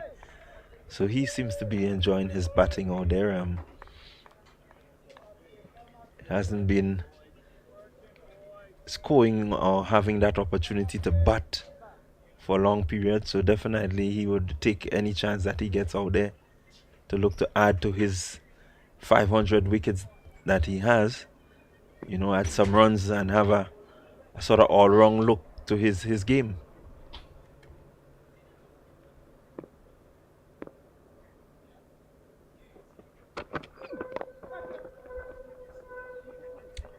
More runs here for the Guyana Happy Eagles. They will no doubt be very pleased with whatever runs they can get. They will need as much as they can get, especially at a time like this.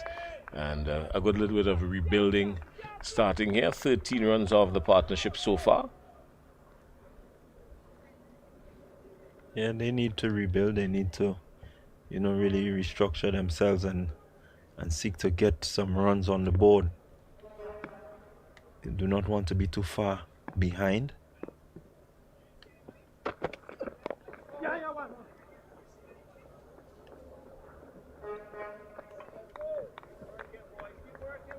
Because if they were to out, you do not want that deficit to be too great that they have a mountain to climb, so they would want to get as much runs as possible to ensure that they get as close to the Volcanoes total as possible. Will be difficult with half of the top order back inside, but these two, I know definitely they will not give up. They would look to fight and dig and see how they can get themselves into a respectable total.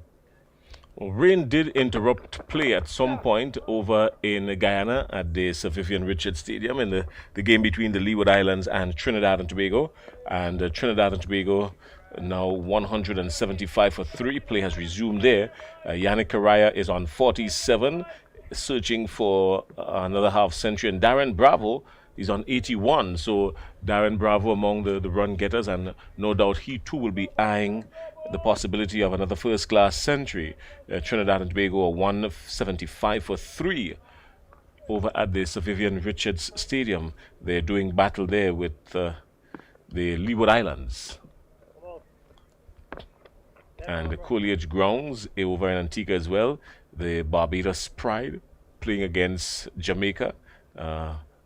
Nothing out on the field just yet, but the Shamar Brooks on 16 and Shane Mosley on 41, 89 for 2.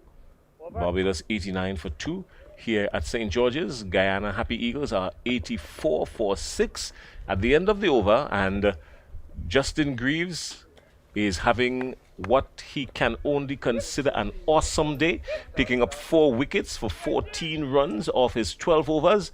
Vasami Pomal is there at the wicket. He too needs to get a huge score. He's on 11. Kevin Sinclair is with him on 4. And Greaves will continue from the River Road end. We saw a short while ago Ryan John doing a little bit of stretches. He was just out of your view on the screen, but from our commentary booth here, we saw Ryan John stretching, doing a little bit of that. So no doubt he might be called into the action. Oh, it's a good delivery right there, just whisking past the outside edge, and nothing short of a coat of varnish separating bat from ball. Yeah, awesome delivery again by Greaves, hitting some really good areas, getting that ball to pitch and move off the seam. So definitely he is in good rhythm. He's looking to challenge the batsmen and the edge, and as you said, a coat of varnish again, and he just might have been back in the hut. Well, some batsmen will tell you that's why they don't like varnish on the bat. Could induce the edge. And this time he's more middling and up on his toes and playing nicely, comfortably, and getting one, and then the overthrows. Easy 2, and Sinclair wouldn't mind that at all.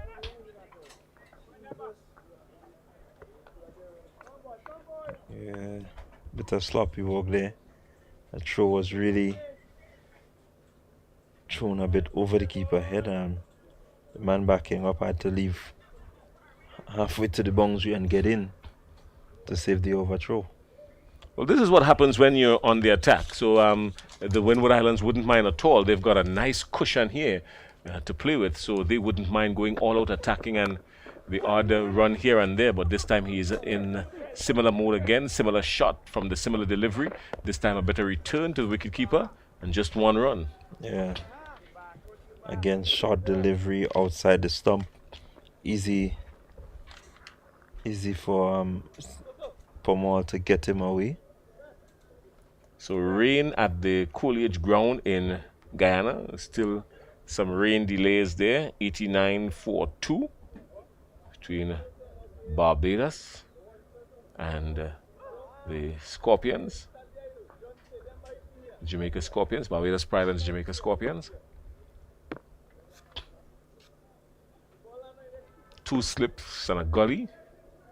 And here comes Greaves. Ooh. Again, searching is Vasami Pomal. Searching, and he didn't want to find what he was searching for there. Again, Greaves, really good rhythm. You can see the smile on his face.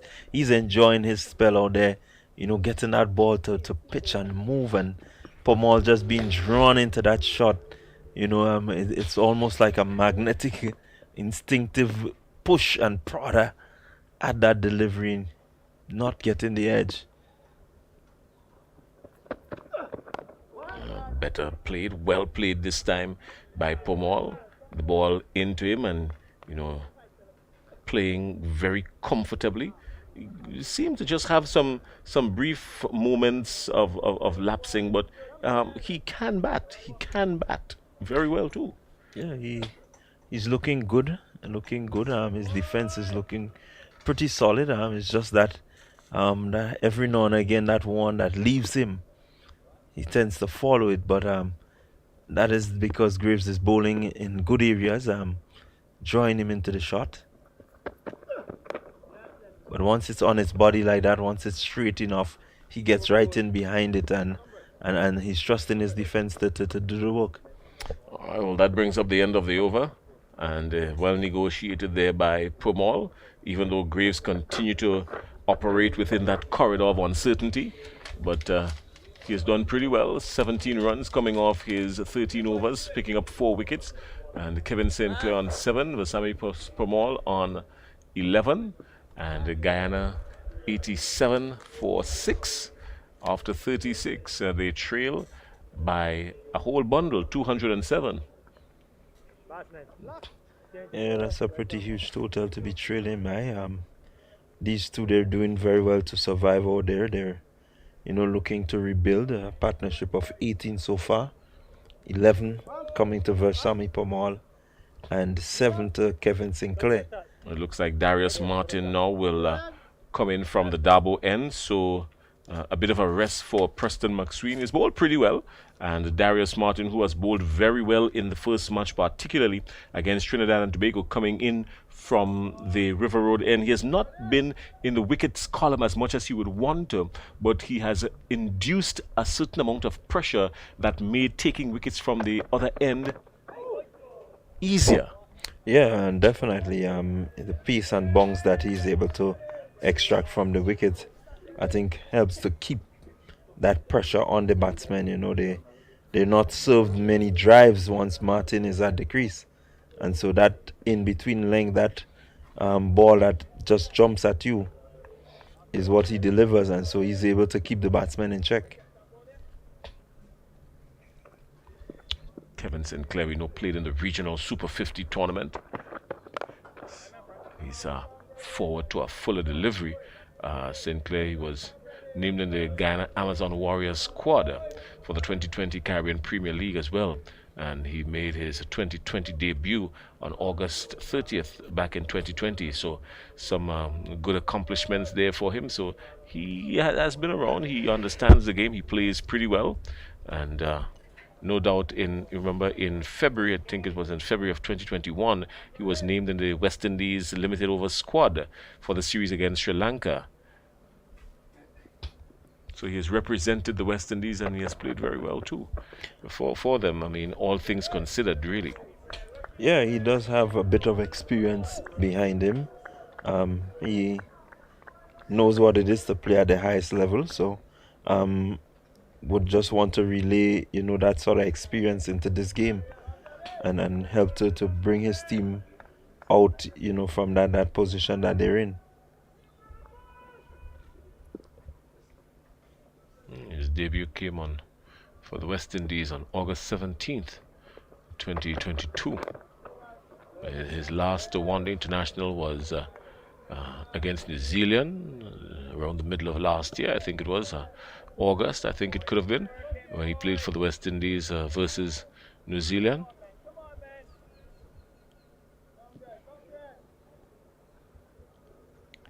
Yeah, the experience, the international experience, playing against some of the top bowlers in the world cricket definitely has to come into play. But so far he's looking very well.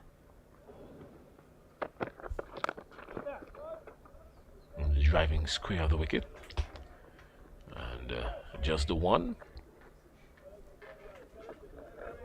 Again, keeping the scoreboard moving. Good shot there by Sinclair, wanting to ensure that his team, the strike is rotated and his team score is increased.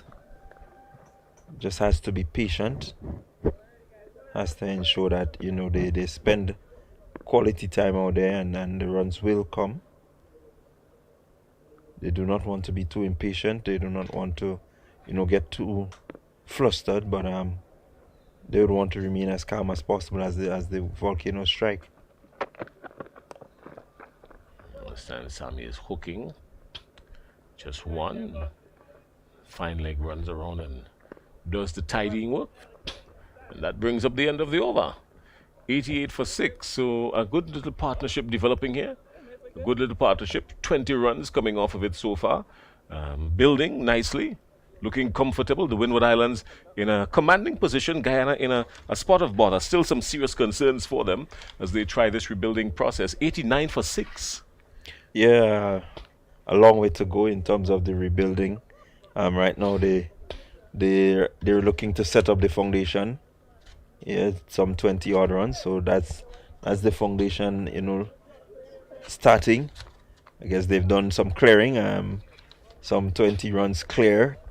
And they would want to begin to maybe set up their profiles and begin to look at their lines and so on. Well left. So if they're going to build anything of substance, they would definitely, want to ensure that after this clearing period, they begin to line up the foundation well.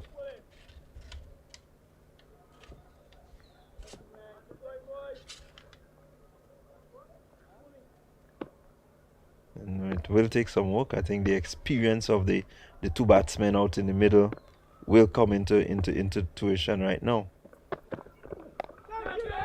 There's a hooking again. He's made up his mind that for Sammy Pomor, he's made up his mind that anything just short, he's going to get inside the line of it. Does so very quickly. Gets inside the line of the ball, picks up the line of the ball very quickly, and always gets inside of it and, plays a good shot. Well, again, my understanding of bowling at men that are of certain height, that pull is an instinctive thing for them, and so anything coming at that height, it's almost automatic that he's going to pull because he's a short man, not very tall, but able to get onto these deliveries very quickly.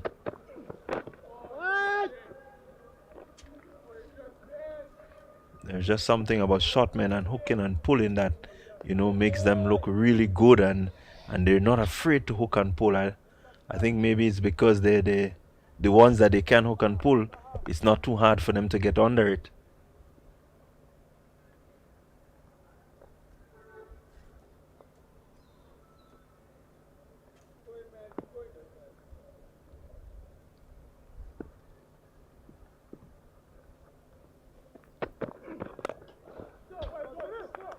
Good tidying work there. Good feeling, exceptional feeling from Ambrose. He is going to be congratulated, no doubt, by his teammate. That looks like Hodge. Runs across and from first slip all the way to cover to say, well done, my brother. Yeah, good. Surely saving 4 runs there. Definitely. And that's good to see that, they ride off each other's success there. Because had he not stopped that delivery, definitely would have raced across the turf. Ambrose comes into play again. He's called into the defense, and he does a bit of tidying work there.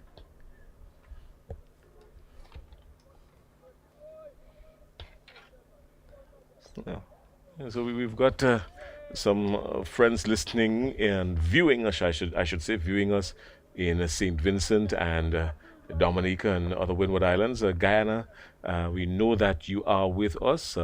We're taking good care of John Ramsing here in Grenada. He has had the opportunity to visit a number of the historical sites and enjoy the Grenadian cuisine. So we're taking good care of John Ramsing. We will send him back in one piece for you, and we will love to continue to have him here with us in Grenada. He's also accompanied by one of his countrymen. I think he writes for the Guyana Times, I think it is. His name is Brandon. Yeah, so both John and Brandon, they're here with us, and we're taking very good care of them as the fielders are taken very good care of now, because there's a little refreshment on the field for them, a water break, much needed. They've done well in the field. The batsmen, they've done well too, staving off this pressure being built here by the Windward Islands volcano. So Guyana Happy Eagles, they've done well in the names of Sinclair and Pomol. So yeah, good afternoon again to our friends in Guyana. Been to Guyana once. Have you ever been to Guyana, John? No, I have not. I was telling John that this is a place that I would love to visit in soon coming time, and understanding that there's so much to do and to see and to experience, it makes you want to be there, thinking about the Marara and the falls and so on. John was explaining the fact that you have so much land space to explore. So definitely it's a place that you would want to be. You would want to experience it for yourself, not get the second-hand experience. Yeah. And so definitely one of these days, I will take a trip down to Guyana. All right. Well, rain has still affected play over at Coolidge, so nothing happening there. And we're going to give you some scores as well. And it seems as though the same thing has happened with over at the Sir Vivian Richards Cricket Ground. We're monitoring that as well for you. We're going to give you some details on that, no doubt. But yeah, I had the opportunity of visiting Guyana, and gold, diamond, bauxite, and now a booming economy, because many folks will tell you now that Guyana is really, really and truly on the road to a level of economic development that they've not seen in decades, with a whole lot taking place there structurally and otherwise. So very good for our friends in Guyana. Promise to visit you soon once I get the proper invitation from John Ramsing. Last time I stayed there, I think I stayed at the Pegasus. Is it the Pegasus Hotel? The Pegasus Hotel? Yeah. Stayed there, very good. Friendly people. Yeah, I think that's something that we in the Caribbean always have. We have some very friendly people who love to, interact, have a chat, always could give you, a story of, the history and so on. So it's really good for us. I like visiting some of the Caribbean countries when you can sit down and have chat with some of the, some of the elder persons, and you learn the history of some of these places. And we have a really, really rich history here in the Caribbean. I remember my first possibility of cardiac arrest was when I visited Guyana. Didn't understand the disparity in the currency, and I ordered chicken and chips for my very first night liming, and I heard someone in the back of me saying 600, and I only realized back then it was I. So I understood the value of 600 was just equivalent to about 15 TT dollars or something like that. But it was no doubt a shocking moment for me as I acquainted myself with the exchange rate. And a shocking moment, as we speak of shocking moments, many of you in Guyana are wondering what's happening with your Happy Eagles. They are 90 for 6, 91 for 6 actually. Just one run coming off the first delivery after the resumption. And we've got Darius Martin operating from the Dabo end. 91 for 6. Your Guyana Happy Eagles in a little bit of trouble, but rebuilding nicely. Yeah, good partnership developing there between Sinclair and Versami Pomol. They would want to keep that partnership going for as long as they can. Volcanoes, no doubt, would have other ideas. We'll want to see the back of one of these. After this, I think you can say that you're definitely down to the tail. And so they would want to ensure that they keep this partnership very minimal.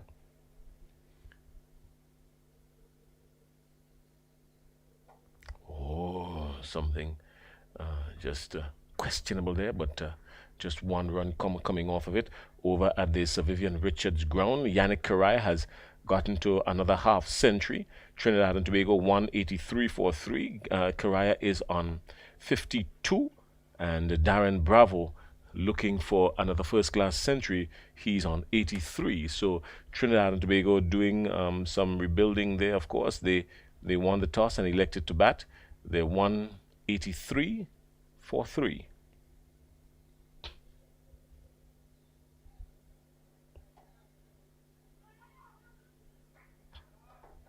The single is always on.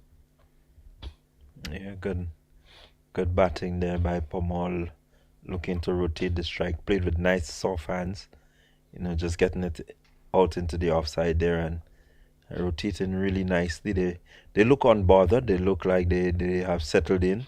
We continue to see how nicely the wicket is for batting, and so they're showing their patience. They're taking the odd singles here and there, and looking to really rebuild. 24 partnership, so just a good rebuilding.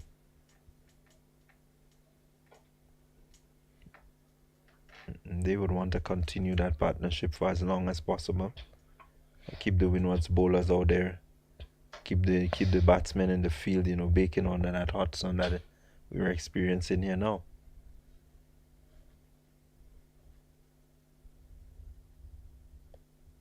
Still some heavy cloud cover, but the sun finding its way through. A little bit humid, not much movement from the trees and the river road, the Sanssouci Hills, not much movement from the trees over there.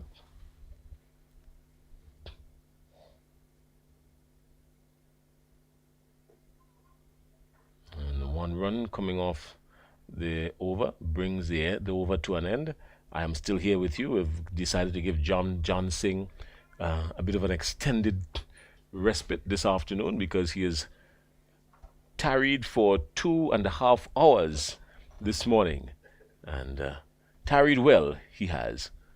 He had his countrymen with him, and also John and Junior Murray was with him as well, Randall, John and Junior Murray. So he's enjoying an extended break this afternoon, making up, putting in some extra hours myself for time lost during the course of the morning.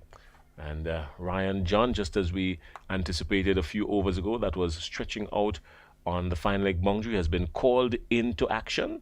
St. David's, good afternoon. Ryan John is called into action. He's operating from the River Road end. He's bowled 6 overs already, no wickets, pick up 19 runs from it, but he's in search of a wicket here. Yeah, so far the only bowler to not have a wicket to his name, and definitely he will want to ensure he gets his name on the cards in terms of the wickets. He's bowled generally very well, except for 1 over in which some 17 runs came, but outside of that he's been pretty steady. The batsmen, looking now to consolidate. Definitely he will, with his line and length that he's been bowling, will cause some problems.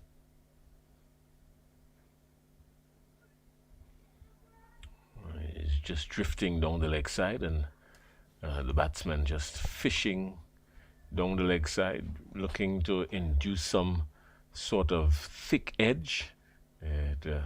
With Ryan John's pace, a nice thick edge could have beaten the man down at the fine leg boundary for 4 if he played it just a little. If he got that edge just a little straighter. Yeah, and he will want to make the adjustment back to the off stump, ensure that he bowls to his field and that the batsmen are, playing according to the field. You do not want to stray and give them free runs. So definitely you want to keep the pressure on. And speaking about pressure, Darren Bravo is under a bit of pressure here because he's on 83 and he has taken 175 deliveries to get to that 83, something that is not common by his standards. He's a fluid player of the ball. Oh, he's gone up hard and high and gone with it totally over long mid-off. 6 runs. Nice clean strike there by Pomal and giving Ryan John the belt, the entire belt and the buckle. And the 100 comes up for the Happy Eagles. The 100 comes up 101 for 6.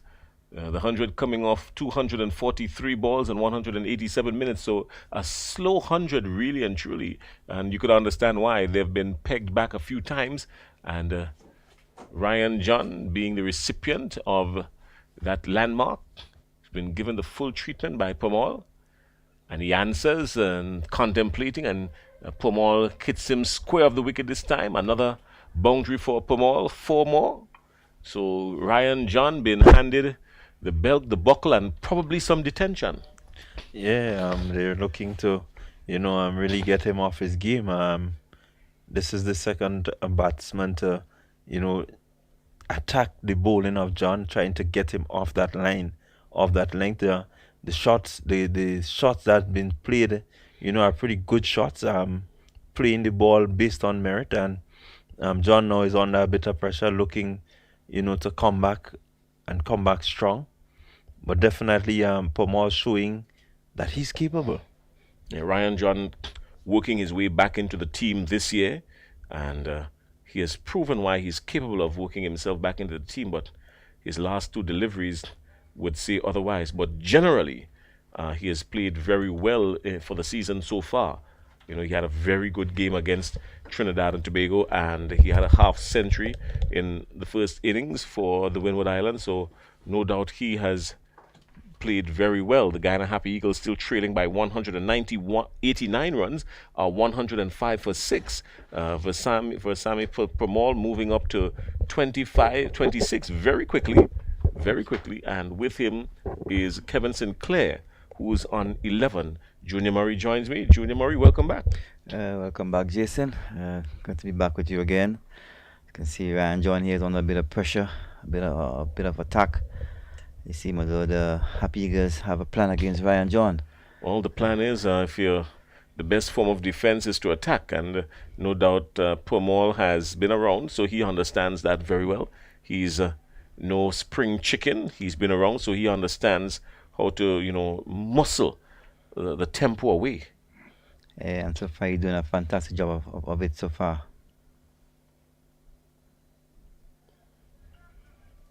Darius Martin, operating from the Dabo end, just been called for a wide, hitting the deck hard, and a bouncer going down to Pomal, just letting Pomal know I am not Ryan John, and I would hit you hard. I see he's hitting the deck. He hitting the deck very, very hard there, and Pomal just ducks under it. So I think that the trap is all set, but Pomal is very, very watchful at the moment.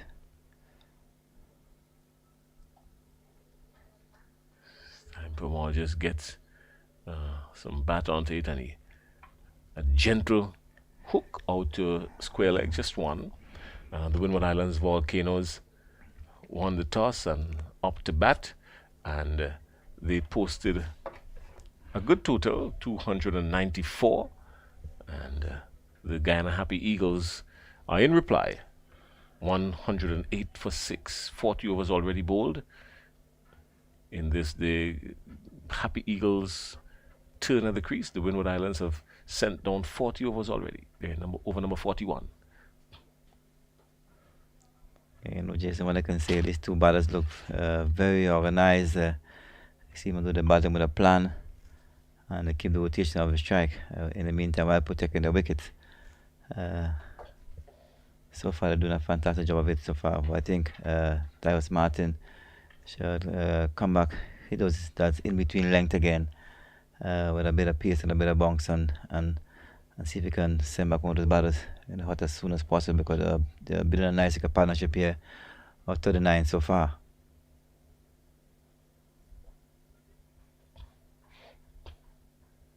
Well, more developments coming in for you here from the Sir Vivian Richards ground in Antigua. Colin Archibald for the Leeward Islands, pitching right up to a ball that was always swinging and crashing into the pad of Yannick Karaya. And Yannick Karaya is out on 53, so he got to his half century. And Trinidad and Tobago Red Force are 183 for 4. They are battling against the Leeward Islands over the Sir Vivian Richards Stadium in Antigua. Darren Bravo is still there on 83 in hunt of another first-class century. You can see Darren, Bravo using all his experience, fighting there for his country, and he's eyeing another first-class 100. Let's hope that he gets there.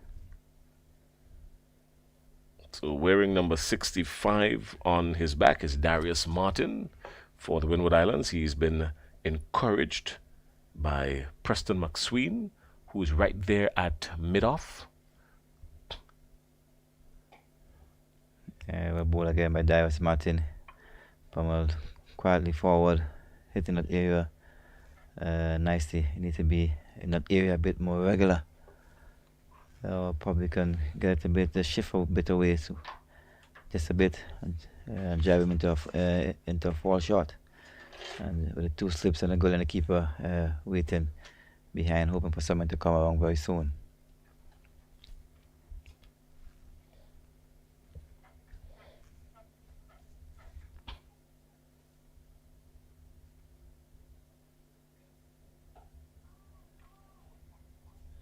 Decent cricket there from Darius Martin, who completes his 8th over of this session. And, well, still some good cricket to be played. John Ramsing will come back in a few minutes. He is stretched, he is refreshed, and he will be ready to go, no doubt. We're just about 2 minutes before 2 o'clock local time. I'm quite sure that Johnny will take you to tea. And the Windward Islands in a comfortable position, very much in the driver's seat. They've got a hold on the Guyana Happy Eagles, 109 for 6. And Ryan John has some making up to do. He was crashed about the park in his previous over. I think he went for about 10 or 11 in his previous over, and he will want to do some making up for that. Sinclair is waiting for him at the striker's end. Here he comes. Just misses one up there for a bit. Okay. Do a bit of thinking. You get smashed for 4 and 6. Last 2 deliveries, you want to make sure if it's one thing that's right now is your run-up, because you run up wrong and you'll be running back right. Yeah, you want to get back in that zone, that zone where you hit that length, that in-between length more consistently. And a good delivery from Ryan John. He has started to operate within that corridor of uncertainty for the batsman. I'm not too sure whether to go back or to come forward. He's right there and making the batsman have to play. The batsman is always thinking, no, that's the way you really want it to be. Kevin Sinclair is on 12, with Sammy Permaul has raced to 27 just off 35 deliveries. He has taken the attack to the Windward Islands, really. Yeah, we can see Sinclair looking very organized, very circumspect. Oh, again, just opening the face of the bat and just ensuring that the edge is nowhere near, because it was a good delivery, better delivery this time from Ryan John. No, he's operating right there. He's found his line really in his last 2 deliveries, and no doubt he is a very diligent worker. We said he came back into the Windward Islands squad this year, and he has really shown, his mettle, persistency and some level of consistency as well. Yeah, he been on a bit of pressure, been out of the team for a while. You can see he's stating his claim for his election at the moment. He's really bowling well, and he's really batting well at the moment, enjoying his cricket.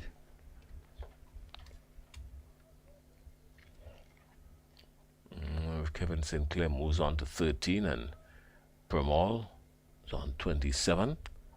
Permaul has been striking the ball very cleanly, had a very decent hits, had some decent hits, and some good fielding outside there on the edge of the circle has prevented some deliveries from crashing into the boundary. So he has been hitting the ball very cleanly. Is he, Permaul?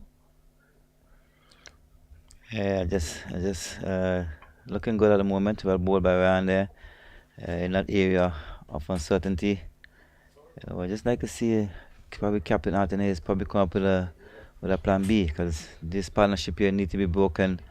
The batters will be getting a bit very comfortable, and let's see what plan B can bring along. Probably a couple of short balls here and there, set the feelers, and I hope that they can fall in that trap. All right, well,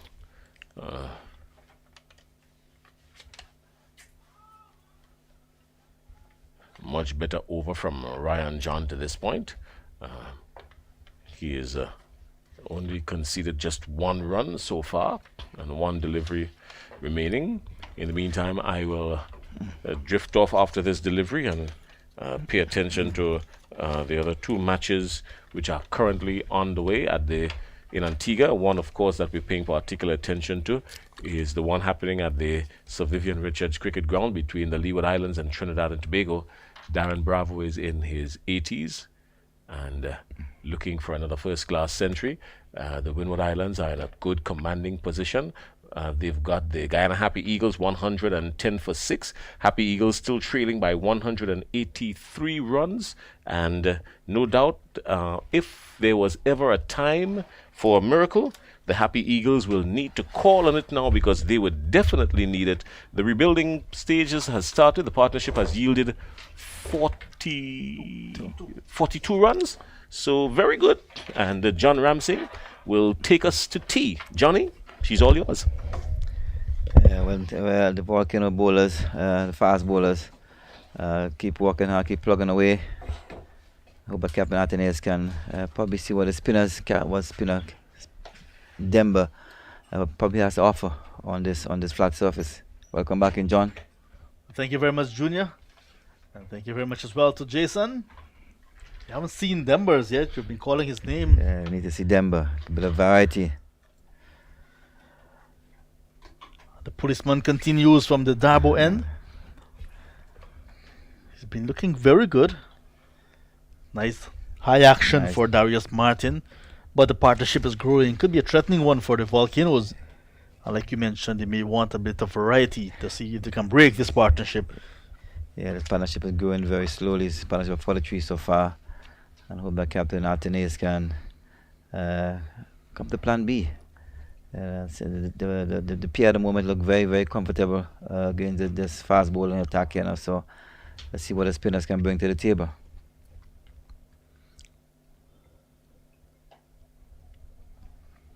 Sinclair's on 13.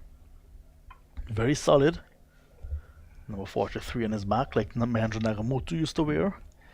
And Pamal on 29, the vice captain. So more responsibilities on his shoulder, and he's really living up to that billing so far, both with international experience.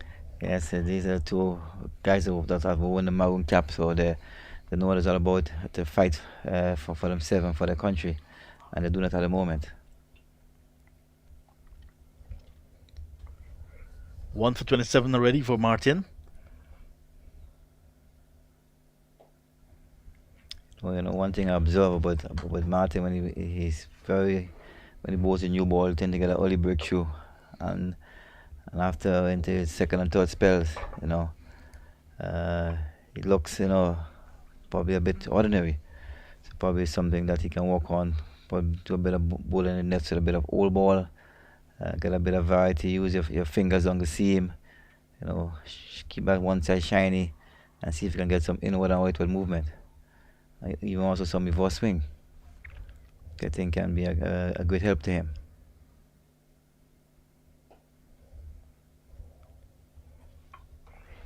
Looks a bit flat with the older ball right now. Yeah, he looks very flat at the moment. I'm just hoping and praying for something to happen. But at this level, you should be making something happen, create something. As you can see, the final area, kind of Denver, he's doing a bit of warming up. So probably Captain Athenaeus probably heard what I said. So should be something good to look forward to.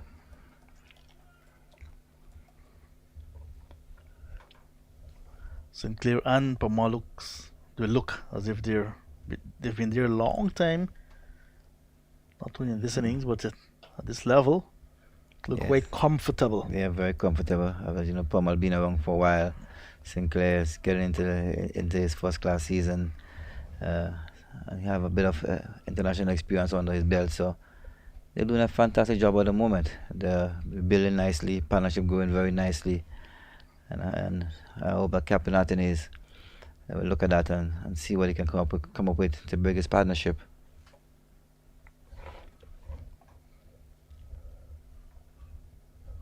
Sinclair, 23 years old, in his 10th first class match.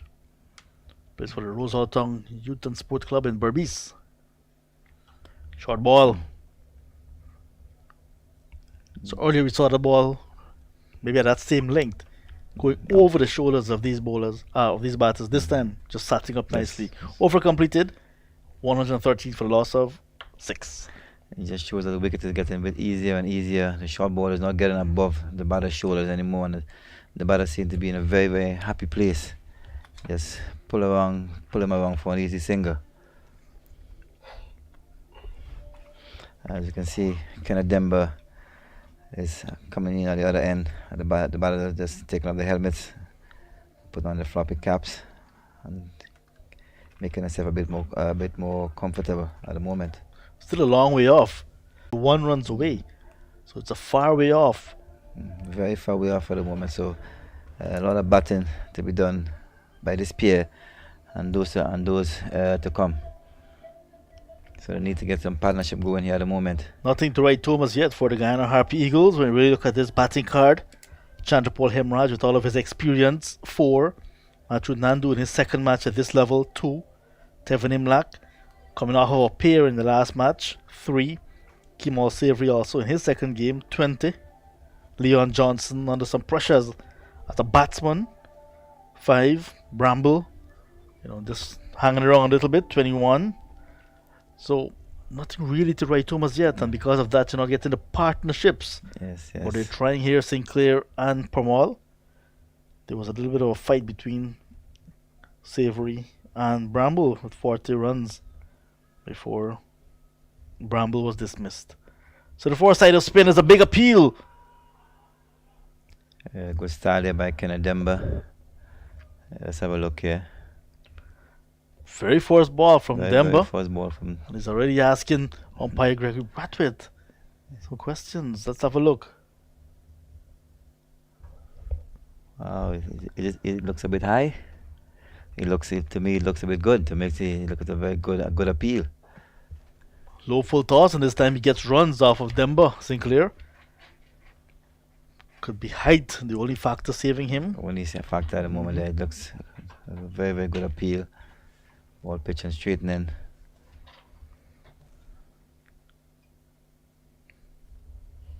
He lives to fight another day. Demba will be on a high. We do remember that catch he took this morning to get rid of Chandrapal Hemraj. This time it goes through his hands. Martin tidies up. As you can see, from down the track, driving, hitting the ball straight back past the bowler, going through the bowler's hands. Umpire had to take some actions there. As you can see here, Pommel chipping, driving through the hands of Kenneth Demba. Umpire ducking there. So Demba already creating some anxious moments. Chance to Parmal. Shout for a leg before confident shout. Sinclair surviving that. So here he is. Yeah, I think Pommel will entertain us a bit as long as Kenneth Demba is there. I don't think that Pommel will sit there and just pour out all day. I think he's going to play short, so we can see some exciting cricket here this afternoon.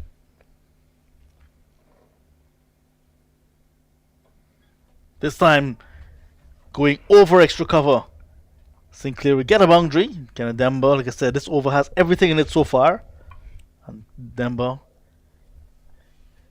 being hit inside out for 4. Yeah, good shot again. Good shot again. And the 5th partnership coming up with that boundary. So a very good partnership in the context of the innings. The best by far. Well played. Good partnership building here. I think it's, as you said, 51 partnership. And they're very positive, and I like the idea of the spinner. They're using the feet of the spinners. You know, a little bit short over cover. They hit the off spin over cover. That gotta be a good shot. 8 of 5 balls in 64 minutes of batting. Good partnership indeed. Looking to sweep, misses it, and it's cleaned up by the wicket keeper. So a very eventful over. The force of spin in the Guyana Harpy Eagles first innings, 119 for the loss of 6. The next milestone for the Guyana Harpy Eagles in terms of their batting must be trying to survive until tea. Yeah, I think so. They're a few minutes away from tea, and with the way the partnership is looking so far, they're very positive. They keep the rotation of a stride, the scoreboard ticking, and once they keep doing that, I think they will survive.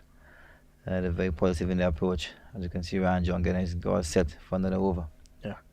Sinclair collects back his helmet. Just want to be very safe under the helmet. Yeah, it's all about protecting yourself these days. I remember in my time, I never liked a helmet.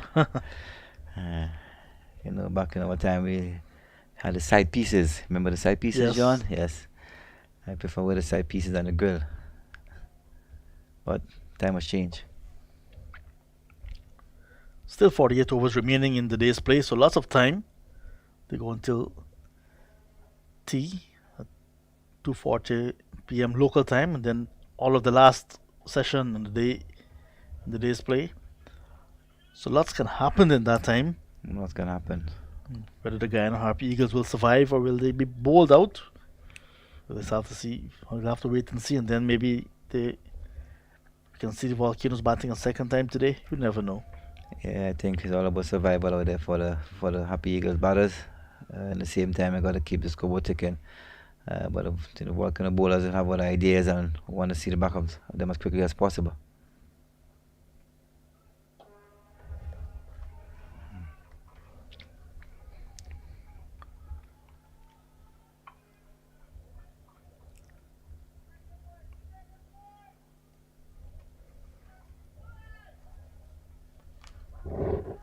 So these two rounds number 1 and 2, very important for players, especially if they want to put their hands up for test selection for the West Indies Test Tour of South Africa, because players in this tournament will be looked at. Especially, that one has tickled finally, and we'll go down towards fine leg. Let's see if a signal will come from the umpire. Yes, leg by is now signaled by umpire Jonathan Blades.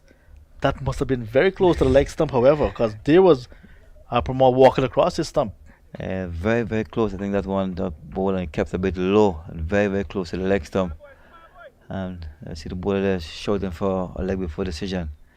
But I think today it looked like Pomal there, as you can see it here now. Pitching. Wow, very close to the leg stump. A very lazy attempt by the keeper on the leg side. Yeah, I think it probably brushed Pramod But the tie pad. on its way through, so On it the way was, through. could be height as well. I was saying that these two rounds will be very important, because after the next test match in Bulawayo, 12th to the 16th, players who may be, in the eyes of the selectors, not necessarily looking comfortable, may make way for some of the players who are performing well in this first two rounds, and they may find themselves in that test team for the clashes against South Africa. The first test begins on the 28th of February, second test on the 8th of March. So places can be available. A lot of places available, a lot to play for. So I think the players should be very excited. I was looking forward to that. Short ball again, this time a little bit of extra bounce. Extra bounce and Pomal. Let's see. I think Pomal he's like a cat in a hot roof at the moment. He wants to get into Ryan John. He want to play a few shots here. Let's see what happens.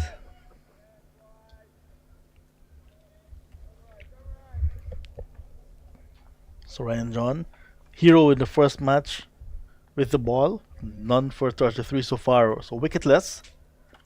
That's a game of cricket for you. But he had a good account with the bat. 51 not out. The highest first class score so far. So that's the end of his over. 9 overs for him completed, and the Harpy Eagles 123 for the loss of 6. Well, ball again by Ryan John. And Happy Eagle batters are equal to the task. This period here before tea could be very, very interesting, as you can see. The Happy Eagle batters are fighting out there for the country.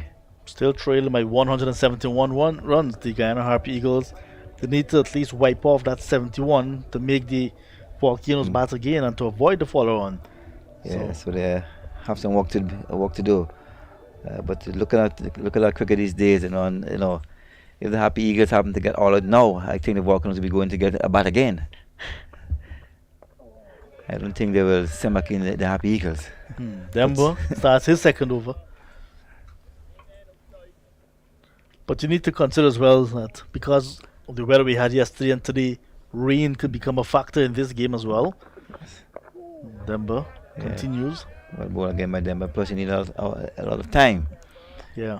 So you gotta get a timing right.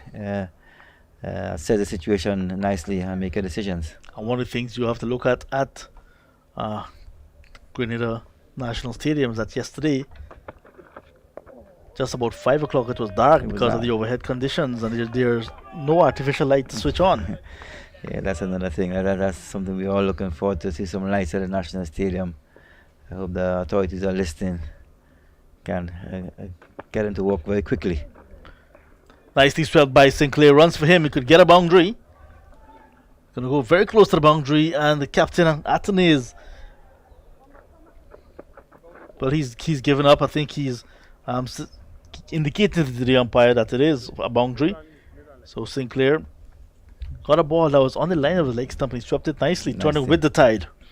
Yeah, well played again by Sinclair. He looks very, very good at the wicket at the moment. Yeah, you can see. Yeah, some drizzles coming around there, Junior. Just a little drizzle. But the mountain is still looking a bit clear, but just a little drizzle. Nothing to worry about, John. You sound just like the grounds men this morning. The ground staff here were telling me nothing to worry about today. Thank you. Just a bit of sprinkle here and there. I think it's all focused for the day. So don't be worried, John. You'll be fine. Just about 2:19 p.m. Lunch is about 21 minutes away. Demba completes his second over. 4 runs in that over for him. 127 now for 6. So it's really a mind game when you think about it with that decision. Let's say should the Guyana Harpy Eagles be bowled out before clearing that follow-on mark? Will the Volcanoes bat again? Will they want to bowl a second time consecutively? Will they consider the overhead conditions? It's all part of the beautiful game now, isn't it? All part of the beautiful game. But I think that they will. Coach Shirley Clark probably would like them to have a bat again. Give the fast bowlers a bit of a rest. It's a very flat pitch over there, and get some runs on the board and probably 300-400 runs and put the Happy Eagles under some pressure. Yeah. Last week they tried to bowl out Trinidad and Tobago in less than a day. Just didn't happen. And there the umpires calling for the covers now. I think they waited because what happened earlier when they were leaving, the rain stopped, and then the covers had to go back. This time they waited and they couldn't take it anymore. Stumps are coming out and the covers are coming on, and it is just about 2:20 in the afternoon, and the umpires have called on the covers, so we may have a little bit of a delay. I don't think it might be a long delay, John. Looking at the mountain up there, looking at the hills, should be a very short delay, hopeful, and they should be back out in the middle pretty soon again. Just give that's like a extra rest for the Volcano bowlers to refresh themselves. It's a bit of darkness up there in the mountain, as you can see. Let's hope that cloud will blow away and we can get some cricket going again. Very funny weather, John. So that's the direction that the rain comes from, yes. Right? Yeah. Yeah, that's the direction the rain comes from. It comes way down from the Granitang Hills. Yes. Granitang Hills, and there's Tempe and so on that area. John, are you Canadian, John? You seem to know all over, John. How long have you been here? I get around. You get around. Yeah. You're really enjoying your stay in Grenada. It's Yeah, a lovely really place. I enjoyed warm people. Yeah. Nice food. enjoy it, have some fun in my spice aisle. Thank you very much for that. I look forward. So 127 for the loss of 6. The Guyana Harpy Eagles in their first innings with Kevin Sinclair 23 not out and Versami Pamal with him on 30. Still trailing by 167 runs. The big covers, the heavy covers are not coming on. Just the strip that covers the playing 22.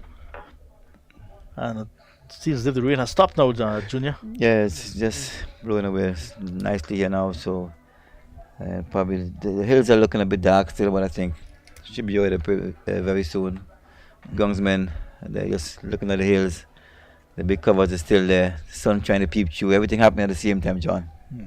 So the day began with the Volcanoes resuming 292 for the loss of 8, 78.5 overs of batting, and did not take Pramal too long to wrap up the last two batters. Ryan John moved from 50 overnight to 51 before he ran out of partners. McSween was first to go, bowled by Pramal for 1, 294 for 1, and 2 balls later, Darius Martin caught down at long on off the bowling of Pramal. Nice judging catch by Sinclair. Went without scoring, 294 for the loss of all 10 wickets, 80.5 overs. The highlight of the innings, Alex Athanaze, 141 for the 7 from Sunil Amris, and a magnificent career best 51 not out from Ryan John, the highlight of the Windward Islands Volcanoes first innings. Pramal 4 for 70, the pick of the bowlers.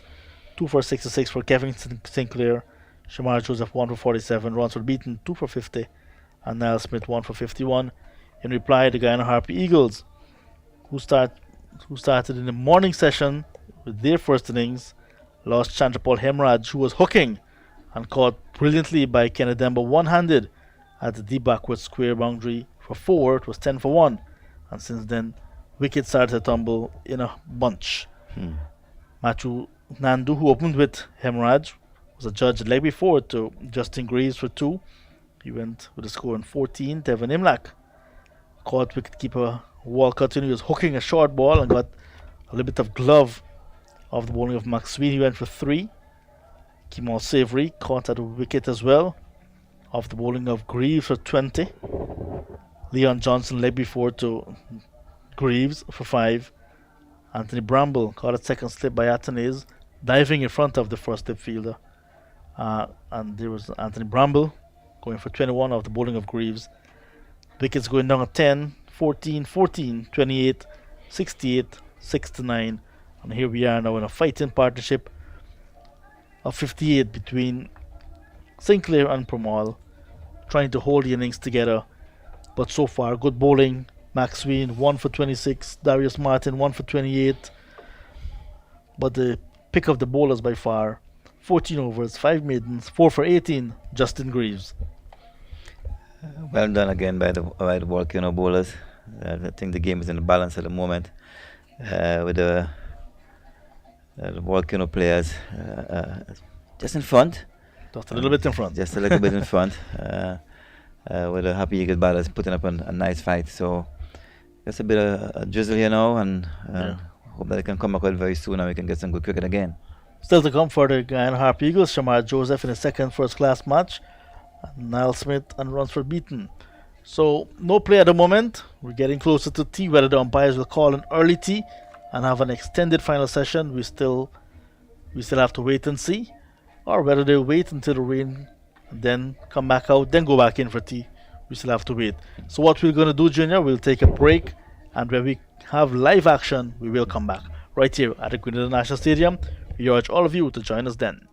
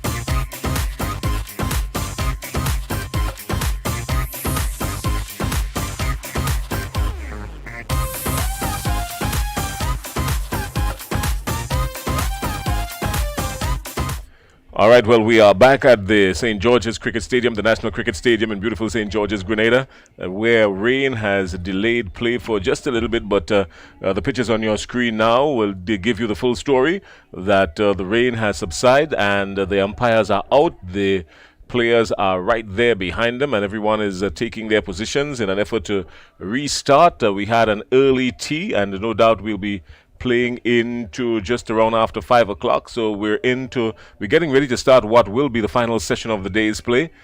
Still a little bit of clouds overhead, but not as heavy. Light, and then some clouds moving across the National Stadium to suggest that we will have some good clear conditions that will take us through the rest of the afternoon. 127 for 6. The Guyana Happy Eagles with Versame Pramal on 30. He's raced to 30 off 46 deliveries. And Kevin Sinclair on 23. He has been a little bit slower, taking 54 deliveries to get there. Ryan John and Darius Martin has been operating. And a new over will start now from the Dabo end. Junior Murray is with me.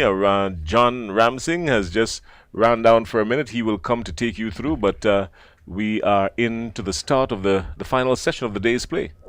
Yeah, so far, a lovely day of cricket by the Volcanoes, and you can see the Happy Eagles batters are fighting back here at the moment. Good way to start. 4, not 4, it wouldn't race to the boundary, but Kevin Sinclair on the front foot and pushing out to mid-on. And a great way to start, picking up a single to start the proceedings. Yeah, good start there by Pamal. Just Van John get into the slot, a nice straight drive down the ground. He looked like he had a good tee and ready for this afternoon session. Well, he was doing a little bit of loosening up, knocking up just at the edge of the boundary just before the umpires walked back out. So he has basically got his eyes in, so to speak, and it paid off because he was able to get a nice clean push down the ground, picked up an easy single, some sunny reflections coming off the side screen there, as you can see. And as we said a few moments ago, yes, you're still seeing some clouds, but not really threatening. They're moving across the National Stadium, which suggests more light and more cricket. Yeah, ball again by Ryan John into his walk. Getting those areas again, and Pamal equal to the task. Look very, very solid. Building a nice partnership so far of 60 with himself and Sinclair, and they're looking like the in for this afternoon. Got the way behind the 8 ball, 129 for 6, and so the need to occupy the crease and battle for as long as possible into this afternoon.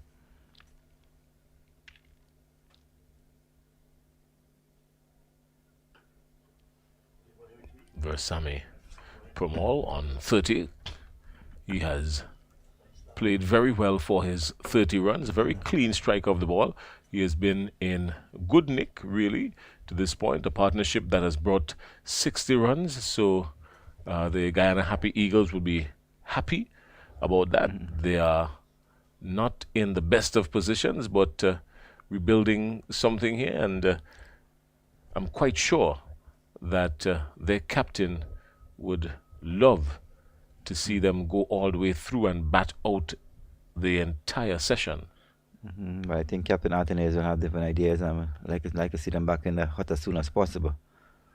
Good straight drive again, just the one. Pramal picking up a single, driving it very straight, and long off, having to come around and get some tidying work completed. Yeah, as you can see, Van John getting up into the slot, and Pamal equal to the task, driving him straight back past him. Well fielded by Kodoy.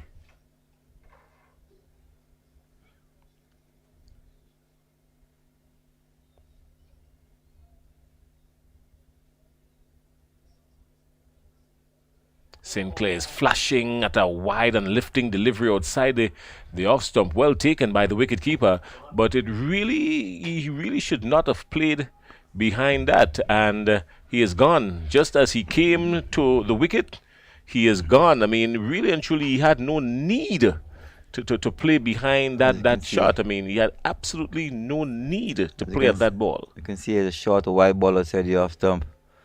Wicketkeeper Walcott skipping across his right, collecting with both hands in front of first slip. Well caught the Walcott.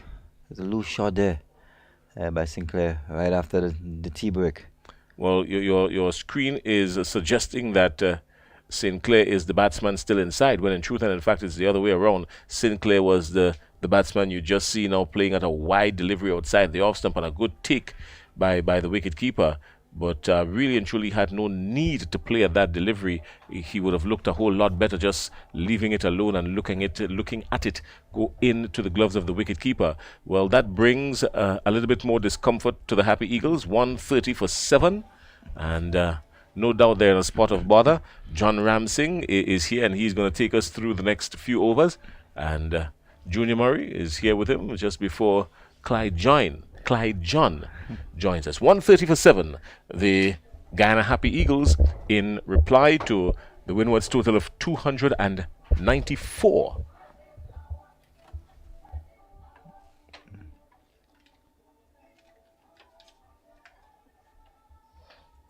So the man with the golden arms left commentary box.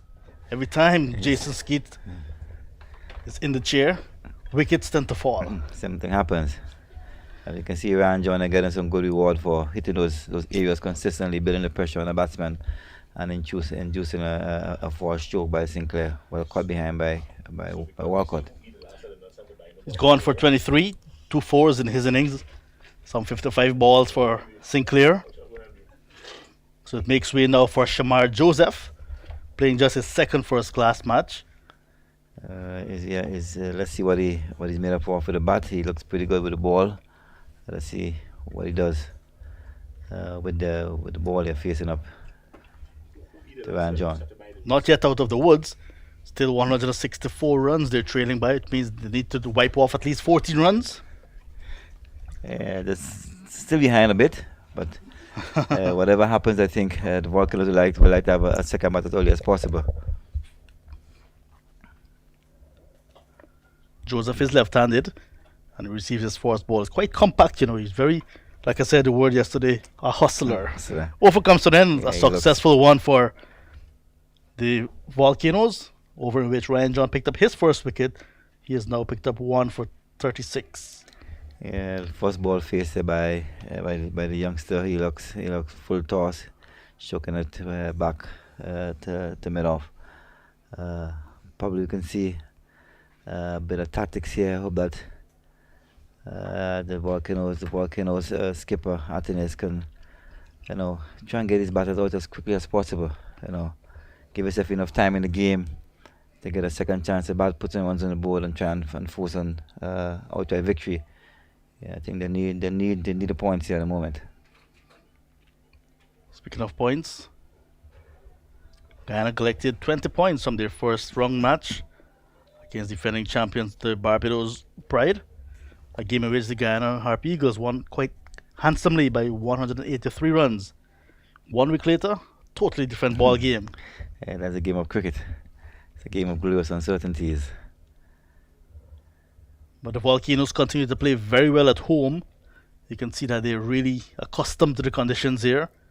Within the toss, so without hesitation, Atenes said, "We will have a bat." Yeah, it's a home. That's is in a backyard. That's where everything happens for them. So they're very comfortable in this environment. Vice captain Pamal strokes his one down towards cover. Greaves looking for a 5-4. Denied so far. Yeah, he's back on hitting his areas immediately. Pamal get pushing through the covers here, diving stopped there by Kenneth Demba. Good cricket all along. So Justin Greaves, the Barbadian, has been around a long time. Played for Barbados CCC and now playing for the Volcanoes. Yeah, I like his attitude towards the cricket. I think he's very professional in whatever he's doing, and he's getting reward for his hard work.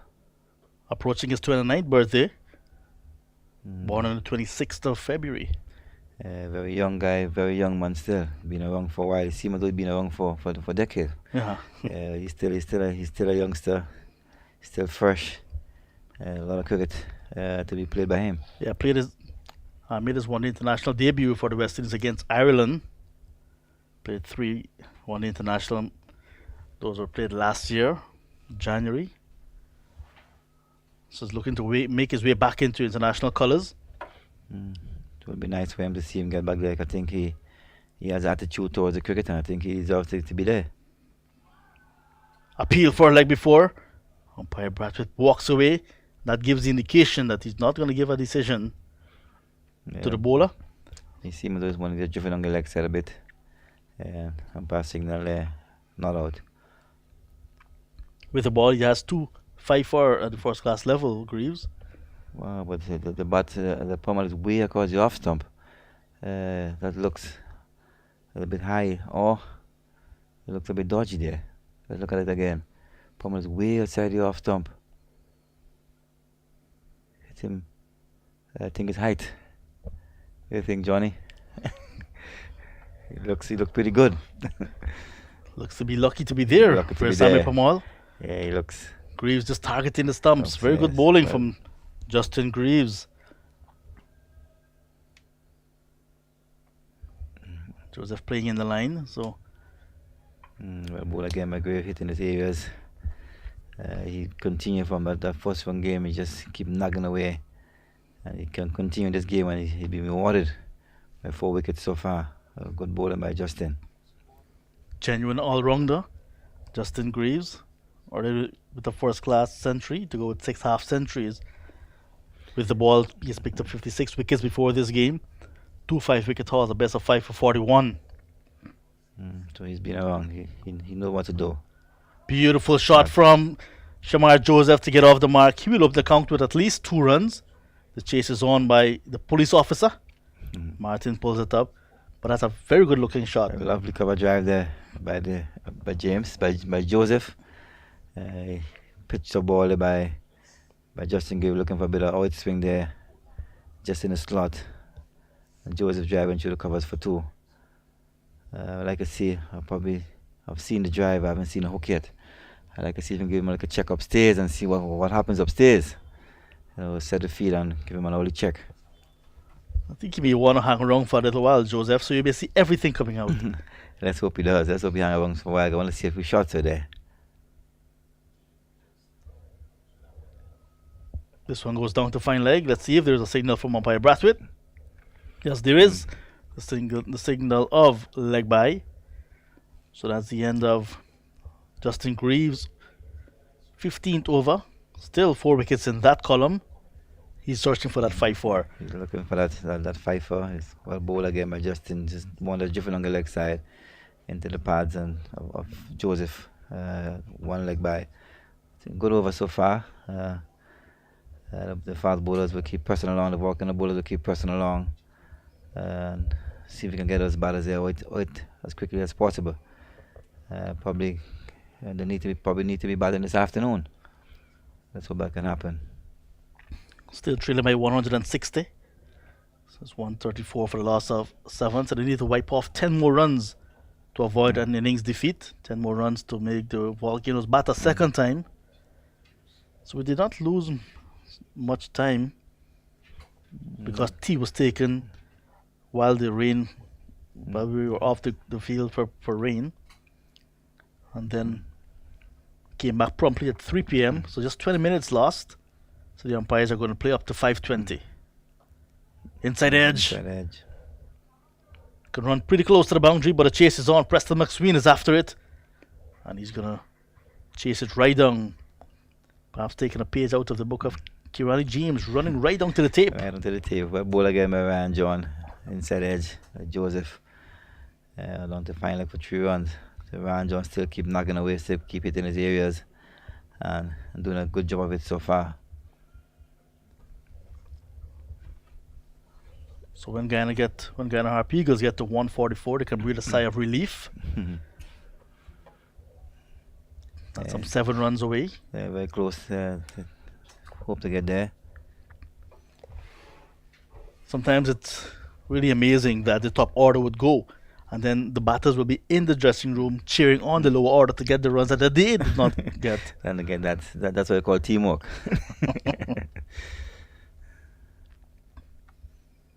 Hemraj 4, Nandu 2, Imlak 3, Johnson 5, all single digits. Then we had Savory 20, Bramble 21, Sinclair 23, getting starts and not going on. Yeah, that's a game for you. But then you can see as you can see, Happy Eagles bat very deep, and you can see they're fighting down to the last.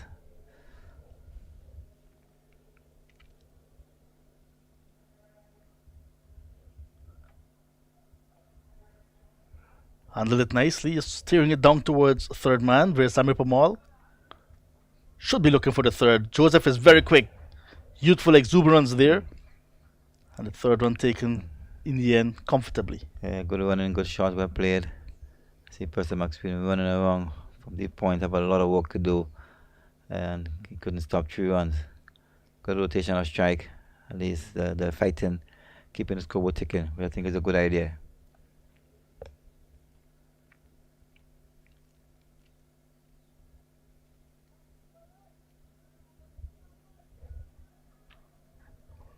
So Ryan John just picked up his first wicket moments ago when he got Kevin Sinclair caught at a wicket for 23.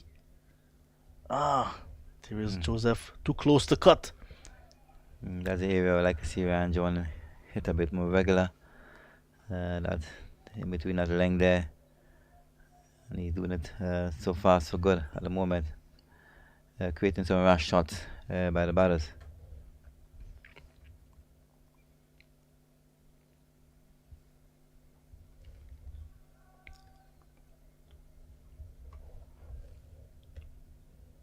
Two slips. There's a gully, but borders more on a backward point, but very close in. And it goes straight to him. Put him into action right away. Joseph looking very organized there on the back foot, defending nicely. So you see him as though he can handle the bat himself. Yes, he's very capable. Yes, he looks the part. You can see him there practicing the pull shot. He probably he's expecting something short here now. Johnny, let's see what Ryan has to offer him. One of those players that you haven't seen a lot, so you don't know what to expect. In the air and straight to that field I was talking about. The gully that was a bit bordering on a backward point. We've just been speaking about Shamar Joseph's technique, and it was exposed. Ryan John drawing him into that shot. He drove into the air and just off the outside edge and into the hands of the field at that backward point bordering on a gully position. He's gone for 5, and the Harpy Eagles 140 now for the loss of 8. Yeah, just pushing out one there. Outside the off stump, straight into the hands of Jelani Robertson. It looked like. And that's the result you get for that consistent area, hitting that spot consistently. I think that's the result you get for that. And you can see Ryan John continues where he left off from that first one game, getting wicket. You can see. There was no movement of that right foot across. That right foot just stayed right there and just all arms and straight into the glove of Jelani Robertson. Very, very close goalie fielder. So they still need to wipe off 4 more runs to make the Volcanoes bat again. And with Niall Smith coming out now, I'm sure the entire Guyana Harp Eagles camp will be very nervous. I think they will be very nervous. I think Puma should be taking most of his strike with now. Try and look after his partner there.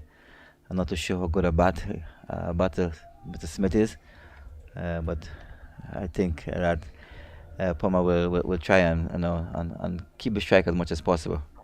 Well, it was Smith and Permaul who denied the Volcanoes last year. Look at the Guyana Harp Eagles face of their players there. Very much looking on to what's happening in the middle. Yeah, they look very sad there at the moment. Yeah. Disappointed with their performances so far.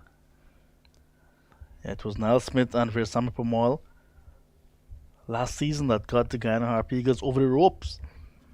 They were 183 for 9. The target was 203. So they managed to get the last 20 runs. I think that was 2022. We don't know in 2023, John. Right, that was last year. That's Different times now, as you can see. Graves pitched a ball, middle and leg stump. Pummel looking to heave him over mid wicket. Was unsuccessful. Ball hitting into the pads and trickled off through the offside.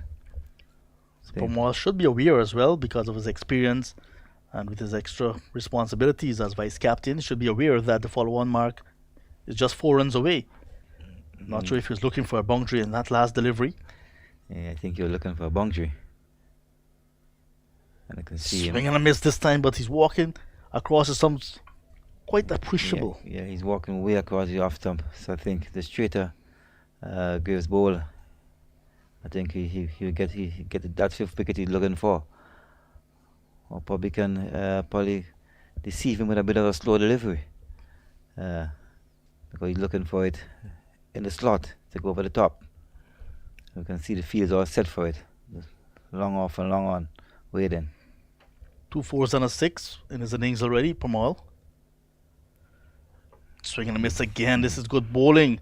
And that ball was too good for Pomal to hit. Too good. Graves is really enjoying his bowling, hitting that area. His ball is swinging nicely. As you can see it here now, on the monitors here now. That leg, lovely. Ball swinging away nicely. Pomal head in the air. Loses his shape. Into the gloves. Ball into the gloves of Walcott. Still searching for his 3rd 5-wicket haul.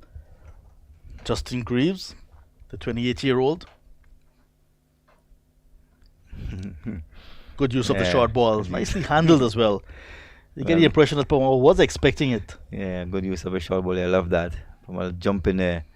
They tuck him on the corner to square leg for a singer.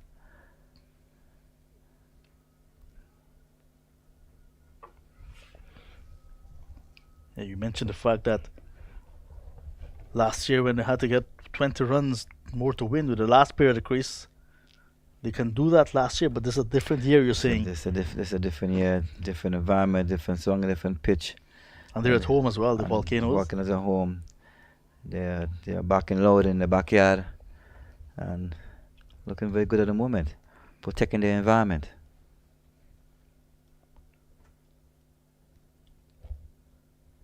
Smith on strike now. Oh, leaving the ball alone. He has the highest first-class score of 28 not out, mind you. Not bad for a tail ender. In his career, he's hit 18 fours and 1 6. Many persons who go through their entire career without hitting a 6. That is so true. Now it is 13th game at the first-class level, the 27-year-old Barbician. His father is, in fact, the manager of the team, Albert Clements. That's nice. There's a bit of family in the team at the moment.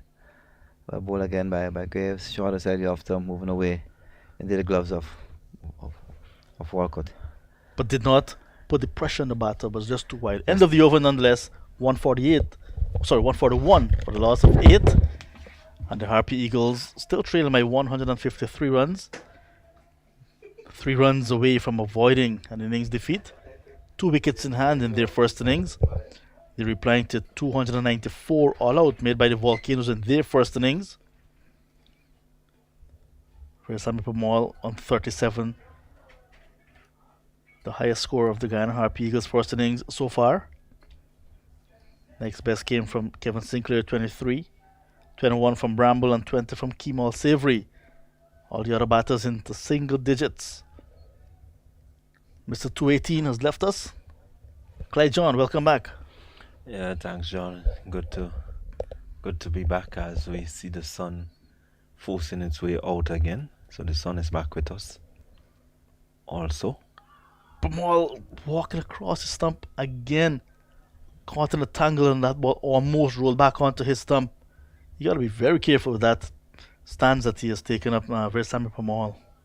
yeah, he needs to really look at that. He seems to be going way across the offside, trying to access the space that is there on the leg side.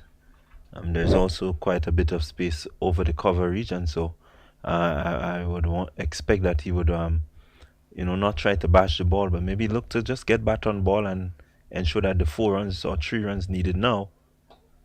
Well, he gets a full toss and he on drives beautifully. We'll look for the second. Yes, does come back now.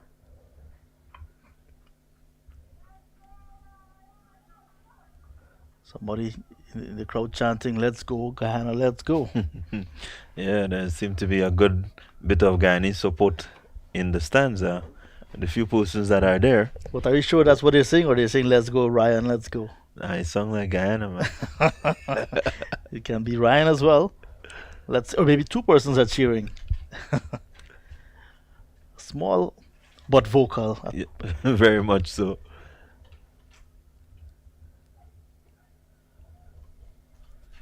It's good to see some persons coming out.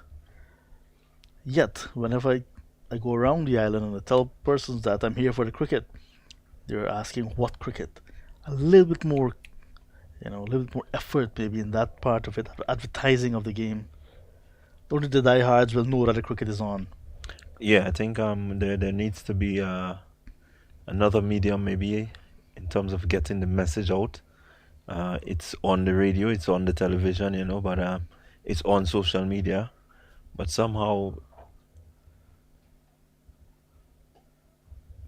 persons will still tell you. So maybe we just need to have something where the community, can really put out the information. So you see some of the persons in attendance. The person in the foreground, not very pleased. The two gentlemen in the middle, looking on intently. I think those are the two persons that were caught on Crick Nation 592. The gentleman in the back, perhaps assistant coach in another era. Very, very, very vocal. Pamal drives down towards cover. 144 now on the board. So the deficit is exactly 150. Some of the visitors, maybe so we have two cruise lines in the pier, so maybe some of the visitors taking the opportunity to come out as well. But look at that gentleman. He has a binoculars. In Grenada, everybody peeping. Yeah. Spyglass go sell in Grenada. I heard that song in 2001, 2002, and I fell in love, not with the song, but Grenada. Okay, John, well, I guess that's why you walk with yours. I had to bring mine. Because everybody peeping. Yeah, they're taking a peek at the game.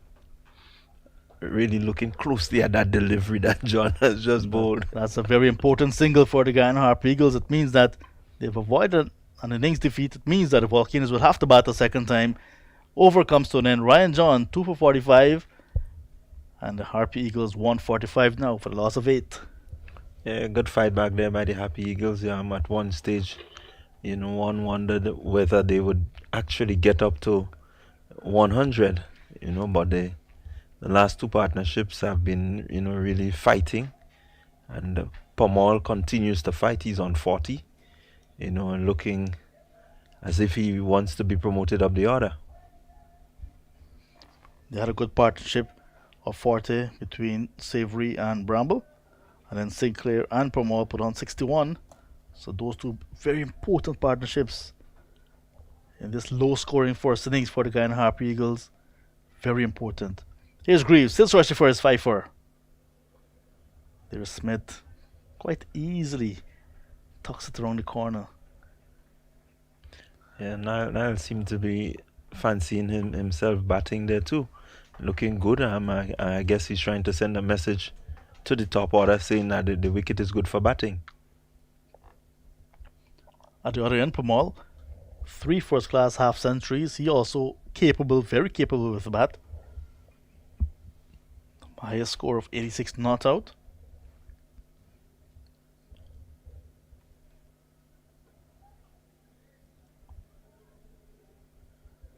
I think he also had a 40 odd in the first innings of the first game that they had. So he's showing that he's consistent with the bat.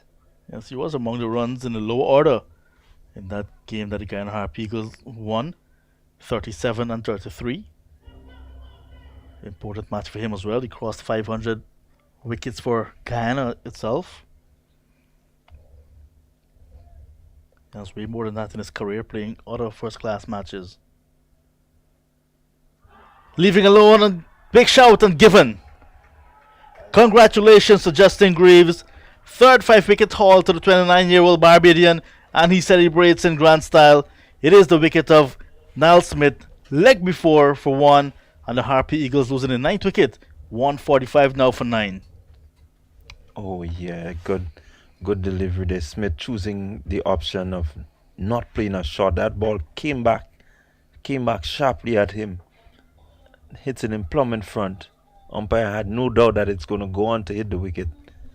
As we look at it again, pitching just around the off stump and heading back into the stumps definitely would knock that stumps down. And so, error in judgment there by Niall, choosing to leave alone one that came back, and he's adjudged LBW.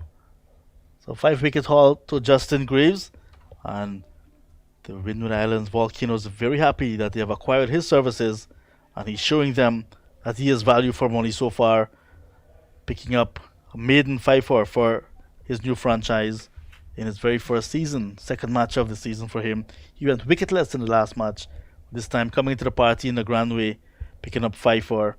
Very important wickets. 5 wickets in innings always helps anybody. Yeah, very important 5 wickets there too. And it's good to see that the franchise player is having an impact in the Volcano setup. This is what you need. This is what you want when you have franchise players coming into your setup, And so he has raised his hand, has contributed well. And, one would look forward to him throughout the remainder of the season. It's interesting that Kenneth Demba is chatting with him. Kenneth Demba wicketless. Wonder what he's telling him, or maybe he's asking him what is the recipe for success. Cannot be telling him, or maybe just saying congratulations. Anyways, the new batsman is number 11 for the Guyana Harpy Eagles, Runsford Beaton. So Runsford Beaton is back in the Guyana Harpy Eagles, back in the team this season. Last first-class game before this season was back in 2016 for him. Searching for that delivery. Greaves not quite finished as yet. Still looking for another scalp. He wants to get into the dressing room and put his feet up. Again, very good length and line by Greaves. I think this is good bowling. This is really good areas. He's been asking a lot of questions of the batsmen, and so far they have not responded well. Greaves seemed to be really on top of his game this afternoon.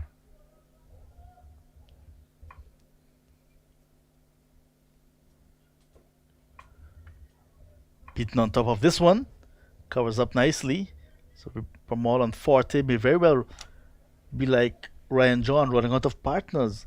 He's on 40 while Ryan John finished on 51 this morning. So they want to bat as long as possible to get as many as possible.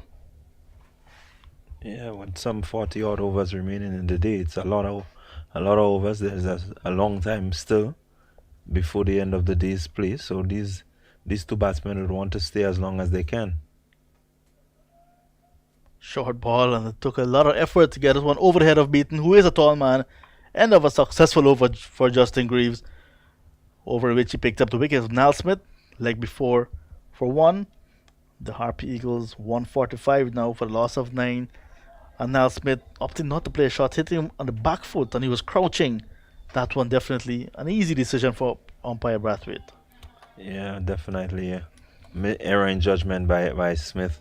Again, looking at the deliveries that he faced, and I think this is really good bowling by Greaves. Greaves actually set him up really nicely, because the first few deliveries they left him, and so again he's thinking, okay, that's the swing that he gets, and he was able to change the direction of the swing, get it to swing back in, and had reward. So excellent bowling by Greaves. Now playing his 35th first-class match, Runsford Beaton has a highest score of 13 not out. Can actually hang around with the bat. Single taking of the forced ball of Ryan John's new over. So Beaton We'll have 5 deliveries, sorry, in this over to negotiate. The Guyana Harp Eagles get closer to 150. And now I did a bit of bowling in my day, John, and being in this position, having a number 11 there, I would certainly want a man underneath the helmet, even if I'm not going to bowl the short ball, but just to have him thinking, have him wondering what is coming. And so I think Atenes is missing a little trick here.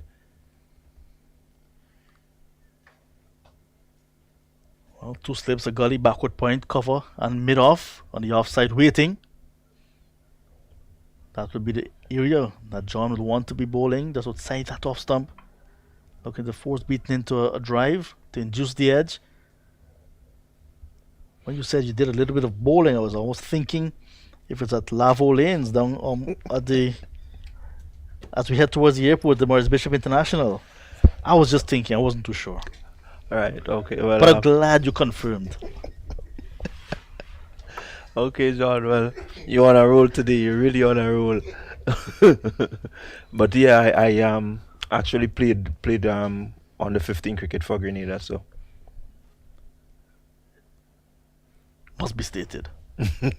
For the records. that's for the record. Played a lot of school cricket myself. Played some club cricket. Yeah. So when I tell you about the bowling, I can actually tell you I know what I'm So talking. when you played on the 15, who are your teammates that went on to maybe represent the Windward Islands and maybe the West Indies? Oh well, we had Troy George. He went on to represent the West Indies at the under 15 level. I think he was a reserve for the under 15 team in that year.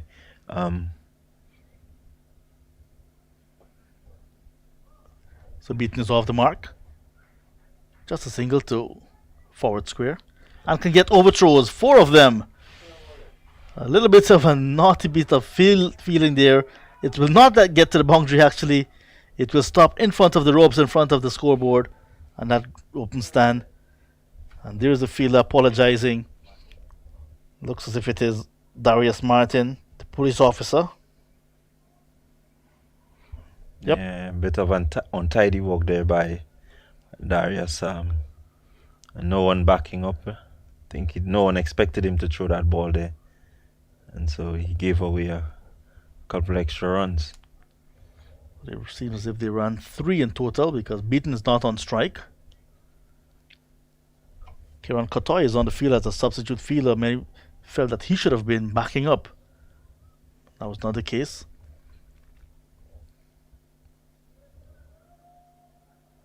Short ball, good hostility being shown by John, even in the dying stages of day number 2. Yeah, the field is set. Have 2 men back.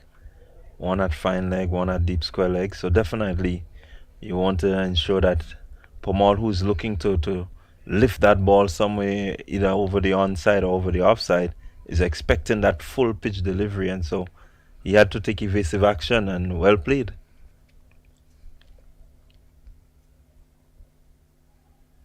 Kotoy, who we just mentioned, is at long off.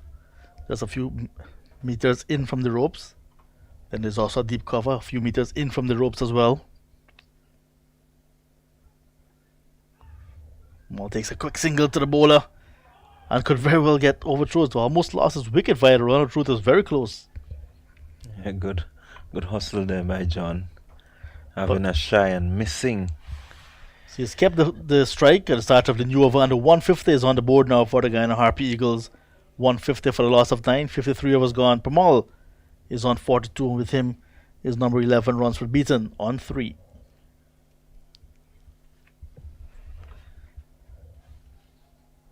How long will the Volcanoes persevere with the fifer? In terms of Justin Greaves, left to be seen. Depends how long the batters can hang around. The last pair now for the Harpy Eagles. I guess Athenaeus will be thinking for Greaves to just dislodge the last wicket so they can go in and put their legs up and leave it to the openers. That's what is expected. I think Greaves in the form that he's in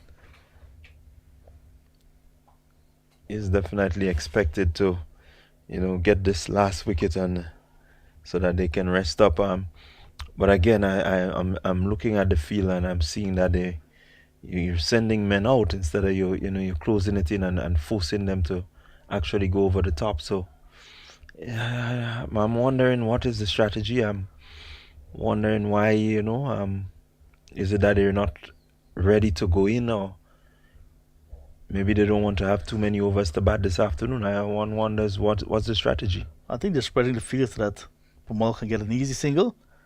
They want to run, they fancy getting the wicket of Ransford beaten much easier. Wide signal this time by umpire Brathwaite. That was too high over the head of the batter. Extras 22. Healthy contribution of 22 from extras. I'm sure the Harp Eagles wouldn't mind that at all. Definitely the Happy Eagles would not mind that, because you remove that 22 and they're 129 thereabout. You're the school teacher, I trust your maths. Some 5 no balls from Darius Martin to go with a wide. Wide as well from Preston McSween, and now Justin Greaves with a wide. Had some leg buys, and earlier we had 4 buys from that was given away by the wicketkeeper. So yes, extras playing its part in the Guyana Harp Eagles innings. The best bowling figures this season so far. Pamal 5 for 18. Sorry, Ryan John 5 for 18. We already had 4 or 5 wicket hauls in the first round. Niall Smith 1. Ryan John 1. And Raheem Cornwall 2.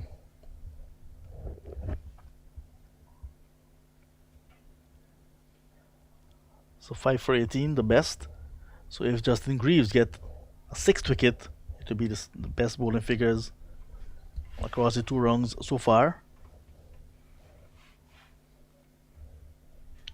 It's good to see that the Volcanoes will have 2 bowlers, in the best within the best bowling figures. Yeah, the Volcanoes, I think they've turned the corner. You've heard about turning the corner so long in West Indies cricket. I think the Volcanoes, they have turned that corner and they're seeing light. They're really on an impressive run right now. And when we were speaking earlier with Junior Murray about the Grenada players that are coming to the fore now, it goes to show that right here in Grenada, lots of players are coming through because of a good system and feeding the Windward Islands as well. Same can be said with the number of Dominicans coming through in their system, St. Lucians, and the number of Vincentians. So it is something good within the Windward Islands, and it's something that they can keep working with. The younger players will come through. Yeah, the setup in a lot of the Windward Island countries, I think the administrators are taking it a little more serious than they have done before, and so you see a number of youngsters coming through. Although the number of persons playing the game as compared to maybe 10 years back is not as much, but the structure that is there now is geared towards getting those that are interested to really become, top of their class. So it's very good.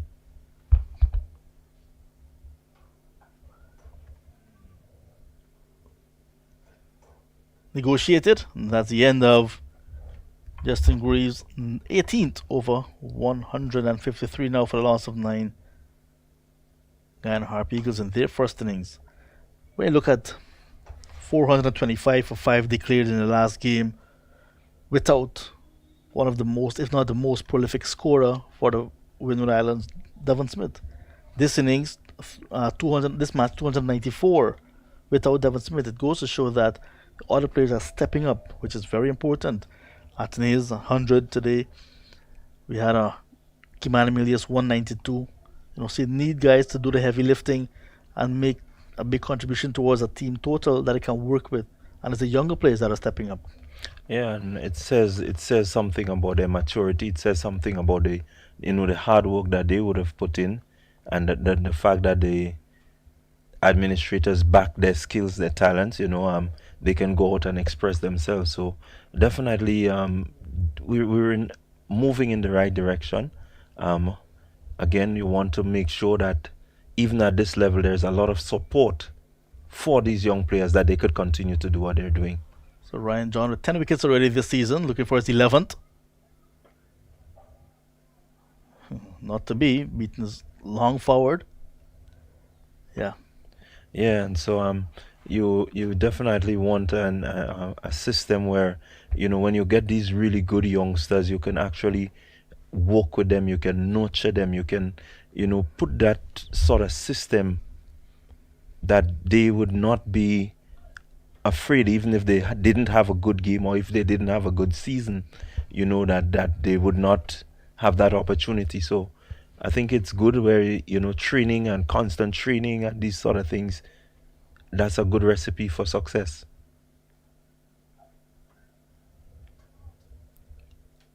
I'm often of the view that if we're going to succeed at the higher level, at the lower level, we try to imitate all that we can that is at the higher level. So it's an easy adjustment for these persons getting into the higher level.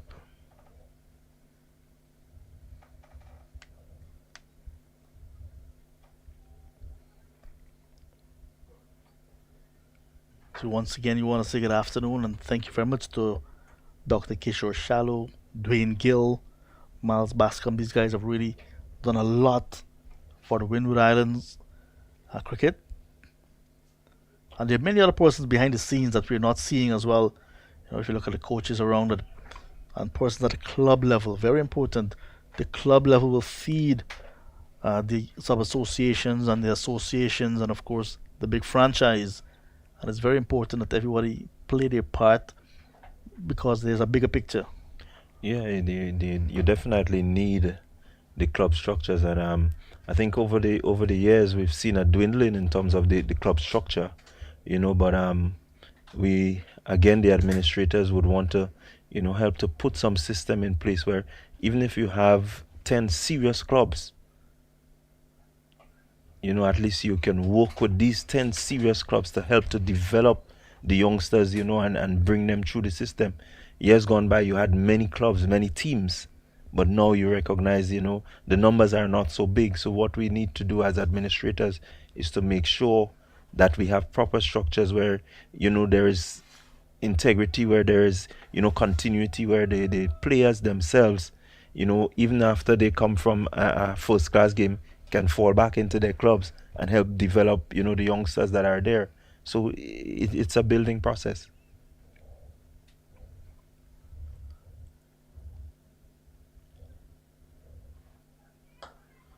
Nice confident stroke from Beaton. He's kept on 4.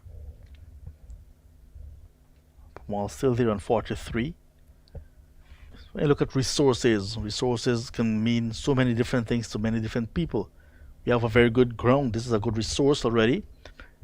Look at players getting uniforms. That's a good resource. Look at the equipment to be used. But we need the human resource to use the facilities, to use the equipment and the kits. And it seems as if lots of persons are coming through that system you just mentioned, which is a very bright sign for Windward Islands cricket. Single to end the over. You're going to walk that single. 154 now for the loss of 9 wickets. Yeah, and so John, the system, and that's very important, you know, that we get that system, you know, fully operationally. We can, if we're gonna survive and succeed in terms of our cricket, especially, you know, you look around the world and you see that the test cricket is really challenged by the T20 leagues and the one-day internationals and so on, the shorter formats, the T10s, you know. So we need to have these structures where we can get the youngsters in and get that passion for the longer format, you know, growing again. The T20, which is very lucrative, you know, it is attractive. You have crowds coming in. The T10, you know, there's always that sort of excitement when it comes to these shorter formats. But we need to get the longer formats. We need to have more persons in the stands, you know, and that's pretty important. So Justin Greaves out of the attack. So he perhaps will end with that 5 wicket haul. So it's going to be Kenneth Demba Demba a bit on the ball, just 2 overs before this, none for 10. And immediately a single is taken off of him. Good quick run in. But Justin Greaves, 18 overs, 6 maidens, 5 for 24. By far the best bowler in the Guyana Harpy Eagles' first innings in this encounter. His third first class 5-4. First for the Windward Islands Volcanoes. Here's Demba.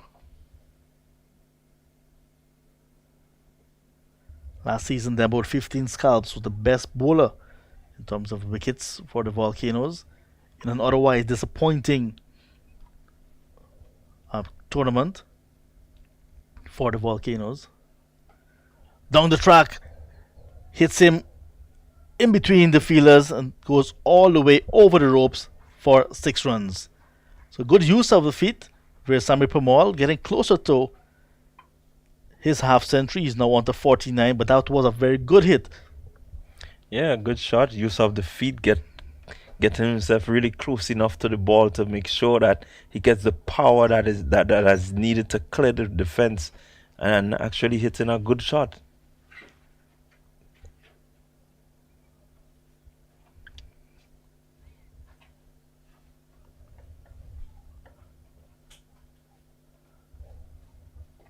Strokes him, cannot beat the bowler. The player from Albion on the quarantine coast, on the verge of getting to his 4th first class half century. The 33-year-old Veerasammy Permaul.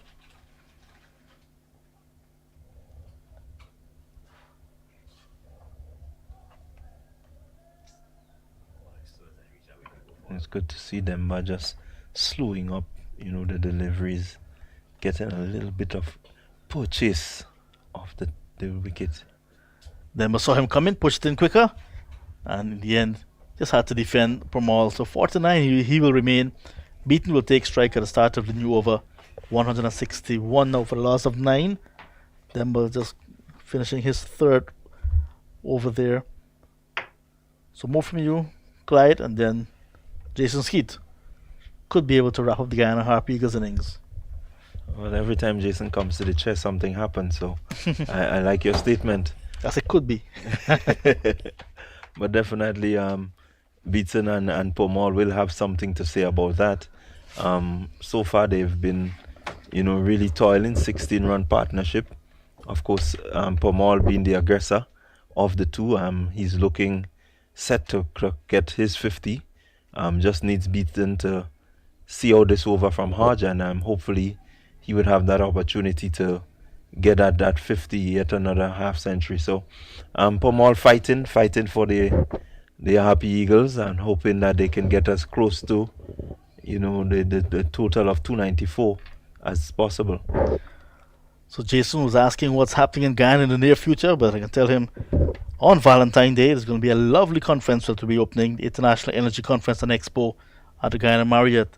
So Jason, you're invited. My good friends Premier Insurance will be there. They'll take good care of you. Just tell me who purchases the ticket, where I will stay. I'll feel comfortable at the Pegasus. My last outing there was very good. I hope they're still in operation and that I can stay there. I see you. You've been in very good form, John Ramsing. Been in very good form. Very cheeky. Not how he started his time here in Grenada, so he has picked up a good line and length. He's been in very good form. And a good bit of form there being shown by Ransford Beaton. He's on 6. The Guyana Happy Eagles moving on to 162 for 9. Beaton moves on to 7. And Permaul on the verge of another half century. He no doubt would look for every opportunity to get that now. He will take no chances, leave anything for the next over. If it's there, he would love to have it now.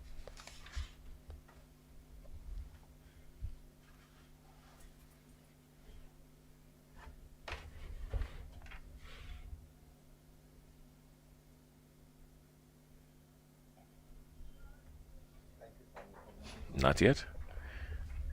He has to wait a little longer. It's interesting to see the field that is set. have a few men out deep. This is living dangerously here.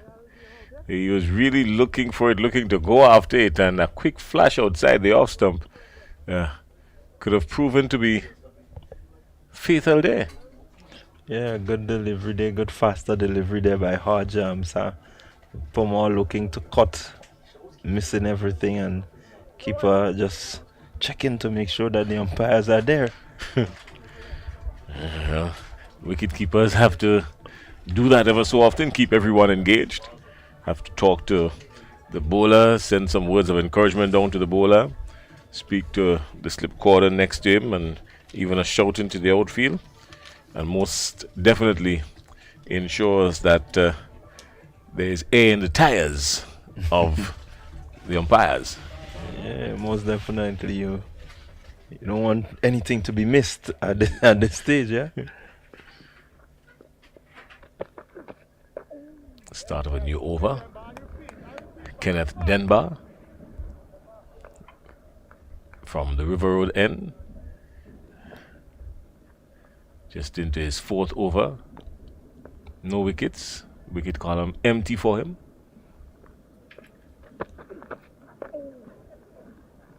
Yeah, so far this wicket has been proving to be pacer friendly, and so Denver has not been bowling much. And we'll hope that this opportunity can bring some success where he can gather at least one scalp, in this innings.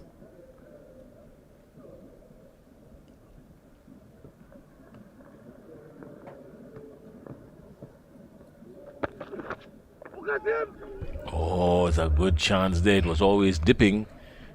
Peeled off a very thick outside edge. And always dipping, so first slip really and truly had a slim chance. Hodge was there at first slip, a slim chance.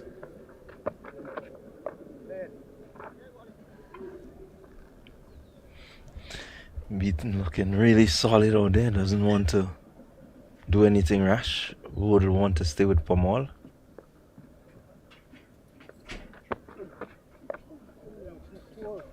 Oh, that's the end of the over. 162 for 9. Versamy Permal is still right there. He's been stuck on 49 for a minute now. And Ransford Beaton is on 7. And the Windward Islands in a good position. Another maiden over by Demba.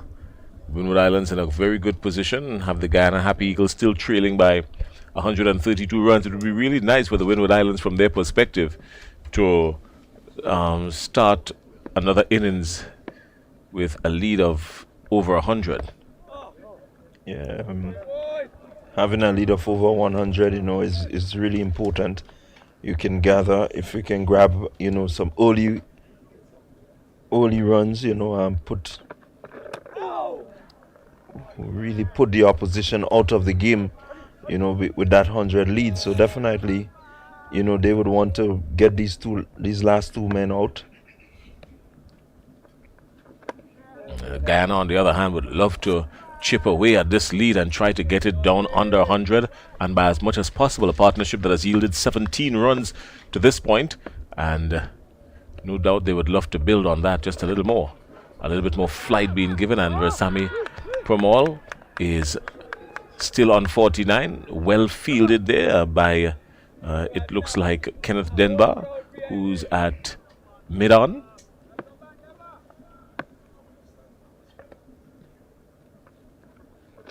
A little bit more flight, he'll get it now, and that's his half century. Well played, Versamy Permal, another half century, and his half century coming up in, well, decent time, just off 82 balls. It took him just about 130 minutes, and 2 4s and 2 6s. He was really going after it, and he did pretty well, kind of had a very decent strike rate just before he got to about 30 35, and then he was slowed down a little bit, but a good half century by Permal. Good batting there by Pomal, fighting all the way. Ensuring that the Happy Eagles, get past 100. He ensured that they got to 150 and is continuing to fight. So he would continue to fight. That's his nature, trying to ensure that the Happy Eagles get as close to that 294 as possible. A lot of the credit for the Happy Eagles getting to this point should be credited to Versami Promal. He has done pretty well, as you said, Clyde John.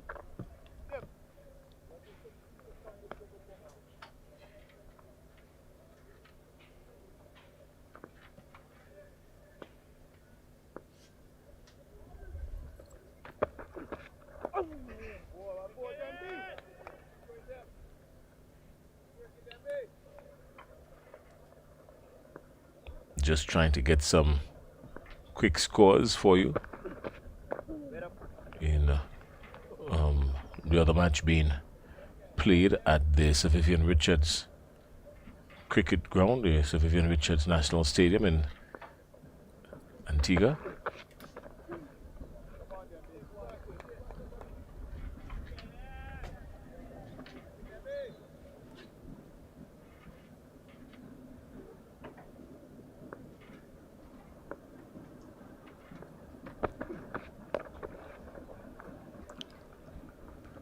Nice stroke up to long off by Promal. Promal is really in a confident mode, looking to really be positive. Looking really good. Looks like if he wants to be out there, for a couple more hours doing his thing with the bat. Coming right down round. In the meantime, Denver has changed his line of attack. He's coming right arm around the wicket now. Yeah, good move. Get that ball going across him and looking to turn it back into him. So that's a good ploy there by Denver. Still a bit full in terms of his length to Beaton. You would want Beaton to be reaching out as much as possible. Beaton right there again. So he needs to bring him forward quite a bit. Ensure that he's looking for that delivery. Darren Bravo got to his 100, and that was where he stayed before he was bowled. And Trinidad and Tobago in a little bit of difficulty out there. They're 250 for 6 against the Leeward Islands, and another partnership being built out there at the moment. The Leeward Islands playing Trinidad and Tobago.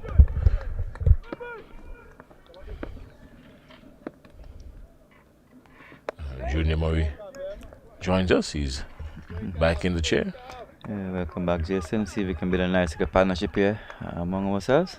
Well, in the meantime, Amir Jango is on 25, and Imran Khan, who is back in the TNT squad, is on 19, and Trinidad and Tobago in battle with the Leeward Islands over the Sir Vivian Richards Cricket Ground in Antigua at 250 for 6. The Red Force is fighting. Good century there by Skipper Bravo. And they're fighting all the way. As you can see, Kevin Hodge continuing, trying to get wicket here, trying to get the Happy Eagle batters back in hot. I know he'll want a second chance on this lovely batting track right there.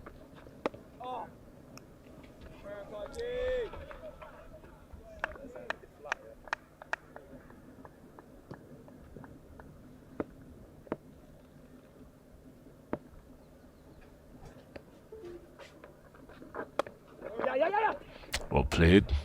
Good single. Ransford Beaton keeping the scoreboard ticking for the Happy Eagles. Keeping the Vulcan players over there a bit longer than they expected.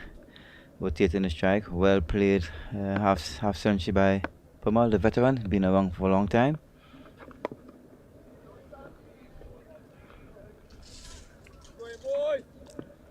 He's just showing all his experience. Being a leg spinner himself, facing up to Kavem.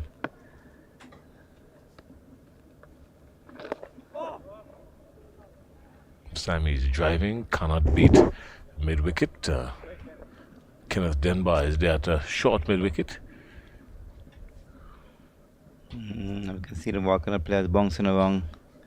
I think they're very excited about their performance in this game so far. They both bat and ball, and they like to continue in the same vein.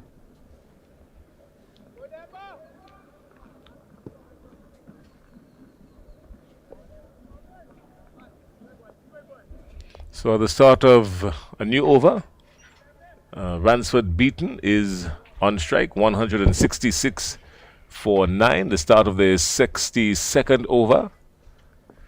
And Denbar will continue from the River Road end, and he's forward and very accomplished looking. Ransford Beaton forward and just pushing it up into the offside and not interfering with the scoreboard. They might continue now around the wicket, trying to get a ball. We see Beaton have a big drive outside the off stump. Get on outside edge and get 2 runs. They're keeping the scoreboard ticking. 166 for 9. They're fighting. The Happy Eagles are really fighting. They're not going down that easily.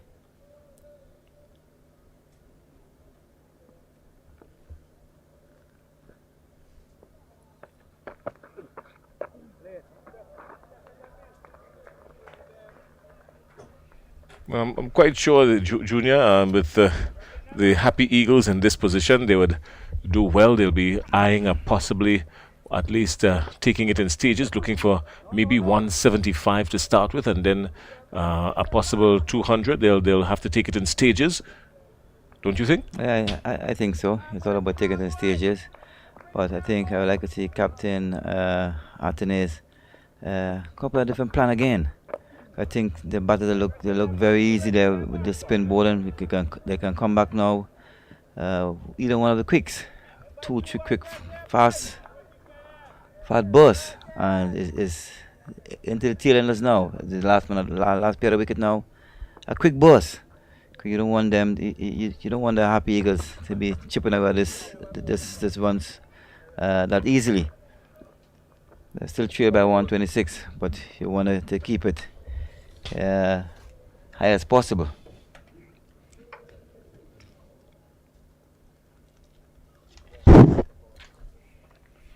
So at the end of that over, 168 for 9. Veerasamy Permaul is on 52, and with him is Ransford Beaton, who's hanging around. He's moved on to 10, and that's the story here at the National Stadium in St. George's, Grenada.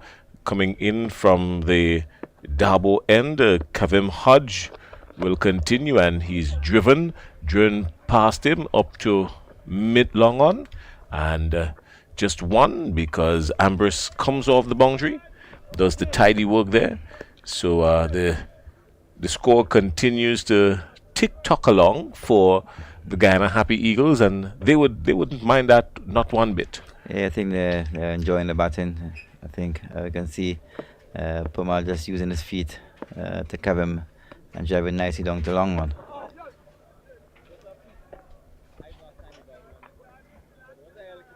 The Volcanoes do not want Happy Eagles to be chipping away too quickly.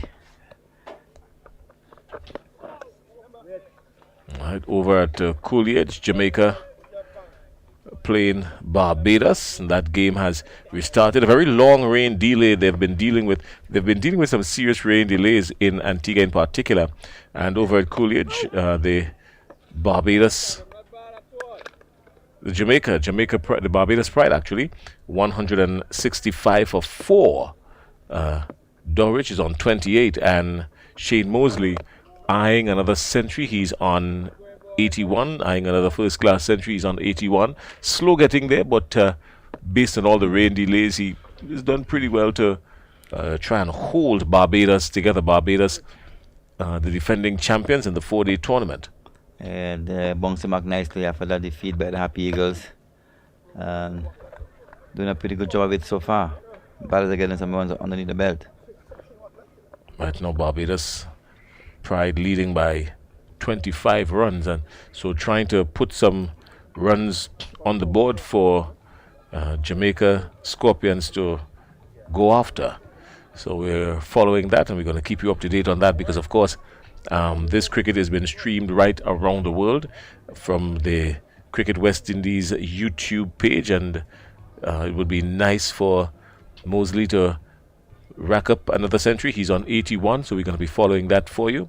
And also in Antigua, the Sir Vivian Richards Cricket Ground, 250 for 6, Trinidad and Tobago against the Leeward Islands. Here in St. George's, Grenada, the Windward Islands have held the Guyana Happy Eagles so far to 169 for 9. And he's down and driving stiffly to the bowler and caught and bowl a stiff one. Thought for a moment that Denbar didn't hold on to it, but he didn't hold on to it for too long after he took it. It was firmly struck by Pramal, and it's caught and bowl. So that wraps up the Happy Eagles 169 all out. A very good take there by Denbar. It was as hot as fire, really, Junior Murray. Yes. Nice clean strike by Pramal. I see Premal coming along to Demba using his feet nicely, but hitting it back, straight back to Demba, who took a hot catch just about midriff. And the Volcano batters will be very hungry out there to go there and put some lovely ones on the board and set up his game nicely, whereby they can't afford to lose. Well done by the bowlers. Justin Graves had a good fiver, well bowled by Justin Graves. The senior statesman in the team, the senior pro. And all along is a good effort by the bowlers. I think they did a fantastic job. Ryan John, and all the other fast bowlers. So well done to the Volcanoes. All right, well, let's now get ready to really put a wrap on this Guyana innings. It was a shaky one from the start for the Guyana Happy Eagles, and they've had their challenges.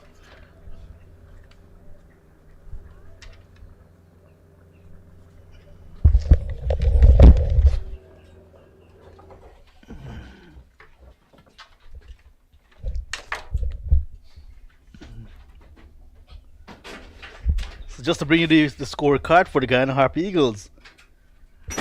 Chantapal Hemraj 4, Matthew Nandu 2, Tiffany Mlack 3, Kemal Savory 20, Leon Johnson 5, Anthony Bramble 21, Kevin Sinclair 23, Shamar Joseph 5, Niall Smith 1 runs to beaten in the end, not out on 10. Innings top score 53, coming from Veersamy Pramal. In the end, 169 all out, 63.1 overs, 22 extras in that innings, and the Guyana Harpy Eagles have avoided the follow-on, but they've also surrendered a lead, or the deficit, of 125. It means now that the Windward Islands Volcanoes will begin to bat in their second innings, 125 runs already on the board for them. Very good position for the Volcanoes. I think they deserve. They played very well. They bowled very well. Good game by them so far. I think they did a fantastic job for the first couple of days. Well done to the Volcanoes. So bowling for the Volcanoes in the Harpy Eagles first innings, Preston McSween 12 overs, 5 maidens, 1 for 26. Darius Martin 9 overs, 1 for 28.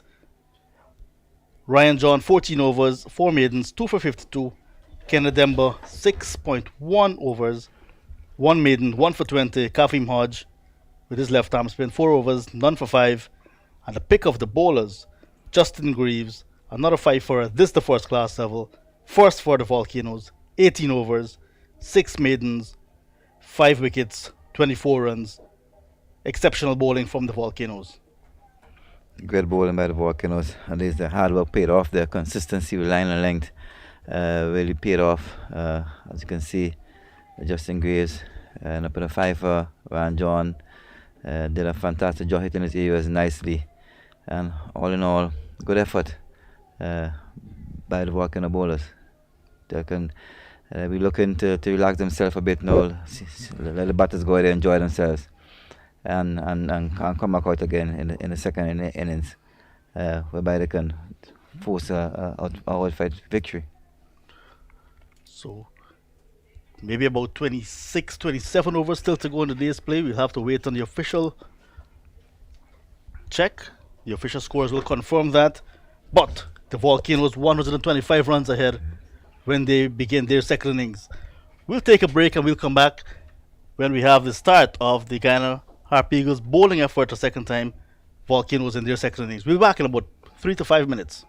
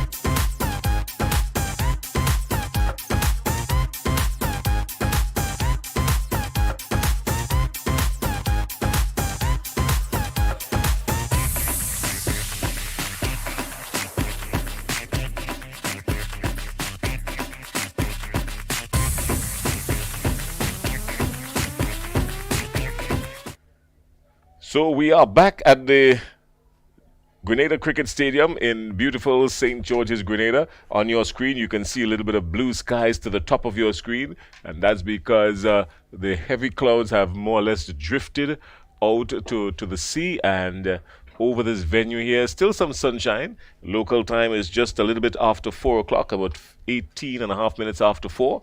And we may just have as much as an hour, just over an hour's play remaining in the day, and that will give the Windward Islands something to work with to add to the lead of 125 that they've got. We're still inside the final session of day 2, and it was a good session for the Windwards, wrapping up the Guyana Happy Eagles, 169 all out, and the Windward Island Volcanoes leading by 125 as they go into their second innings, trying to build on something here. The umpires are walking out. The roller is still on the wicket, but will be moving off now. At the bottom of your screen, very shortly, you'll see the umpires are walking out. You can see them there. So very soon, the players will follow, and we'll have some cricketing action. Junior Murray, what do you think will be the plan now for the Guyana Happy Eagles? Well, Guyana Happy Eagles, the spot of border, they're behind the 8 ball at the moment. The Volcanoes are 125 runs ahead. That's in the bag. And so the Happy Eagles, they want to do a bit of containing. They want to contain the Volcanoes batters. They don't want to be scoring runs too quickly this afternoon. Just about 20-something overs left in the day's play. When they can contain them, I think they'll be very happy because they're way behind the 8 ball at the moment. All right, so the Guyana Happy Eagles, they've got a lot to consider at the moment. Is it, in your estimation, do you think that they would go all out full attack in this last over, in this last hour and 10, 15 minutes remaining in the day? You think they're going to go a full onslaught, all attack against the Windward Islands? Yeah, well, I think so. I think it's only an hour left in the day, so I think they need to go there and really blast, throw everything behind the volcano batters. All right, and no doubt the Windward Islands Volcanoes, they would have other intentions, of course, because we've got Robinson and Hodge going out. So it seems as Kavim Hodge going out to open the baton, not the usual lineup I think what happened today, earlier today, I think I saw Milius left the field. I don't know if he has an injury or something, so probably we can get an update up here and see what's happening, because he left the field earlier in the day. All right, well, we'll follow that. John Ramsing is on the ball. He has been in very good form, and so I'm no doubt he will get the details on that for us for sure. And the Windward Islands opening with Kavim Hodge and Robinson, and so this is going to be very interesting. Hodge, of course, he can hold his own. He's good with the bat. He can hold his own. So opening the batting for the Windward Islands wouldn't be a mammoth task for him. Yeah, I think it's a task he had done before, probably at a white ball format. So he's used to it. He loves his batting. I know he will grab any opportunity to bat, and the longer he's at the crease, the better he gets. On the other end, Jelani Robinson, he been having a bit of a rough patch here and there. Not much runs behind his belt. So there's an opportunity here now to get some runs on his belt and build some confidence. I think he needs it very badly.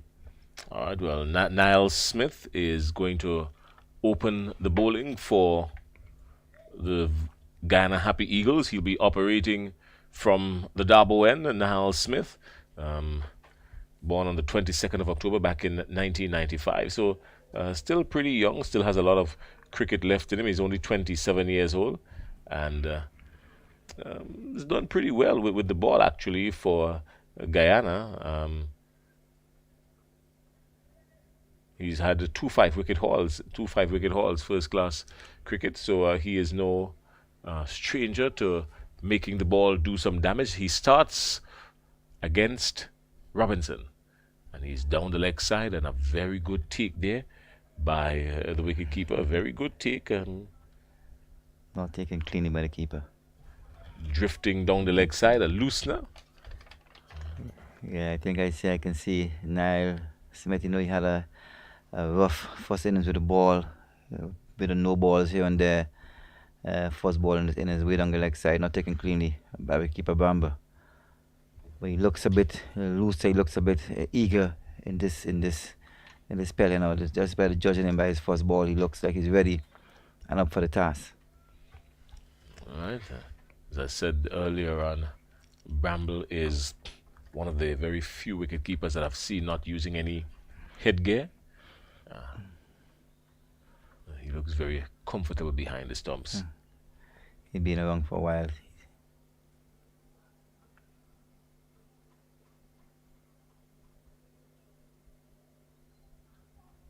2 runs down to long on. Down to, no, 2 runs, sorry, down to third man. Fine leg. Fine leg. Fine leg. 2 down to fine leg. Still trying to gather my thoughts after a brief moment of indecision. Yeah, I saw a different side of you there, Jason, a while ago. I had no clue what you speak of, but this is cricket. We have to remember this is cricket. So Jelani Robinson, he gets off the mark on 2, and Kavim Hodge is there with him. Yeah, see, and that's me just train on the leg side a bit into the pads of Jelani Robinson. He walks him around to find like for a single, for too long to the fine leg. So the Windward Islands, they would love to add at least, do you think maybe about a 50, 60 runs within the next hour? You think that's possible before the end of the day is played? Adding about a 50, 60 runs without losing a wicket? No, I don't think at least this rushing is important now. This afternoon, I think they have a lovely cushion of 127 runs there. Let's see how this. I think the batter needs to just stay there, see how this month over this afternoon, and then we can come at a different plan from tomorrow morning. Oh, that's a lethal delivery there, almost very costly, but good work by Robinson, who got down on it in time. It was, for all intent and purposes, a deadly Yorker by Smith. Good Yorker, right in the block hole there, and Jelani Robinson equal to the task. He looks as if he's ready and up for the challenge ahead of him. He needs some runs here in his innings here now. He had some very poor scores in the first round and the first innings of his game so far, so he needs something to get a bit of confidence going.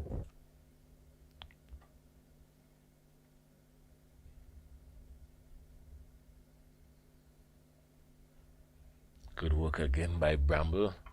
Down the leg side, he's been called into doing some excessive strenuous work inside this over already. You can see Niall Smith have his wicketkeeper very busy behind there, way down the leg side. Bramble skipping across his left and collecting very nicely. Niall Smith need to hit his areas as soon as possible. You don't want to be giving away too many extras at the moment. Your team is way behind the 8 ball at the moment, so you want to keep it as tight as possible and build some pressure.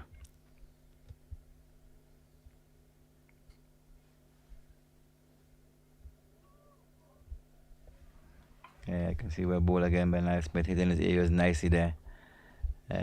Jelani Robinson equal to the task. So that brings up the over at the start of this innings. 2 without loss. Anthony Bramble, we were speaking about him. He's 32 years old. Just 32. Just under 2 months ago. He's played 66 first-class matches. All for his country. 350s has been accomplished with the bat. He's got a top score of 196, so he sees the ball as a batsman and negotiates the ball pretty well. He's been the wicketkeeper for Guyana for some time now. He's been, up and about, doing his thing behind the stumps and staying active. Yeah, he's been around for a while. He's a very capable, big keeper batsman. I just saw you got a bit of him in the first innings. Very aggressive, hitting the ball as firmly as possible. He's a very strong wicketkeeper, very stocky, and he's doing a good job behind the stump so far for the Happy Eagles.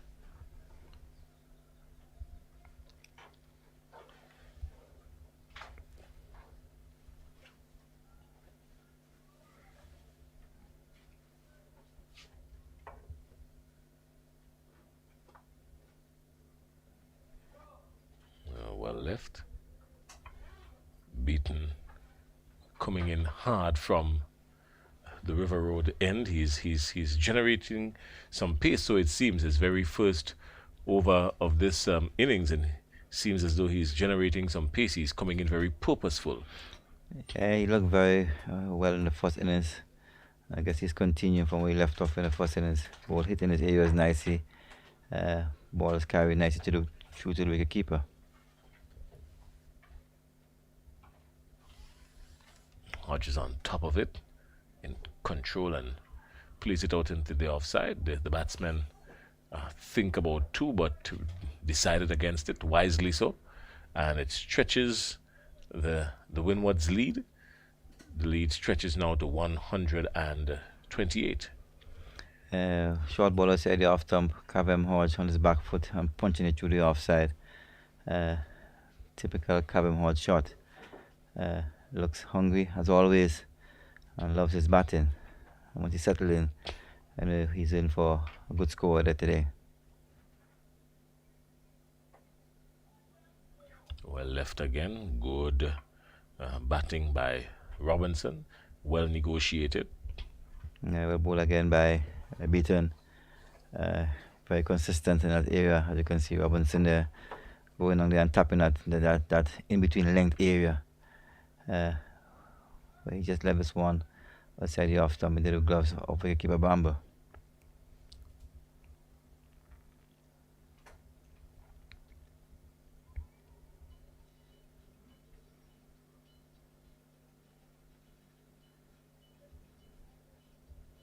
Well left again by Robinson. Just had some update for you. We sorted an update on Melius, and of course the reason why Cavem Hodge is out there opening with Robinson, we just had some word that he has suffered a groin injury, so he will bat, but only if he's needed, and that will come into play. They would negotiate that that will be negotiated within the first 2 hours or so of the Windward Islands innings. He would bat at number 7 or somewhere thereabout if needed. But really and truly, if the Windward Islands don't need him to go outside there sometime this afternoon or tomorrow, he will not really. But with this comfortable lead of 128 runs, it's very unlikely. But this is cricket. Glorious uncertainties are before us, and anything is possible. And the end of this over, just 1 run coming off the over, and the Windward Islands 3 without loss after 2 overs. The Volcanoes building on a lead after taking down the Happy Eagles for 169. Yeah, another good over there by Beaton, hitting his areas nicely, well negotiated by Jelani Robinson. Just hope that Millers can recover very quickly and he will not be needed out there for the balance of the game. I hope the batters, with this cushion that the Volcanoes is sitting on nicely, I hope that the Volcano batters out there can apply themselves. No need to rush this afternoon, just set it up nicely. You can come tomorrow morning and take it from there. And I hope that the coach Shirley Clark has his plans and they will be discuss it properly and come out tomorrow morning and bat with a plan.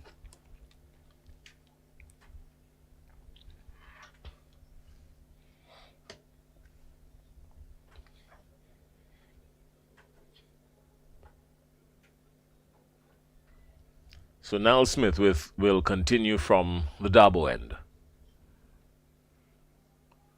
He's pitched up and just sliding down the leg. He has to get his line right. I mean, his length is good there or thereabout, but his line is not where he would want it to be, not at all. And the captain, Leon Johnson, would not be pleased with his current line. I think he needs to keep his body upright, head in line, and line up the ball just about on the off stump, heading for the full stump. There are 2 steps on the gully, and they can keep it waiting.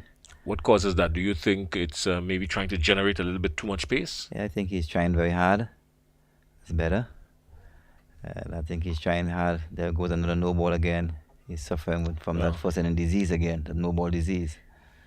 This time he got the line right, but costly, and the extras pushing the total forward. The umpire just, you know, showing. I think he is in fact trying to generate just a little too much pace. He's trying just a little too hard. He needs to just settle in and find your line and your length and let that work together, because it's early days in this innings for you, and you've got some time ahead, so you don't want to be straying too far. Not this evening, because you stray too much on any side of the wicket, it can be very costly. Yeah, he looks a different bowler, and the first inning I can see him running in and hitting the deck very, very hard. And that's what I know of Niall Smith. He hits the deck very hard, very consistent, and keep the batters on their toes. He looks a better bowler in this innings, you know.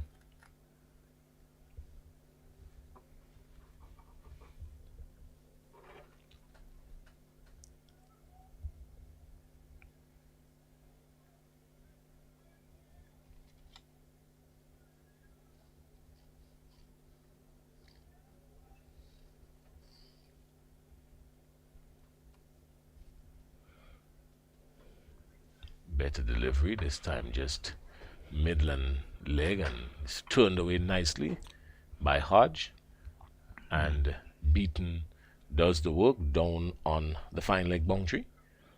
Just one. Yeah, Hodge is looking typical Caribbean Hall, look very organized, very hungry for runs. And this flat surface here, you know, is a surface he practices on every day, being the base of the volcano, so he should be really hungry over there.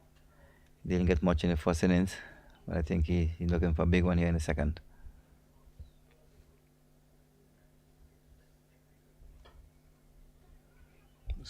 More runs here, quick single, good fielding, well backed up, having a shy at the stumps, looking for every opportunity to make something happen. That's Kemal Savory right there in the onside, looking to put some pressure on the Windward Islands and see how many quick wickets they can pick up this evening. Nice rotation by the batters. You can see they're out there with a plan, keeping the scoreboard ticking. They don't want to be bogged down too much, even though there's much time in the game still, but I think the Volcanoes batters still got to keep that rotation going.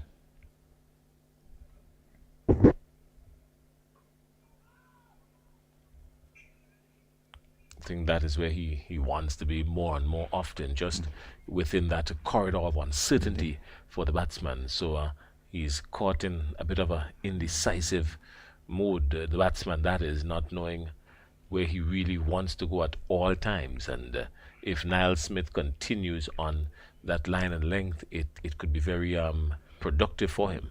Yeah, so far in this over, he's been doing a good job. You can see there's one there before coming back into the Kevin Hodge, who has been equal to the task so far.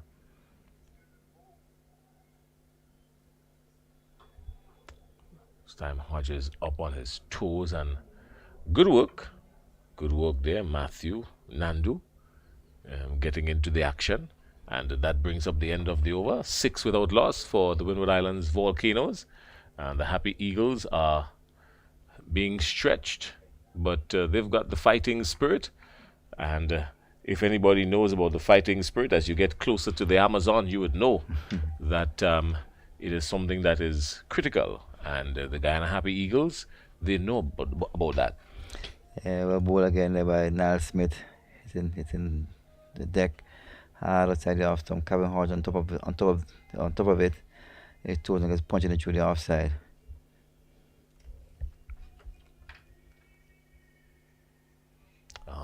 Good delivery there from Beaton, pitched just in line with the middle stump, and just seamed away just a little bit from the right-hander. Jelani Robinson doing well to just watch it, very watchful and very cautious with it. The ball just seaming away from him, and you can see the anxiety in Bramble as he collected it. Nicely bowled by Beaton. Jelani Robinson don't want to fall in that trap again that he did in the first innings, driving to ball outside the off stump. So he's very, very watchful out there and very hungry to get a score on the board. Similar delivery again, and this time he's gotten him.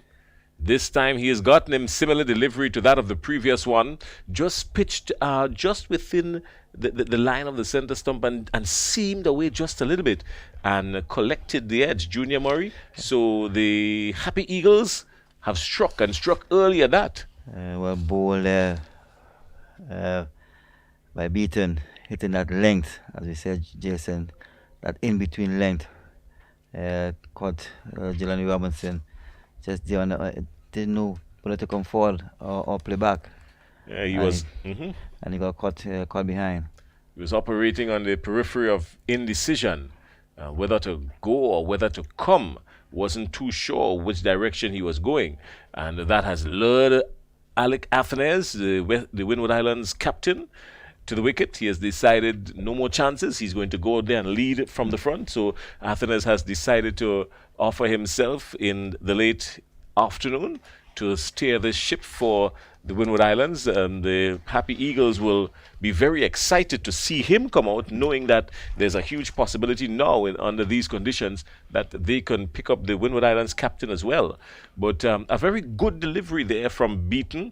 Pitch just in line with the middle stump and just seamed away, and that corridor of uncertainty coming into play, and really and truly Robinson was left in no man's land, really. Yeah, I think Jason, if you want to see a ball and hitting your areas consistently, I think you will draw the error from the batters. I think Robinson have first 2 games very rough for him. I think he may be very disappointed with his performances in this game and the first one game. But still got a chance, still got some time, still a couple more games to go. So he can go back to the drawing board, take some time to go back to the drawing board and work on his craft. Coach Charlie Clark will be there doing his work as always, and the staff. Well, Athenes is at the crease and Beaton comes in, 3 slips and a gully. And he's wrapped on the pads, but the ball always angling down the leg side. Beaton is running in with some fire and some urgency now.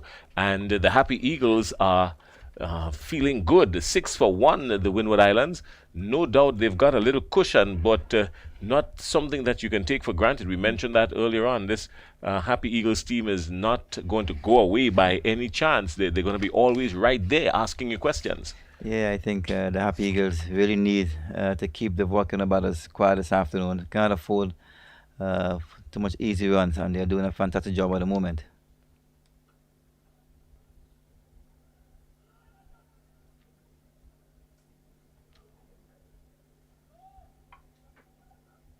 Well ball again there by Beaton, hitting that area nicely. Captain Anthony is equal to the task. And he's about full of confidence, bouncing around in the crease.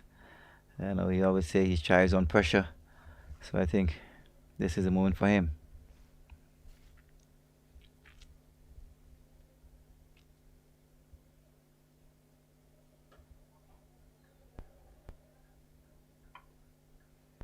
Well, if it's one time these Harpy Eagles are going to sing, it's this afternoon, and they will sing songs of sweet melody if they can pick up the wicket of Alec Athenes, because he is doesn't take much for him to motivate himself. He just always runs off to the edge of the crease and nimbles on his feet, and he's right there back into the hunt.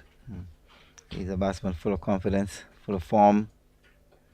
So he's driving and turning it into the onside, picking up 1. They come back for the second there, yes, and the good long throw coming in from just off the edge of the mid-wicket boundary.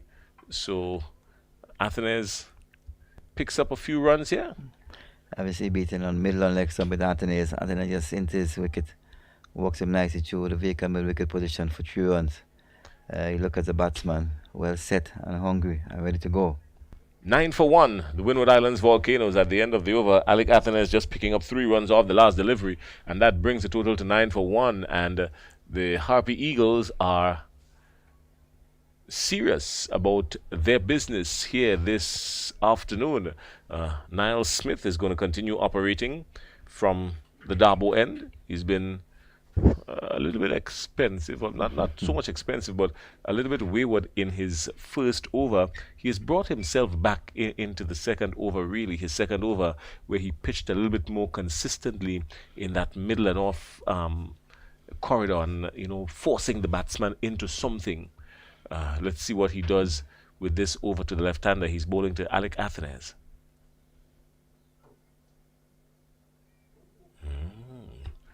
He's getting a lot of lift there. He's running in hard and hitting the deck, and this wicket is showing that it has some, lift to it. We didn't see this in the previous game against Trinidad and Tobago with the Windward Islands. The bowlers had to really bend and put a lot more into it to get the equivalent to the kind of lift that we're seeing now at the end of day 2. As we said earlier, before the game was started, a bit of live grass on the pitch, which encourages a bit of fast ball and a bit of bunks and carry to the wicket keeper.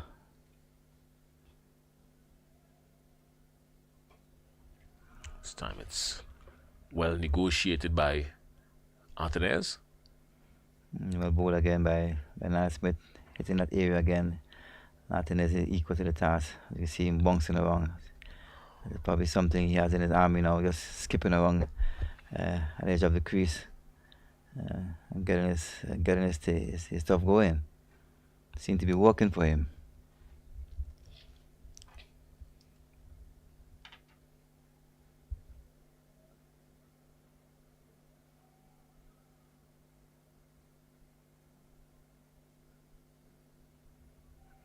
This time I think he was maybe just drifting a little too wide. This is Niall Smith, just going a little too wide to the left-hander, off the left-hander. That's when it's very wide aside the off stump. Athens equal to the task, letting it go to the gloves of Bramble.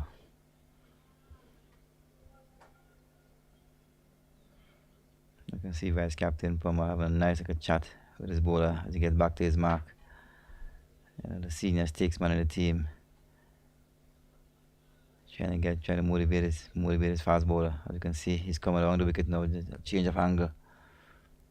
Probably that's what Palmer was telling him.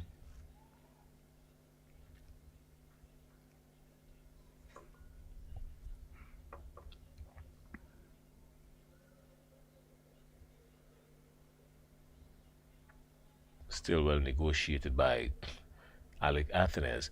Those footmarks we see coming up from the bowler who would normally operate from the River Road end. On the screen you would see the runway track, but that what is even more concerning is that it goes into just outside the crease of the left-hander, which could cause a little bit of problems for the batters in that area when the spinners come into play. Yeah, I think if we get a bit of rough out there. Yeah, so sometime when the spinners get a chance, they can use it very smartly. I think as a fast bowler, you probably want to identify a spot. Pick something right there, even if it is one of those little rough spots. And as Niall Smith is running in, he wants to identify a spot that when you're bowling, you're pitching. This is where you're looking at. This is where you want to put the ball. And more often than not, with good consistency, good temperament. Good temperament would bring the good consistency. You would hit those areas and it would cause some issues for the batters. This time he's a little bit fuller and just guided through the offside by Athens. That brings up the end of the over. And the Windward Islands, Alec Athens, the captain, is there. He has decided to come on out and lead from the front. He's on 4. The Windwards are 10 for 1. They lost the wicket of Jelani Robinson.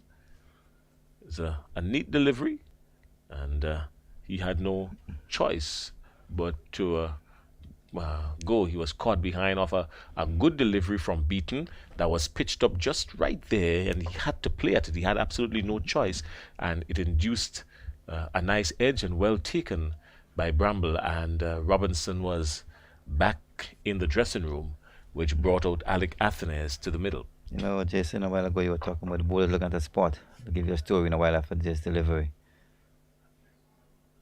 Oh, it's a good delivery too. This delivery is a good delivery. Beaton rushing in, generating some pace, and Athens watching it through, very cautious, very watchful, almost detective-like. Yeah, well bowled, by Beaton, well left by Anthony's. And then look at story, Jason. My good friend Sir Courtney Ambrose, when he comes to the ground before game, he look at the pitch. We just go and look at his area where he wants to put the ball. And at the end of the day's play, you can see that ball mark in that pool. That is his consistency of hitting that length and line consistently. You know, I've kept to him for all of my whole career.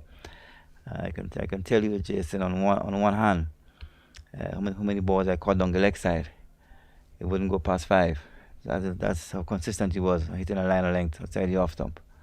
That's what you want to see from the young fast bowlers these days. Be consistent with a length and line.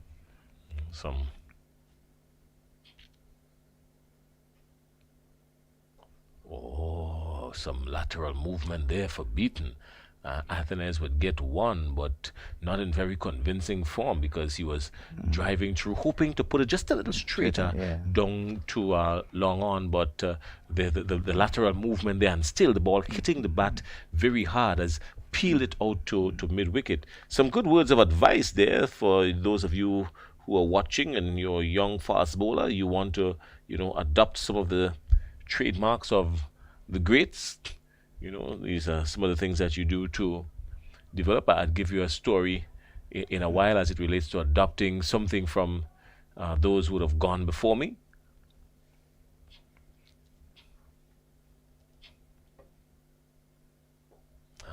As well played it.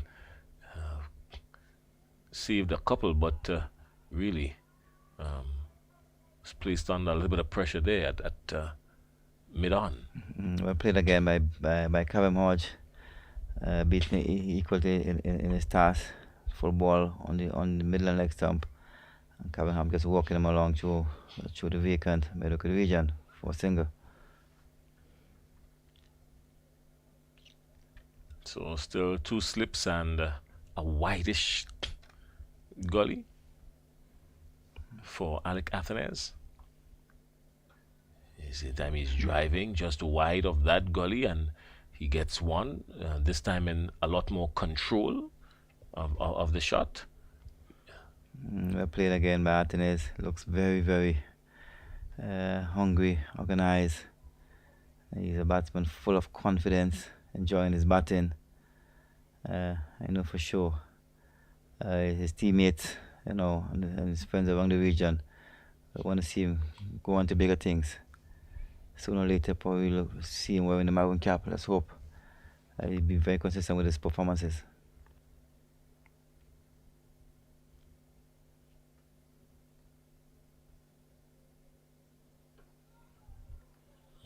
This time a quicker delivery, probably the quickest delivery that we've seen in the over from Beaton. Don't have anything here to assess the speed, but just from the naked eye you can tell. And just the way it struck the bat, you can tell that he really generated some pace there. 13 for 1. That's the end of the over. The Windward Islands Volcanoes. Alec Athens is there on 6. And with him is Robinson. Robinson is there on 3. And the Windward Island Volcanoes lead by 138 runs. They lost the early wicket of Kavim Hodge, Jelani Robinson, that is. Yes, they lost the wicket of Jelani Robinson, who was caught at the wicket by Bramble of Beaton. So Hodge is there on 3. And Athens, his captain, is there with him on 6. You can see Smith fighting hard for the Happy Eagles, keeping the Volcano batters a bit tight at the moment.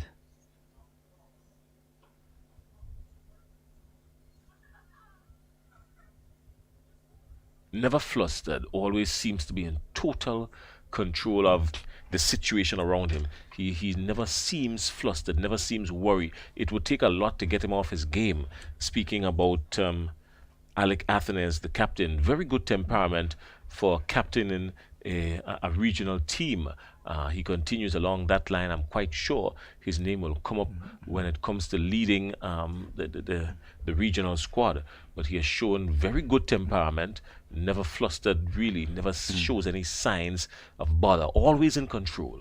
Yeah, he's been around. He may be pretty young, but he's been around. I think he's hungry for the game. He loves the game. He's very passionate about the game. And I think that helps him along with being so relaxed at the crease and just enjoying his cricket. Can say the very same thing about Leon Johnson himself, the captain of the Guyana Harpy Eagles. He too always seems to be, just right there, never flustered, always, showing his hands and letting everybody know, don't worry about it. We'll deal with it no matter what the situation is. Guyana was in a serious spot of bother, but looking at the demeanor of Captain Leon Johnson, he always maintained, control of his troops and always kept them right there saying, don't worry about it, it's going to be all right. So very good temperament shown by both captains in this game as well. I think, as we know, Jason, with good leadership, I think the other players will follow. They're very relaxed in a good environment, and all those helps, with good performances. Once you have a good leader, the team will fight for you. The team will go down for you. So it's always good to see that. 3 slips and a gully. Niall Smith is operating from the Dabo end. Smith is good to make sure he has 3 slips and a gully, especially to the left-hander, because to the right-hander, he's been drifting down the leg side, but to the left-handed Athenes, he's been getting a lot of bounce and turn just right there in that area. Oh, and this time he's pitched outside the line of the off stump and driven lovely, sweetly, with an immense measure of class and comfort. Alec Athenes just flowing into it, majestic. A lovely shot there by Athenes, full and wide outside the off stump. Athenes just getting his front foot out and stroking it nicely. Just behind point there for 4 runs. Great shot. Yeah, so 3 deliveries off the over already. 4. 6 runs coming off the over already.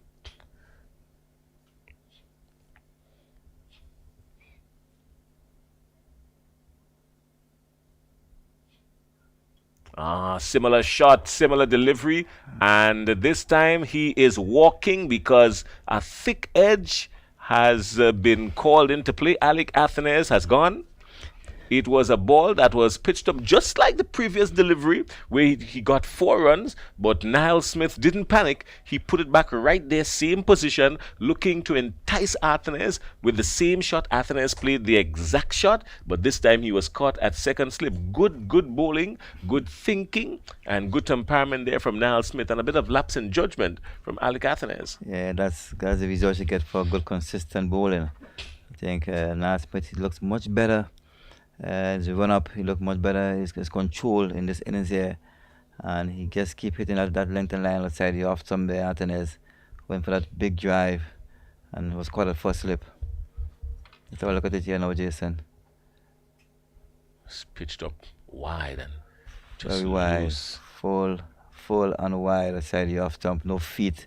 The feet were just stuck there and straight into the hands of first slip by bowler Niall Smith. All right, so Niall Smith is gone, caught by Johnson. Johnson taking the catch. Alec Athenes, captain to captain. Both captains coming into play. We was just speaking about them. I need to be careful now because too many things happen when I speak and when I'm in this chair. So we were just speaking about both captains. And Alec Athenes offering what could be a regulation catch really to second slip. That's Leon Johnson, the captain of the Guyana Harpy Eagles, taking a regulation catch at second slip. So the Windward Islands, 19 for 2. And this is turning out to be some kind of story. Yeah, I think the volcano batters, they have to be very careful. Very watchful here now at the moment. It's the leader 144. They can't afford to lose too many wickets this afternoon. It's a game of close uncertainties, as we know. And it seems as the Happy Eagles came out here with a mission, came out here with a plan, and they're executing it very well, putting a lot of pressure on the volcano batters. As you can see, Ambers makes his way to the crease now. All right, well, that has induced Sunil Ambris. And Ambris, of course, no slouch. He's been very steady, consistent. He has been. Um, would love to get some more runs in the first innings, but he has a chance now with the Windward Islands in a concerning position. Ambrose wastes no time. He hooks and hooks down, picks up one. He's off the mark, and that brings up the end of the over. A very eventful over. So a good shot, wicket, 7 runs, and Niall Smith would be somewhere caught between his emotions with this over. Yes, you picked up the wicket, but it was not off of a very good delivery. But no doubt a wicket is a wicket. But the Windward Islands too, they would be very concerned. No, they should be, because the Harpy Eagles has the tendency to keep coming. They don't give up. They fight to the very end. Yeah, short ball outside the off stump there. But Niall Smith, Ambus went back and pulled him around. Deep score for a single. I think Ambus, as we know, he's a very busy player. He'll have to keep the scoreboard ticking. But in the same breath, you got to be very careful there. You don't want to lose another wicket this afternoon. 145 runs. Lovely cushion ahead. But you want to make sure you're very comfortable. You don't want to lose any more wickets this afternoon. Well, the focus now would be on starting day 3. And whatever happens here, both teams are considering how they will start day 3. Ambrose is there. He's waiting on Beaton, and Beaton comes up just down the leg side. So the Windward Islands, they've got to be very careful. Yes, a lead of 146 now, but the Guyana Harpy Eagles are really and truly not going anywhere. Story we spoke about earlier on, Junior, when we spoke about emulating those who would have gone before you, and I too in just about every sport or every career that I ventured into always sought advice from those who would have gone before me. A couple of people that I would always pay credit to in this my professional broadcasting career, Paul Roberts being one of them. He's always in constant contact with me. Called me after the first game, Trinidad and Tobago versus the Windward Islands, and he said, I didn't even know that you did the cricket commentary. He called me the night, couldn't get me. He said, oh, you thought it was easy? Because I fell asleep. After those first 4 days, I had to retire very early. Always warned me that it could be very difficult. So listening to those who would have gone before you, those who walked the path, is always critical to your success. Yes, I think Paul Roberts is a great man with a golden voice on the radio. I think you are in good hands, Jason, and I think you're taking his advice and you're doing a fantastic job. I also take the advice of John Ramsing. John Ramsing is my cricket commentating coach, so to speak. I also take his advice. Those of you in Guyana, thank you very much for loaning us John Ramsing for the last few days. I take his advice, and he has been right there leading this commentary team. Captain's knock from the very front. Picked up his line and length and decided to get a little bit smart with us here and there, but he's all right. He's all right. Good guy, good chap. I think John has done a fantastic job in the box with us, Jason. He not only you with the help, but I think Junior doing this for the first time. I think John, thank you very much. I think you really helped me along the way and probably push me on to bigger things in the future. I must also say good afternoon to the Grandmaster, as I like to call him, the Grandmaster of West Indies cricket commentary, the Grandmaster. You know who the Grandmaster is, Junior? He's talking to Joseph Redspur. You need to put a handle on his name. You need to put a handle on his name. I refer to him as the Great Sir Joseph Reds That's right. Pereira. If they don't want to give it to him, I'll give it to him. That's sure. He deserves it. Of I think course. he's done a fantastic job over the years. That special voice. Have to admit, I received some communication from him after my very first day of the Trinidad and Tobago versus Windwards game, and some very good advice, sound advice, and took my notes. So, Reds, thank you very much, and I know that you're enjoying the cricket. You can't stay away whenever there's cricket. So even though you're not here physically with us in St. George's, Grenada, you are here in the spirit, and you're here with with the YouTube channel as well. 23-4-2. Kavim Hodge is on 5, and with him is Sunil Ambris is on 3. The Windward Islands would have lost to Robinson already, caught Bramble at the wicket of the bowling of Beaton, and also the captain Alec Athanaze caught by the Guyana Harp Eagles captain Leon Johnson of the bowling of Niall Smith. So 2 wickets going down quickly for the Windward Islands Volcanoes, and the Harpy Eagles are right in the hunt. Yeah, so for the Happy Eagles, very good start to the second innings, keeping the Volcano batters thinking. Nice mid there, the one wide aside the off stump Ambus, they leave it alone into the gloves of Bramble. I think as we see Sonal Ambus into the batting second time around, he's very busy at the crease. Love to rotate the strike, and I know for sure that he's going to keep the scoreboard ticking along with him. Also, Kevin Hodge, who's doing a good job at the moment. Good day to our friends in India. The West Indies regional cricket has been followed by all cricketing nations around the globe. We've seen some messages coming in from India, and they would no doubt love that shot off the back foot from Sunil Ambris, off the back foot and just guiding it through the offside, picking up an easy single, sort of like a Sachin Tendulkar style of a right-handed stroke through the offside. Yeah, well ball again by Niall Smith, well played by Ambris, who was looking for every opportunity to score, to keep that scoreboard ticking, keep that lead, building up as much as possible. Yeah, so our friends in India and those in Australia, we've seen all the comments coming in, even friends in the United States, not a cricketing playing nation, but they too follow the cricket. Good shot down to backward a square just on the boundary. Hodge is down there, so just one more to the total. Short ball there by Niall Smith, and Kevin Hodge equal to the task. Short and just pull him around for a single. They keep the scoreboard ticking. They're too busy. They're two busy batters. Two senior players in the team. So Ambus, as a former captain, former West Indies player, so you expect a lot from these two players. Kevin Hodge, who had a tour of Bangladesh with West Indies team, so he has a bit of experience on his belt also.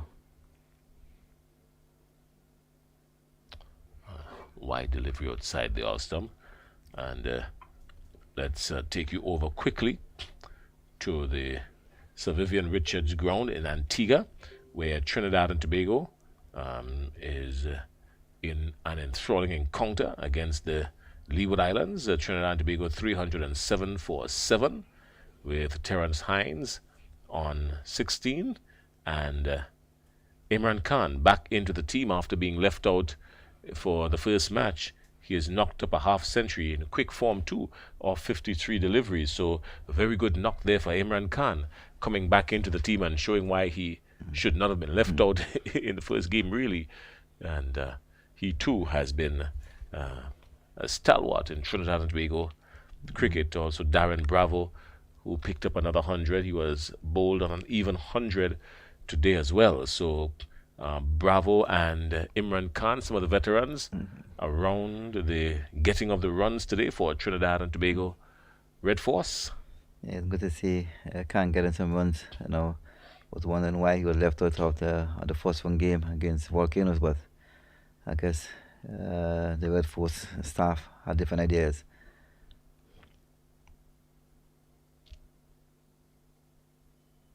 also still over there in Antigua in what was a rain-infected day on all levels, and really, the weather really played a significant part in these matches. 209 for 7. Barbados Pride 209 for 7, with Shane Dowrich also moving up to a half century. So he's on 58 off 100 balls as well. So some pretty decent knocks around the Caribbean today in the regional tournament.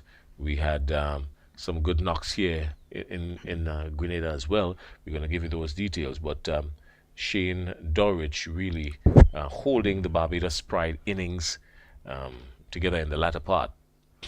Yeah, one of the good things I've seen for this first 2 rounds, I think, batters are getting runs underneath the belt, which is always a good sign for the franchises and also for West Indies cricket. We need to see the batsmen seeing where they occupy the crease, rotate strikes, and put runs on the board, which is also very, very good for West Indies cricket.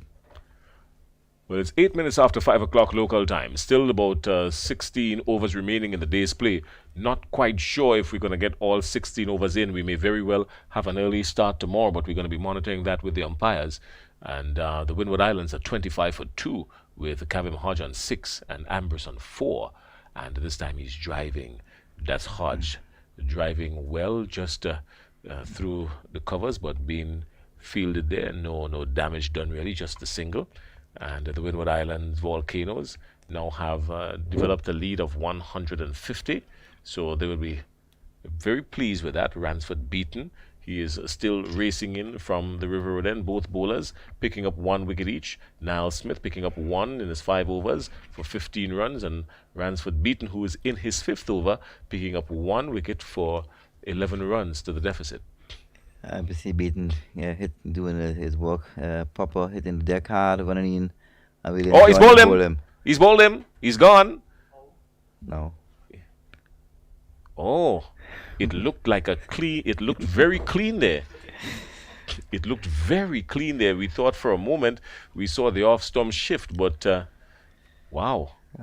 This guy is generating some serious pace. Well bowled by beaten again. Amber's equal to the task. Well taken behind by Bamba. Yeah, we thought for a moment there, saw the off stump just shifting, but we've seen that before in cricket. The stump moving, but the bail's not falling. We've seen that before, but this was a rocket of a delivery from Beaton.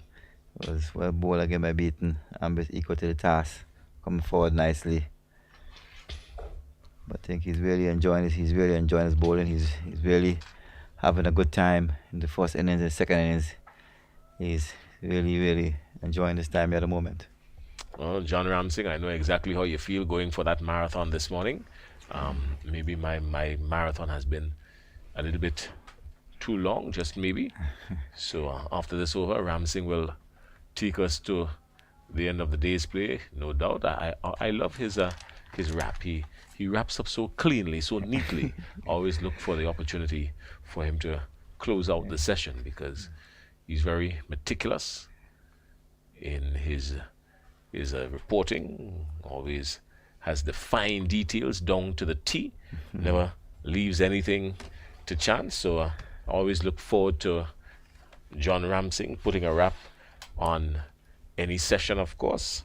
I too find myself emulating that. So John, you keep doing that and I'll keep taking notes. I think we'll have a double change here, Jason.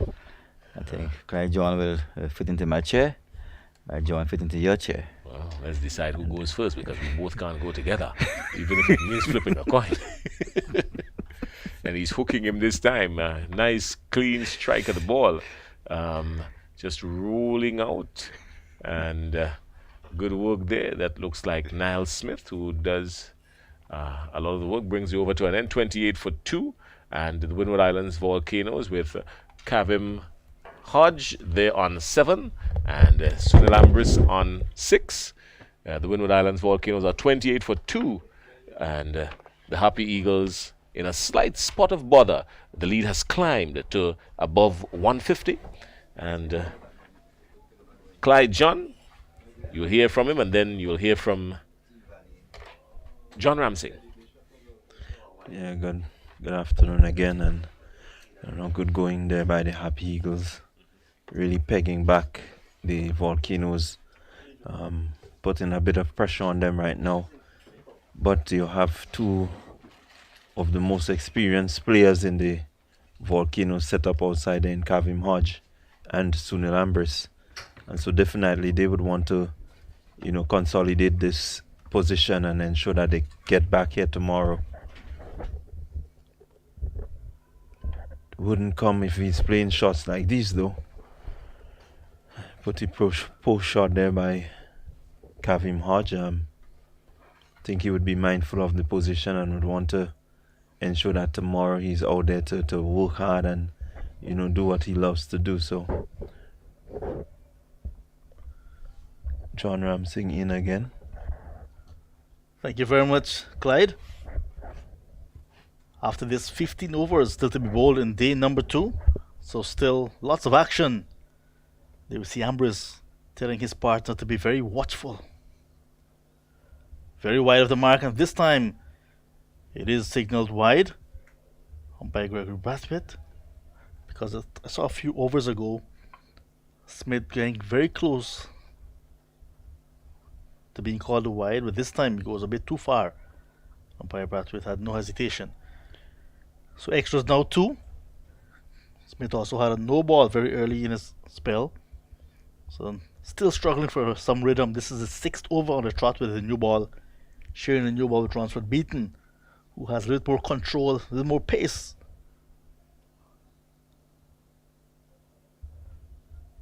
Yeah, definitely he's struggling a bit.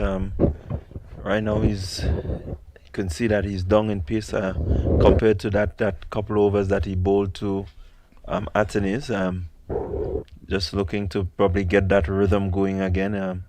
As a fast bowler, it's still tough, when you're not feeling the rhythm to really get that ball consistently where you want it. So one would hope that he would get into rhythm, and we can see, a really good expression of fast bowling coming from him. Delaney Robinson dismissed for 3. Athenes the captain after 100 in the first innings, 11 second innings. No Kimani Milius. You remember he suffered a groin injury while the Volcanoes were fielding in the Harpy Eagles first innings. So he was off the field for just about 2 hours. It means that if he's going to come to bat, you have to wait for that 2 hours time to pass. It's all part of the game.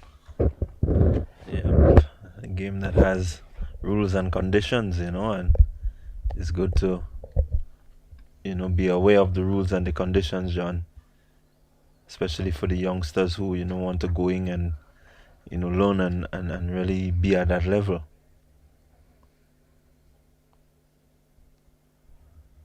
Not a wide delivery, and also called wide by umpire Brathwaite, but look at wicketkeeper Anthony Bramble almost in front of second slip, taking that one very wide again. And we can see now, maybe he's tiring, maybe he's losing more of his rhythm, but Smith not comfortable. Yeah, definitely not comfortable. He's just struggling to get that ball in consistently in a good area. He's been wide for the last couple of deliveries. I know he's bowling to Hodge and maybe just wanting Hodge to sort of follow that delivery, but I think this is a better area if he really wants him to follow the deliveries. This is the area that he needs to bowl and bowl consistently. Was expensive in the first over on Niall Smith, 1 for 51 from 7 overs. Against the Barbados Pride in the last game, he went wicketless in the first innings, but a very important 5-fer in the second, 5 for 31. So he has some wickets under his belt already, but just seems to be struggling a little bit. Maybe if he switched around to the River Road end, we can see what he can do from that end. Just too wide, not forcing Kavim Hodge to play a shot. Hodge very watchful late on day number 2. You can see now the shadows across the pitch itself from the stands to the east. Stands in the west, that is. To the west. Yeah. Yeah, Smith just around the point of release, just seemed to be losing, that shape that he has. That arm seems to be going across the body a bit more, not really getting it coming down straight as he would normally have it.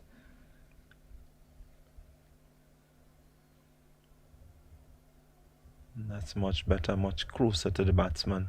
2 wides in the over. Over completed, 17 runs already conceded from Niall Smith in his 6 overs. And after 11 overs of batting in the Windward Islands Volcanoes second innings, they're 30 for the loss of 2. Yeah, nice, easy over there. They didn't have much to play at, and so that would be working in their favor as the time goes by. The overs are going down. Definitely, this pair would want to ensure that they're there come tomorrow morning, bright and early. They will want to set a nice, decent target that they can defend. Beaten to continue. This is his 6th consecutive over. Little bit of away movement. He drives up to the face of the bat. Hemraj is down there at a very wide third man position. He collects. So 294 Volcanoes got in the first innings. Guyana Harpy Eagles replied with 169. Batting a second time with a lead of 125. Now 31 for the loss of 2, which means they're 156 runs ahead. So that is a very comfortable position to be heading into day number 3. Good bowling. And when you look at the 2 full days still to go in this game, and at the pace in which it has gone already into the 3rd innings of the match, we can say that without rain, we can have a result very early. Yeah, certainly, a good position. Still, a bit of worry because you would not want, the wickets to fall too quickly. We scheduled for 4 days. We would love to have that 4 days, but as you say, the pace at which it's going.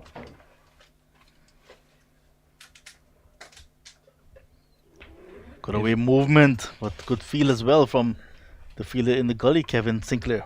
Yeah, and I want to compliment both teams, at least looking at the fast bowling aspect of the game.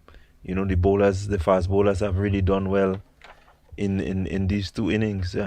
Beaton, we saw him earlier, really bowling a good spell at that first innings of the Volcanoes. He's back again, hitting some consistent lines, asking a lot of questions of the batsmen. And Niall Smith is struggling somewhat, but once he gets his radar right, we know what can happen. 7 of the 22 wickets to fall to date, going to spinners.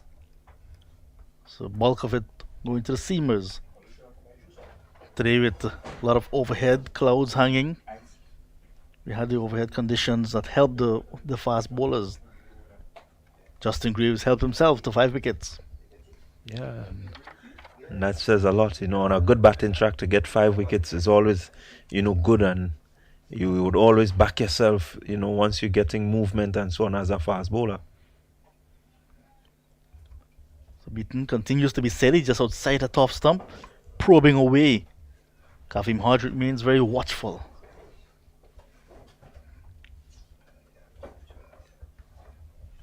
"14 overs after this to go, but with fading light here at the Grenada National Stadium, I'm very much in doubt that we'll get in all 14 overs. Umpires said we'll play until 20 past 5, but then there's also that provision of 30 minutes extra. So we can go as late as 10 minutes to 6 o'clock, light permitting. Steady over comes to an end. There's a single in it. 31 now for the loss of 2. 12 overs in the Volcano second innings gone. So definitely the batsmen would want to, be aware of what is going to take place. The umpires, we haven't seen the light meters come out as yet, so it means that they still think that, there is good enough light. And we just may see some spin being introduced. Yeah, where Simon Pamal has handed his cap to umpire Gregory Brathwaite. And he's having a chat with his captain about the strategy that they're going to employ. So 12 overs with this second new ball. Well, second innings, first new ball. And we're seeing spin.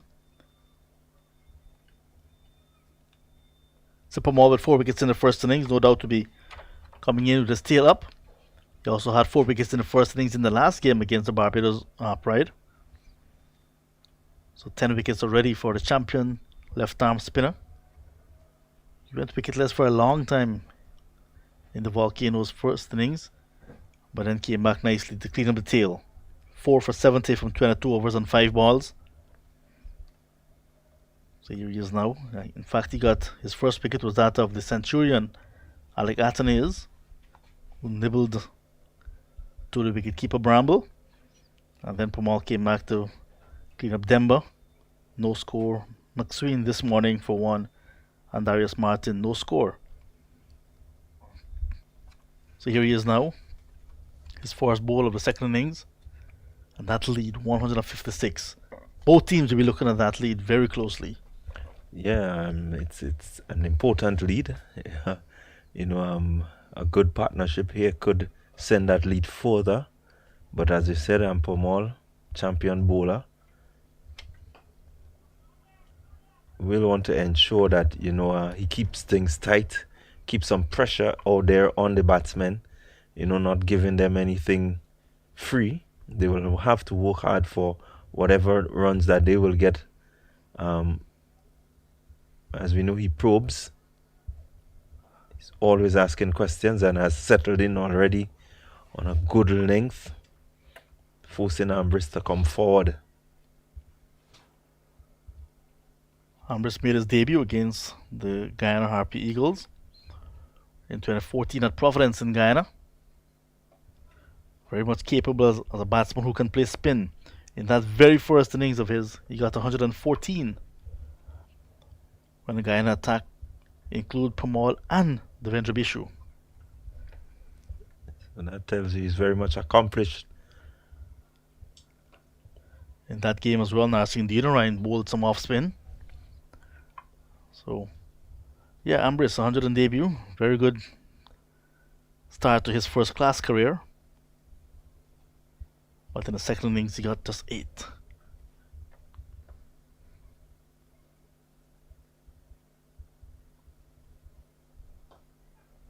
It's in the air, but over the field at mid-on. Running back, will he be able to prevent the boundary? No, he cannot. And that will roll into the boundary for 4. So Ambrose, like I said, a very good player of spin. Gets an early boundary off the bowling of Pamal. Pamal could be under some pressure very early. Ambrose into double figures now. He's on to 11, 35 for 2. Yeah, good shot there by Ambrose. Pamal just coming onto the leg stump line a bit, and easy hit for him there, going through the line of the delivery and just picking up 4 easy runs. So good shot. Making use of the deliveries that are not on target.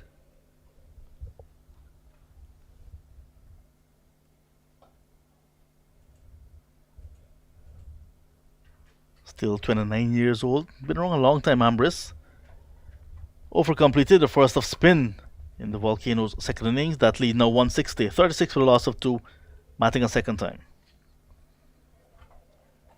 Yeah, all eyes will be on the umpires. I think the players, everyone would be concerned as to how long, we would go this afternoon. Still some sunshine, a bit of sunshine coming through. So definitely there is light. It's just that the stands have, invaded the wicket. And so it could prove to be a bit difficult for the batsmen, looking at the ball coming from the bowler's hand in bright sunlight, and then getting a little dark as it gets close to them. So Beaton is going to continue. He's now picked up 1 for 14, now into his 7th over of the second innings. Here he is. Full. It's turned into the onside. Smith just jogs across, collects.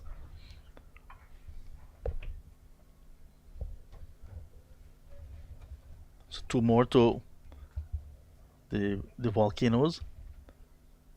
They've bowled out the Guyana Harp Eagles for 169. The Harp Eagles seem to have struggled against the seam. So what do you think might be a good total? They want to set a target for the Volcanoes, for the Harp Eagles. Well, I will be comfortable with a total of at least 290. How long they get it, how long they take to get it will be important. Making sure I have enough time to get the wickets, ensuring that 290 would be a good score in terms of their defense and how attacking they can be.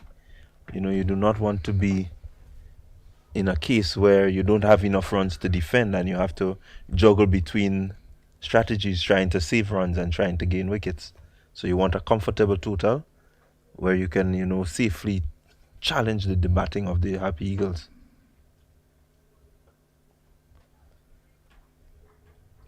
Beaton perhaps getting a bit tired as well, not into his 7th over. Should be, he is human. Yeah, and has bowled well throughout his 2 stints. So definitely by now the body will be, and today's only the 2nd day, so it means that he bowled on the 1st day and now he is bowling again on the 2nd day. It's a lot of work for a fast bowler, asking to put all his effort into his deliveries. 16 overs, 3 maidens, 2 for 50 in the first innings.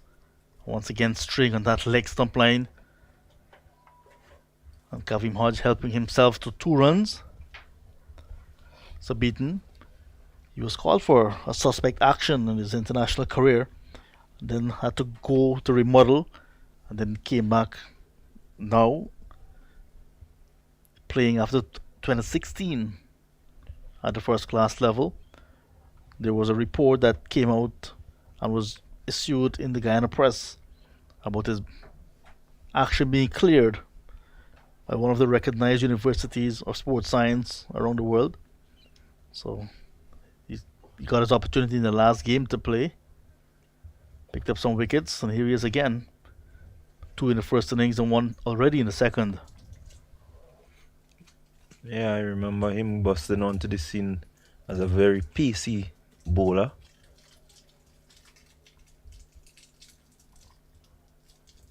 And still, after this long break, he looks, very good as a pace bowler, hitting some consistent lines and lengths and then challenging the batsmen. So one would hope that he would, continue to impress and maybe get back to his very best, where, he might just earn a West Indies call-up. You need the support at the other end to make things a bit easier. Much like we saw when the Volcanoes were bowling. So Niall Smith out of the attack. Shamar Joseph, we haven't seen him as yet. The other seaman's a good Yorker. Just wide of the mark. Good way to end the over. So Beaton continues to be bowling at a high pace. 41 now for a loss of 2. 14 overs gone. And that lead, 166.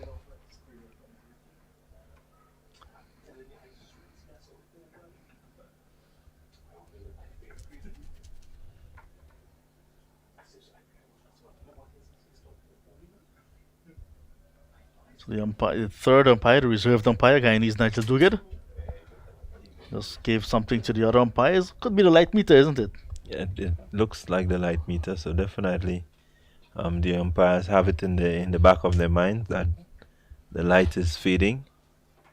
How long will they continue? Let's hope there's enough light for the umpires can see to use the light meter. Well, there is sunshine, so there is a bit of sunlight. So definitely we know that they will be able to see.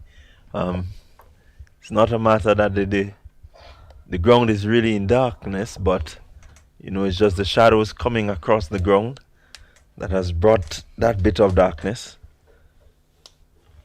So Pamal will continue. Not too short.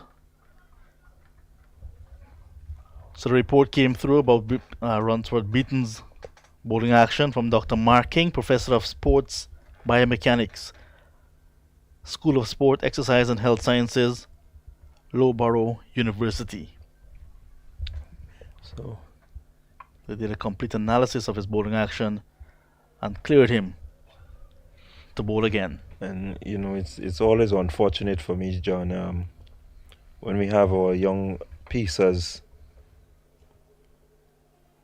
and young bowlers on a whole, going through these sort of rigorous assessments, they tend to lose a bit of focus, lose some of their drive towards, really being the best that they can be, and it could be a setback for them. But it's good to see that Beaton has gone through his stint and is back, playing the game, bowling as well as he used to.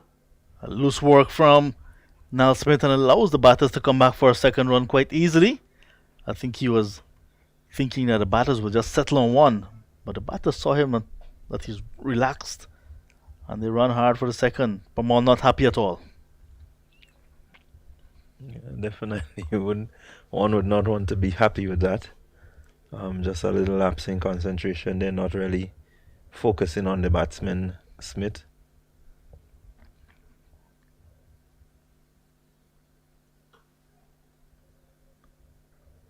We saw a ball going through 19-year-old Machu Nandu earlier, so they need to be a little bit tighter in the field, the Guyana Harpy Eagles. They want to keep things tight. They don't want to get that lead too far out of the reach. So Pamal completes another over. It's now 43. They make it for a loss of 2. Yeah, good steady stuff coming from the two batsmen. Again, their experience showing. They're looking to just maybe take some time, to get in there. They will want to return tomorrow, when the conditions would be ideal. So definitely the umpires are having that discussion. I guess they're thinking of offering the light. So the umpires will have that decision to make. Umpires Gregory Brathwaite and his fellow Barbadian Jonathan Blades. So they're going to go back to the respective positions because they think it's good enough to continue. 11 overs still to go in the day's play. They have until 5:50 local time to do that, which is some 15 minutes away. So they should be able to hold up for 15 minutes. What do you think? Especially with spin operating. Yeah, definitely. With the spin operating, I think they will hold out as long as they can. Once the light doesn't get too bad, then they will certainly stay out there as long as they can. 2 for 66 in the first innings from 21 overs. Kevin Sinclair is going to be introduced for the first time in the second innings. We're speaking so much about Ransford Beaton. In Georgetown, he plays for the Georgetown Cricket Club, and they'll be having a night of tributes to honor Reds Pereira. We heard so much about Reds Pereira earlier. Yeah, so the Georgetown Cricket Club will be hosting a night of tributes to the legend himself, Joseph Reds Pereira. It's on the 7th of March. All are invited. Definitely a really good initiative there, by the Guyana Cricket. Well, the Georgetown Cricket Club. Cricket Club, yeah. The invaluable contribution that he has given. Sinclair down the leg side, punished, but his protection on the onside and that deep backward square boundary. So it's just a single, but that's a very ranked long hop. Yeah, very lucky to get away with that delivery, although there was a bit of protection there, and I guess that's why he chose that line, because of that protection.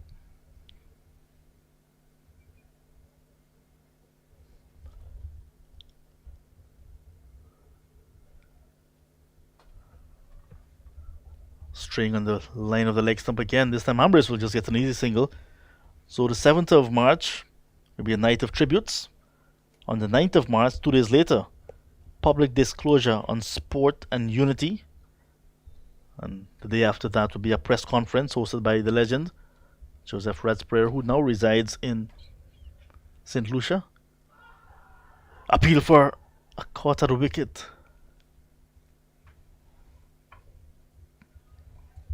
Yeah, so it's good. It's good to, see that persons recognize his contribution, to cricket, and especially in the commentary aspect of the cricket, making things very exciting for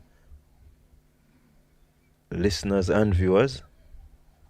He has not had a long career, and it has been a really colorful, exciting career. So definitely it's something to celebrate. Over 150 test matches. Lots and lots of one-day internationals. And tons more of domestic cricket, regional cricket. The legend himself, Joseph Ratsprayer.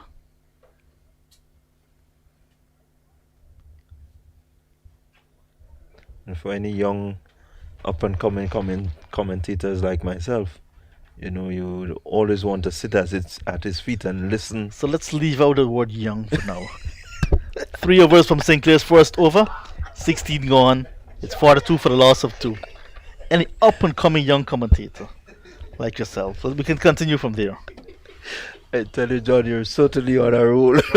Oh boy. I think the Grenada wicket works well for you, John. Yeah, so it's really good. I think a bank of knowledge you would always want to, get from the best. If you ever want to become the best, then I think he's one of the best in the world. When it comes to his game, you would want to compare him to Richie Beno and these guys. They make an excellent team. So definitely you will want to have as much interaction with him. I think he knows the game of cricket inside out. Inside out.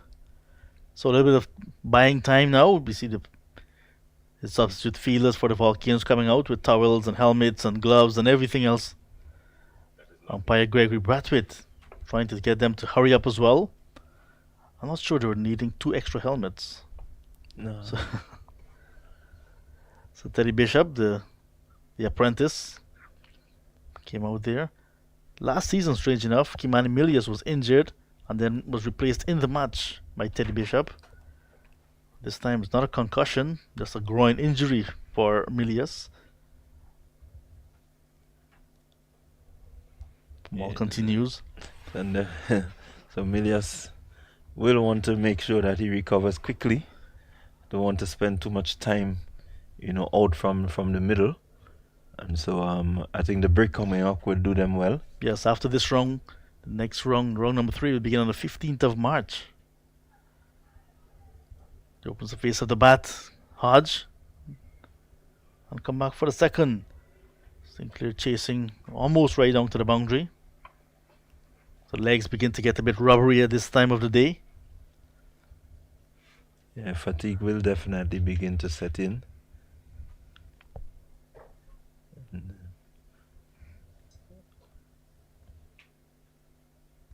It's just a matter of time, really, but it's getting a bit brighter. There you see pressure now on Hodge with Kemal Savory sealing it off, and then the other guy in just his second match, Matthew Nandu, sealing it on right in the face of the batter. Yeah, good pressure being applied there by Captain Johnson. I'm hoping that he can etch out a wicket before the end of the day's play. How many the overs remaining, being able to get another wicket here, the inform and experienced Ambrose and Hodge, having one of these wickets there now will certainly put some pressure on the Windward Volcanoes. And so Johnson will want to try as much as possible to get a wicket here before the end of the day's play. Well played, Hodge. End of the over. Score remains on 48 for the loss of 2. Hodge holding form on 13, Amris on 18. Last year in that tournament I'm speaking of, the Windward Islands Volcanoes in their first innings 339. Harpy Eagles replied at 327. So the Volcanoes had a lead of 12 runs, slim lead, but very important. Then in the second innings they were bowled out for 190, setting the Harpy Eagles a target of 203, and they got there with the last pair at the crease. So if the Harpy Eagles can think about bowling out the Volcanoes a second time quickly, they can perhaps have history being repeated. But for now it's going to be stumps on day number 2. The umpires thinking that they've had enough. Some 9 overs were still remaining, and the umpires have offered light, and the players are walking off. So that's stumps on day number 2. The Windward Islands Volcanoes batting a second time, 48 for 2. Hodges on 13, Ambrose on 18. It means the 2 batters dismissed. Jelani Robinson for 3, and Alec Atton is the captain, 11. May feel that they have missed out, but the Windward Islands in a very good position to press for an outright victory. Wicket apiece to Niall Smith and 2 runs for Beaton, the seamers who shared the new wall. Niall Smith 6 overs, 1 for 17. Beaton 7 overs, 1 for 19. It was the final session where the Volcanoes were asked to bat 26 overs, and they have negotiated 17 of those. So 9 overs remaining in the day's play. We will not get those in today, and the umpires can perhaps look to make up time tomorrow. But we had a very full day and a long day. Yeah, very, very full day. Lots of action happening, started the day, and one expected that the Windwards, they would have gotten over the 300 mark, closing on 292. But eventually they were bowled out for 294, just adding some 2 runs to their overnight score. And the Happy Eagles came out to bat, were on the back foot from the get-go. And definitely a good bowling performance put in by the Windwards. Now they're back out there, Guyana, looking to ensure that they press towards getting the Windwards out as cheaply as possible before that lead extends too far. It's now 173. So definitely they would be looking to, get some early wickets come tomorrow morning, ensure that they remove the 2 experience in Hodge and Ambrose, and maybe look to get the other batsmen as cheaply as possible, set up a really good finish. But the Windwards, they would have a different mindset, a different plan, and hopefully, this partnership can go on to set a decent total where they can restrict, the Guyana Happy Eagles and come out with an outright victory. I notice you're using the word set quite often because we're looking at a beautiful sunset there. As the sun goes down and disappears from us, we try to get out of here as early as possible as well to come back tomorrow. Jelani Robinson with a new opening partner today, Kavim Hodge. Hodge is still there, holding form on 13. Remember, Kimani Milius suffered a groin injury and did not open the batting, and will come tomorrow if needed. So Jelani Robinson caught at the wicket of the bowling of Beaton for 3. Alec Athena's 100 in the first innings. Today caught at firstly by Leon Johnson off the bowling of Niall Smith for 11. Wickets falling at 1 for 6, 2 for 19. Like you said, 173 runs the lead for the Volcanoes in their second innings. 2 days gone, 2 days to go. Scores again in the match. Volcanoes 294 first innings. The Guyana Harp Eagles 169 in their first innings. Volcanoes batting a second time at stumps on day number 2, 48 for 2, with a lead of 173. My name is John Ramsing on behalf of Clyde John, Junior Murray, and Jason Skeet and the technical team, wishing you well for the rest of the day, and here's inviting you to join us tomorrow when we bring you day 3 live from the Green International Stadium. Until then, goodbye.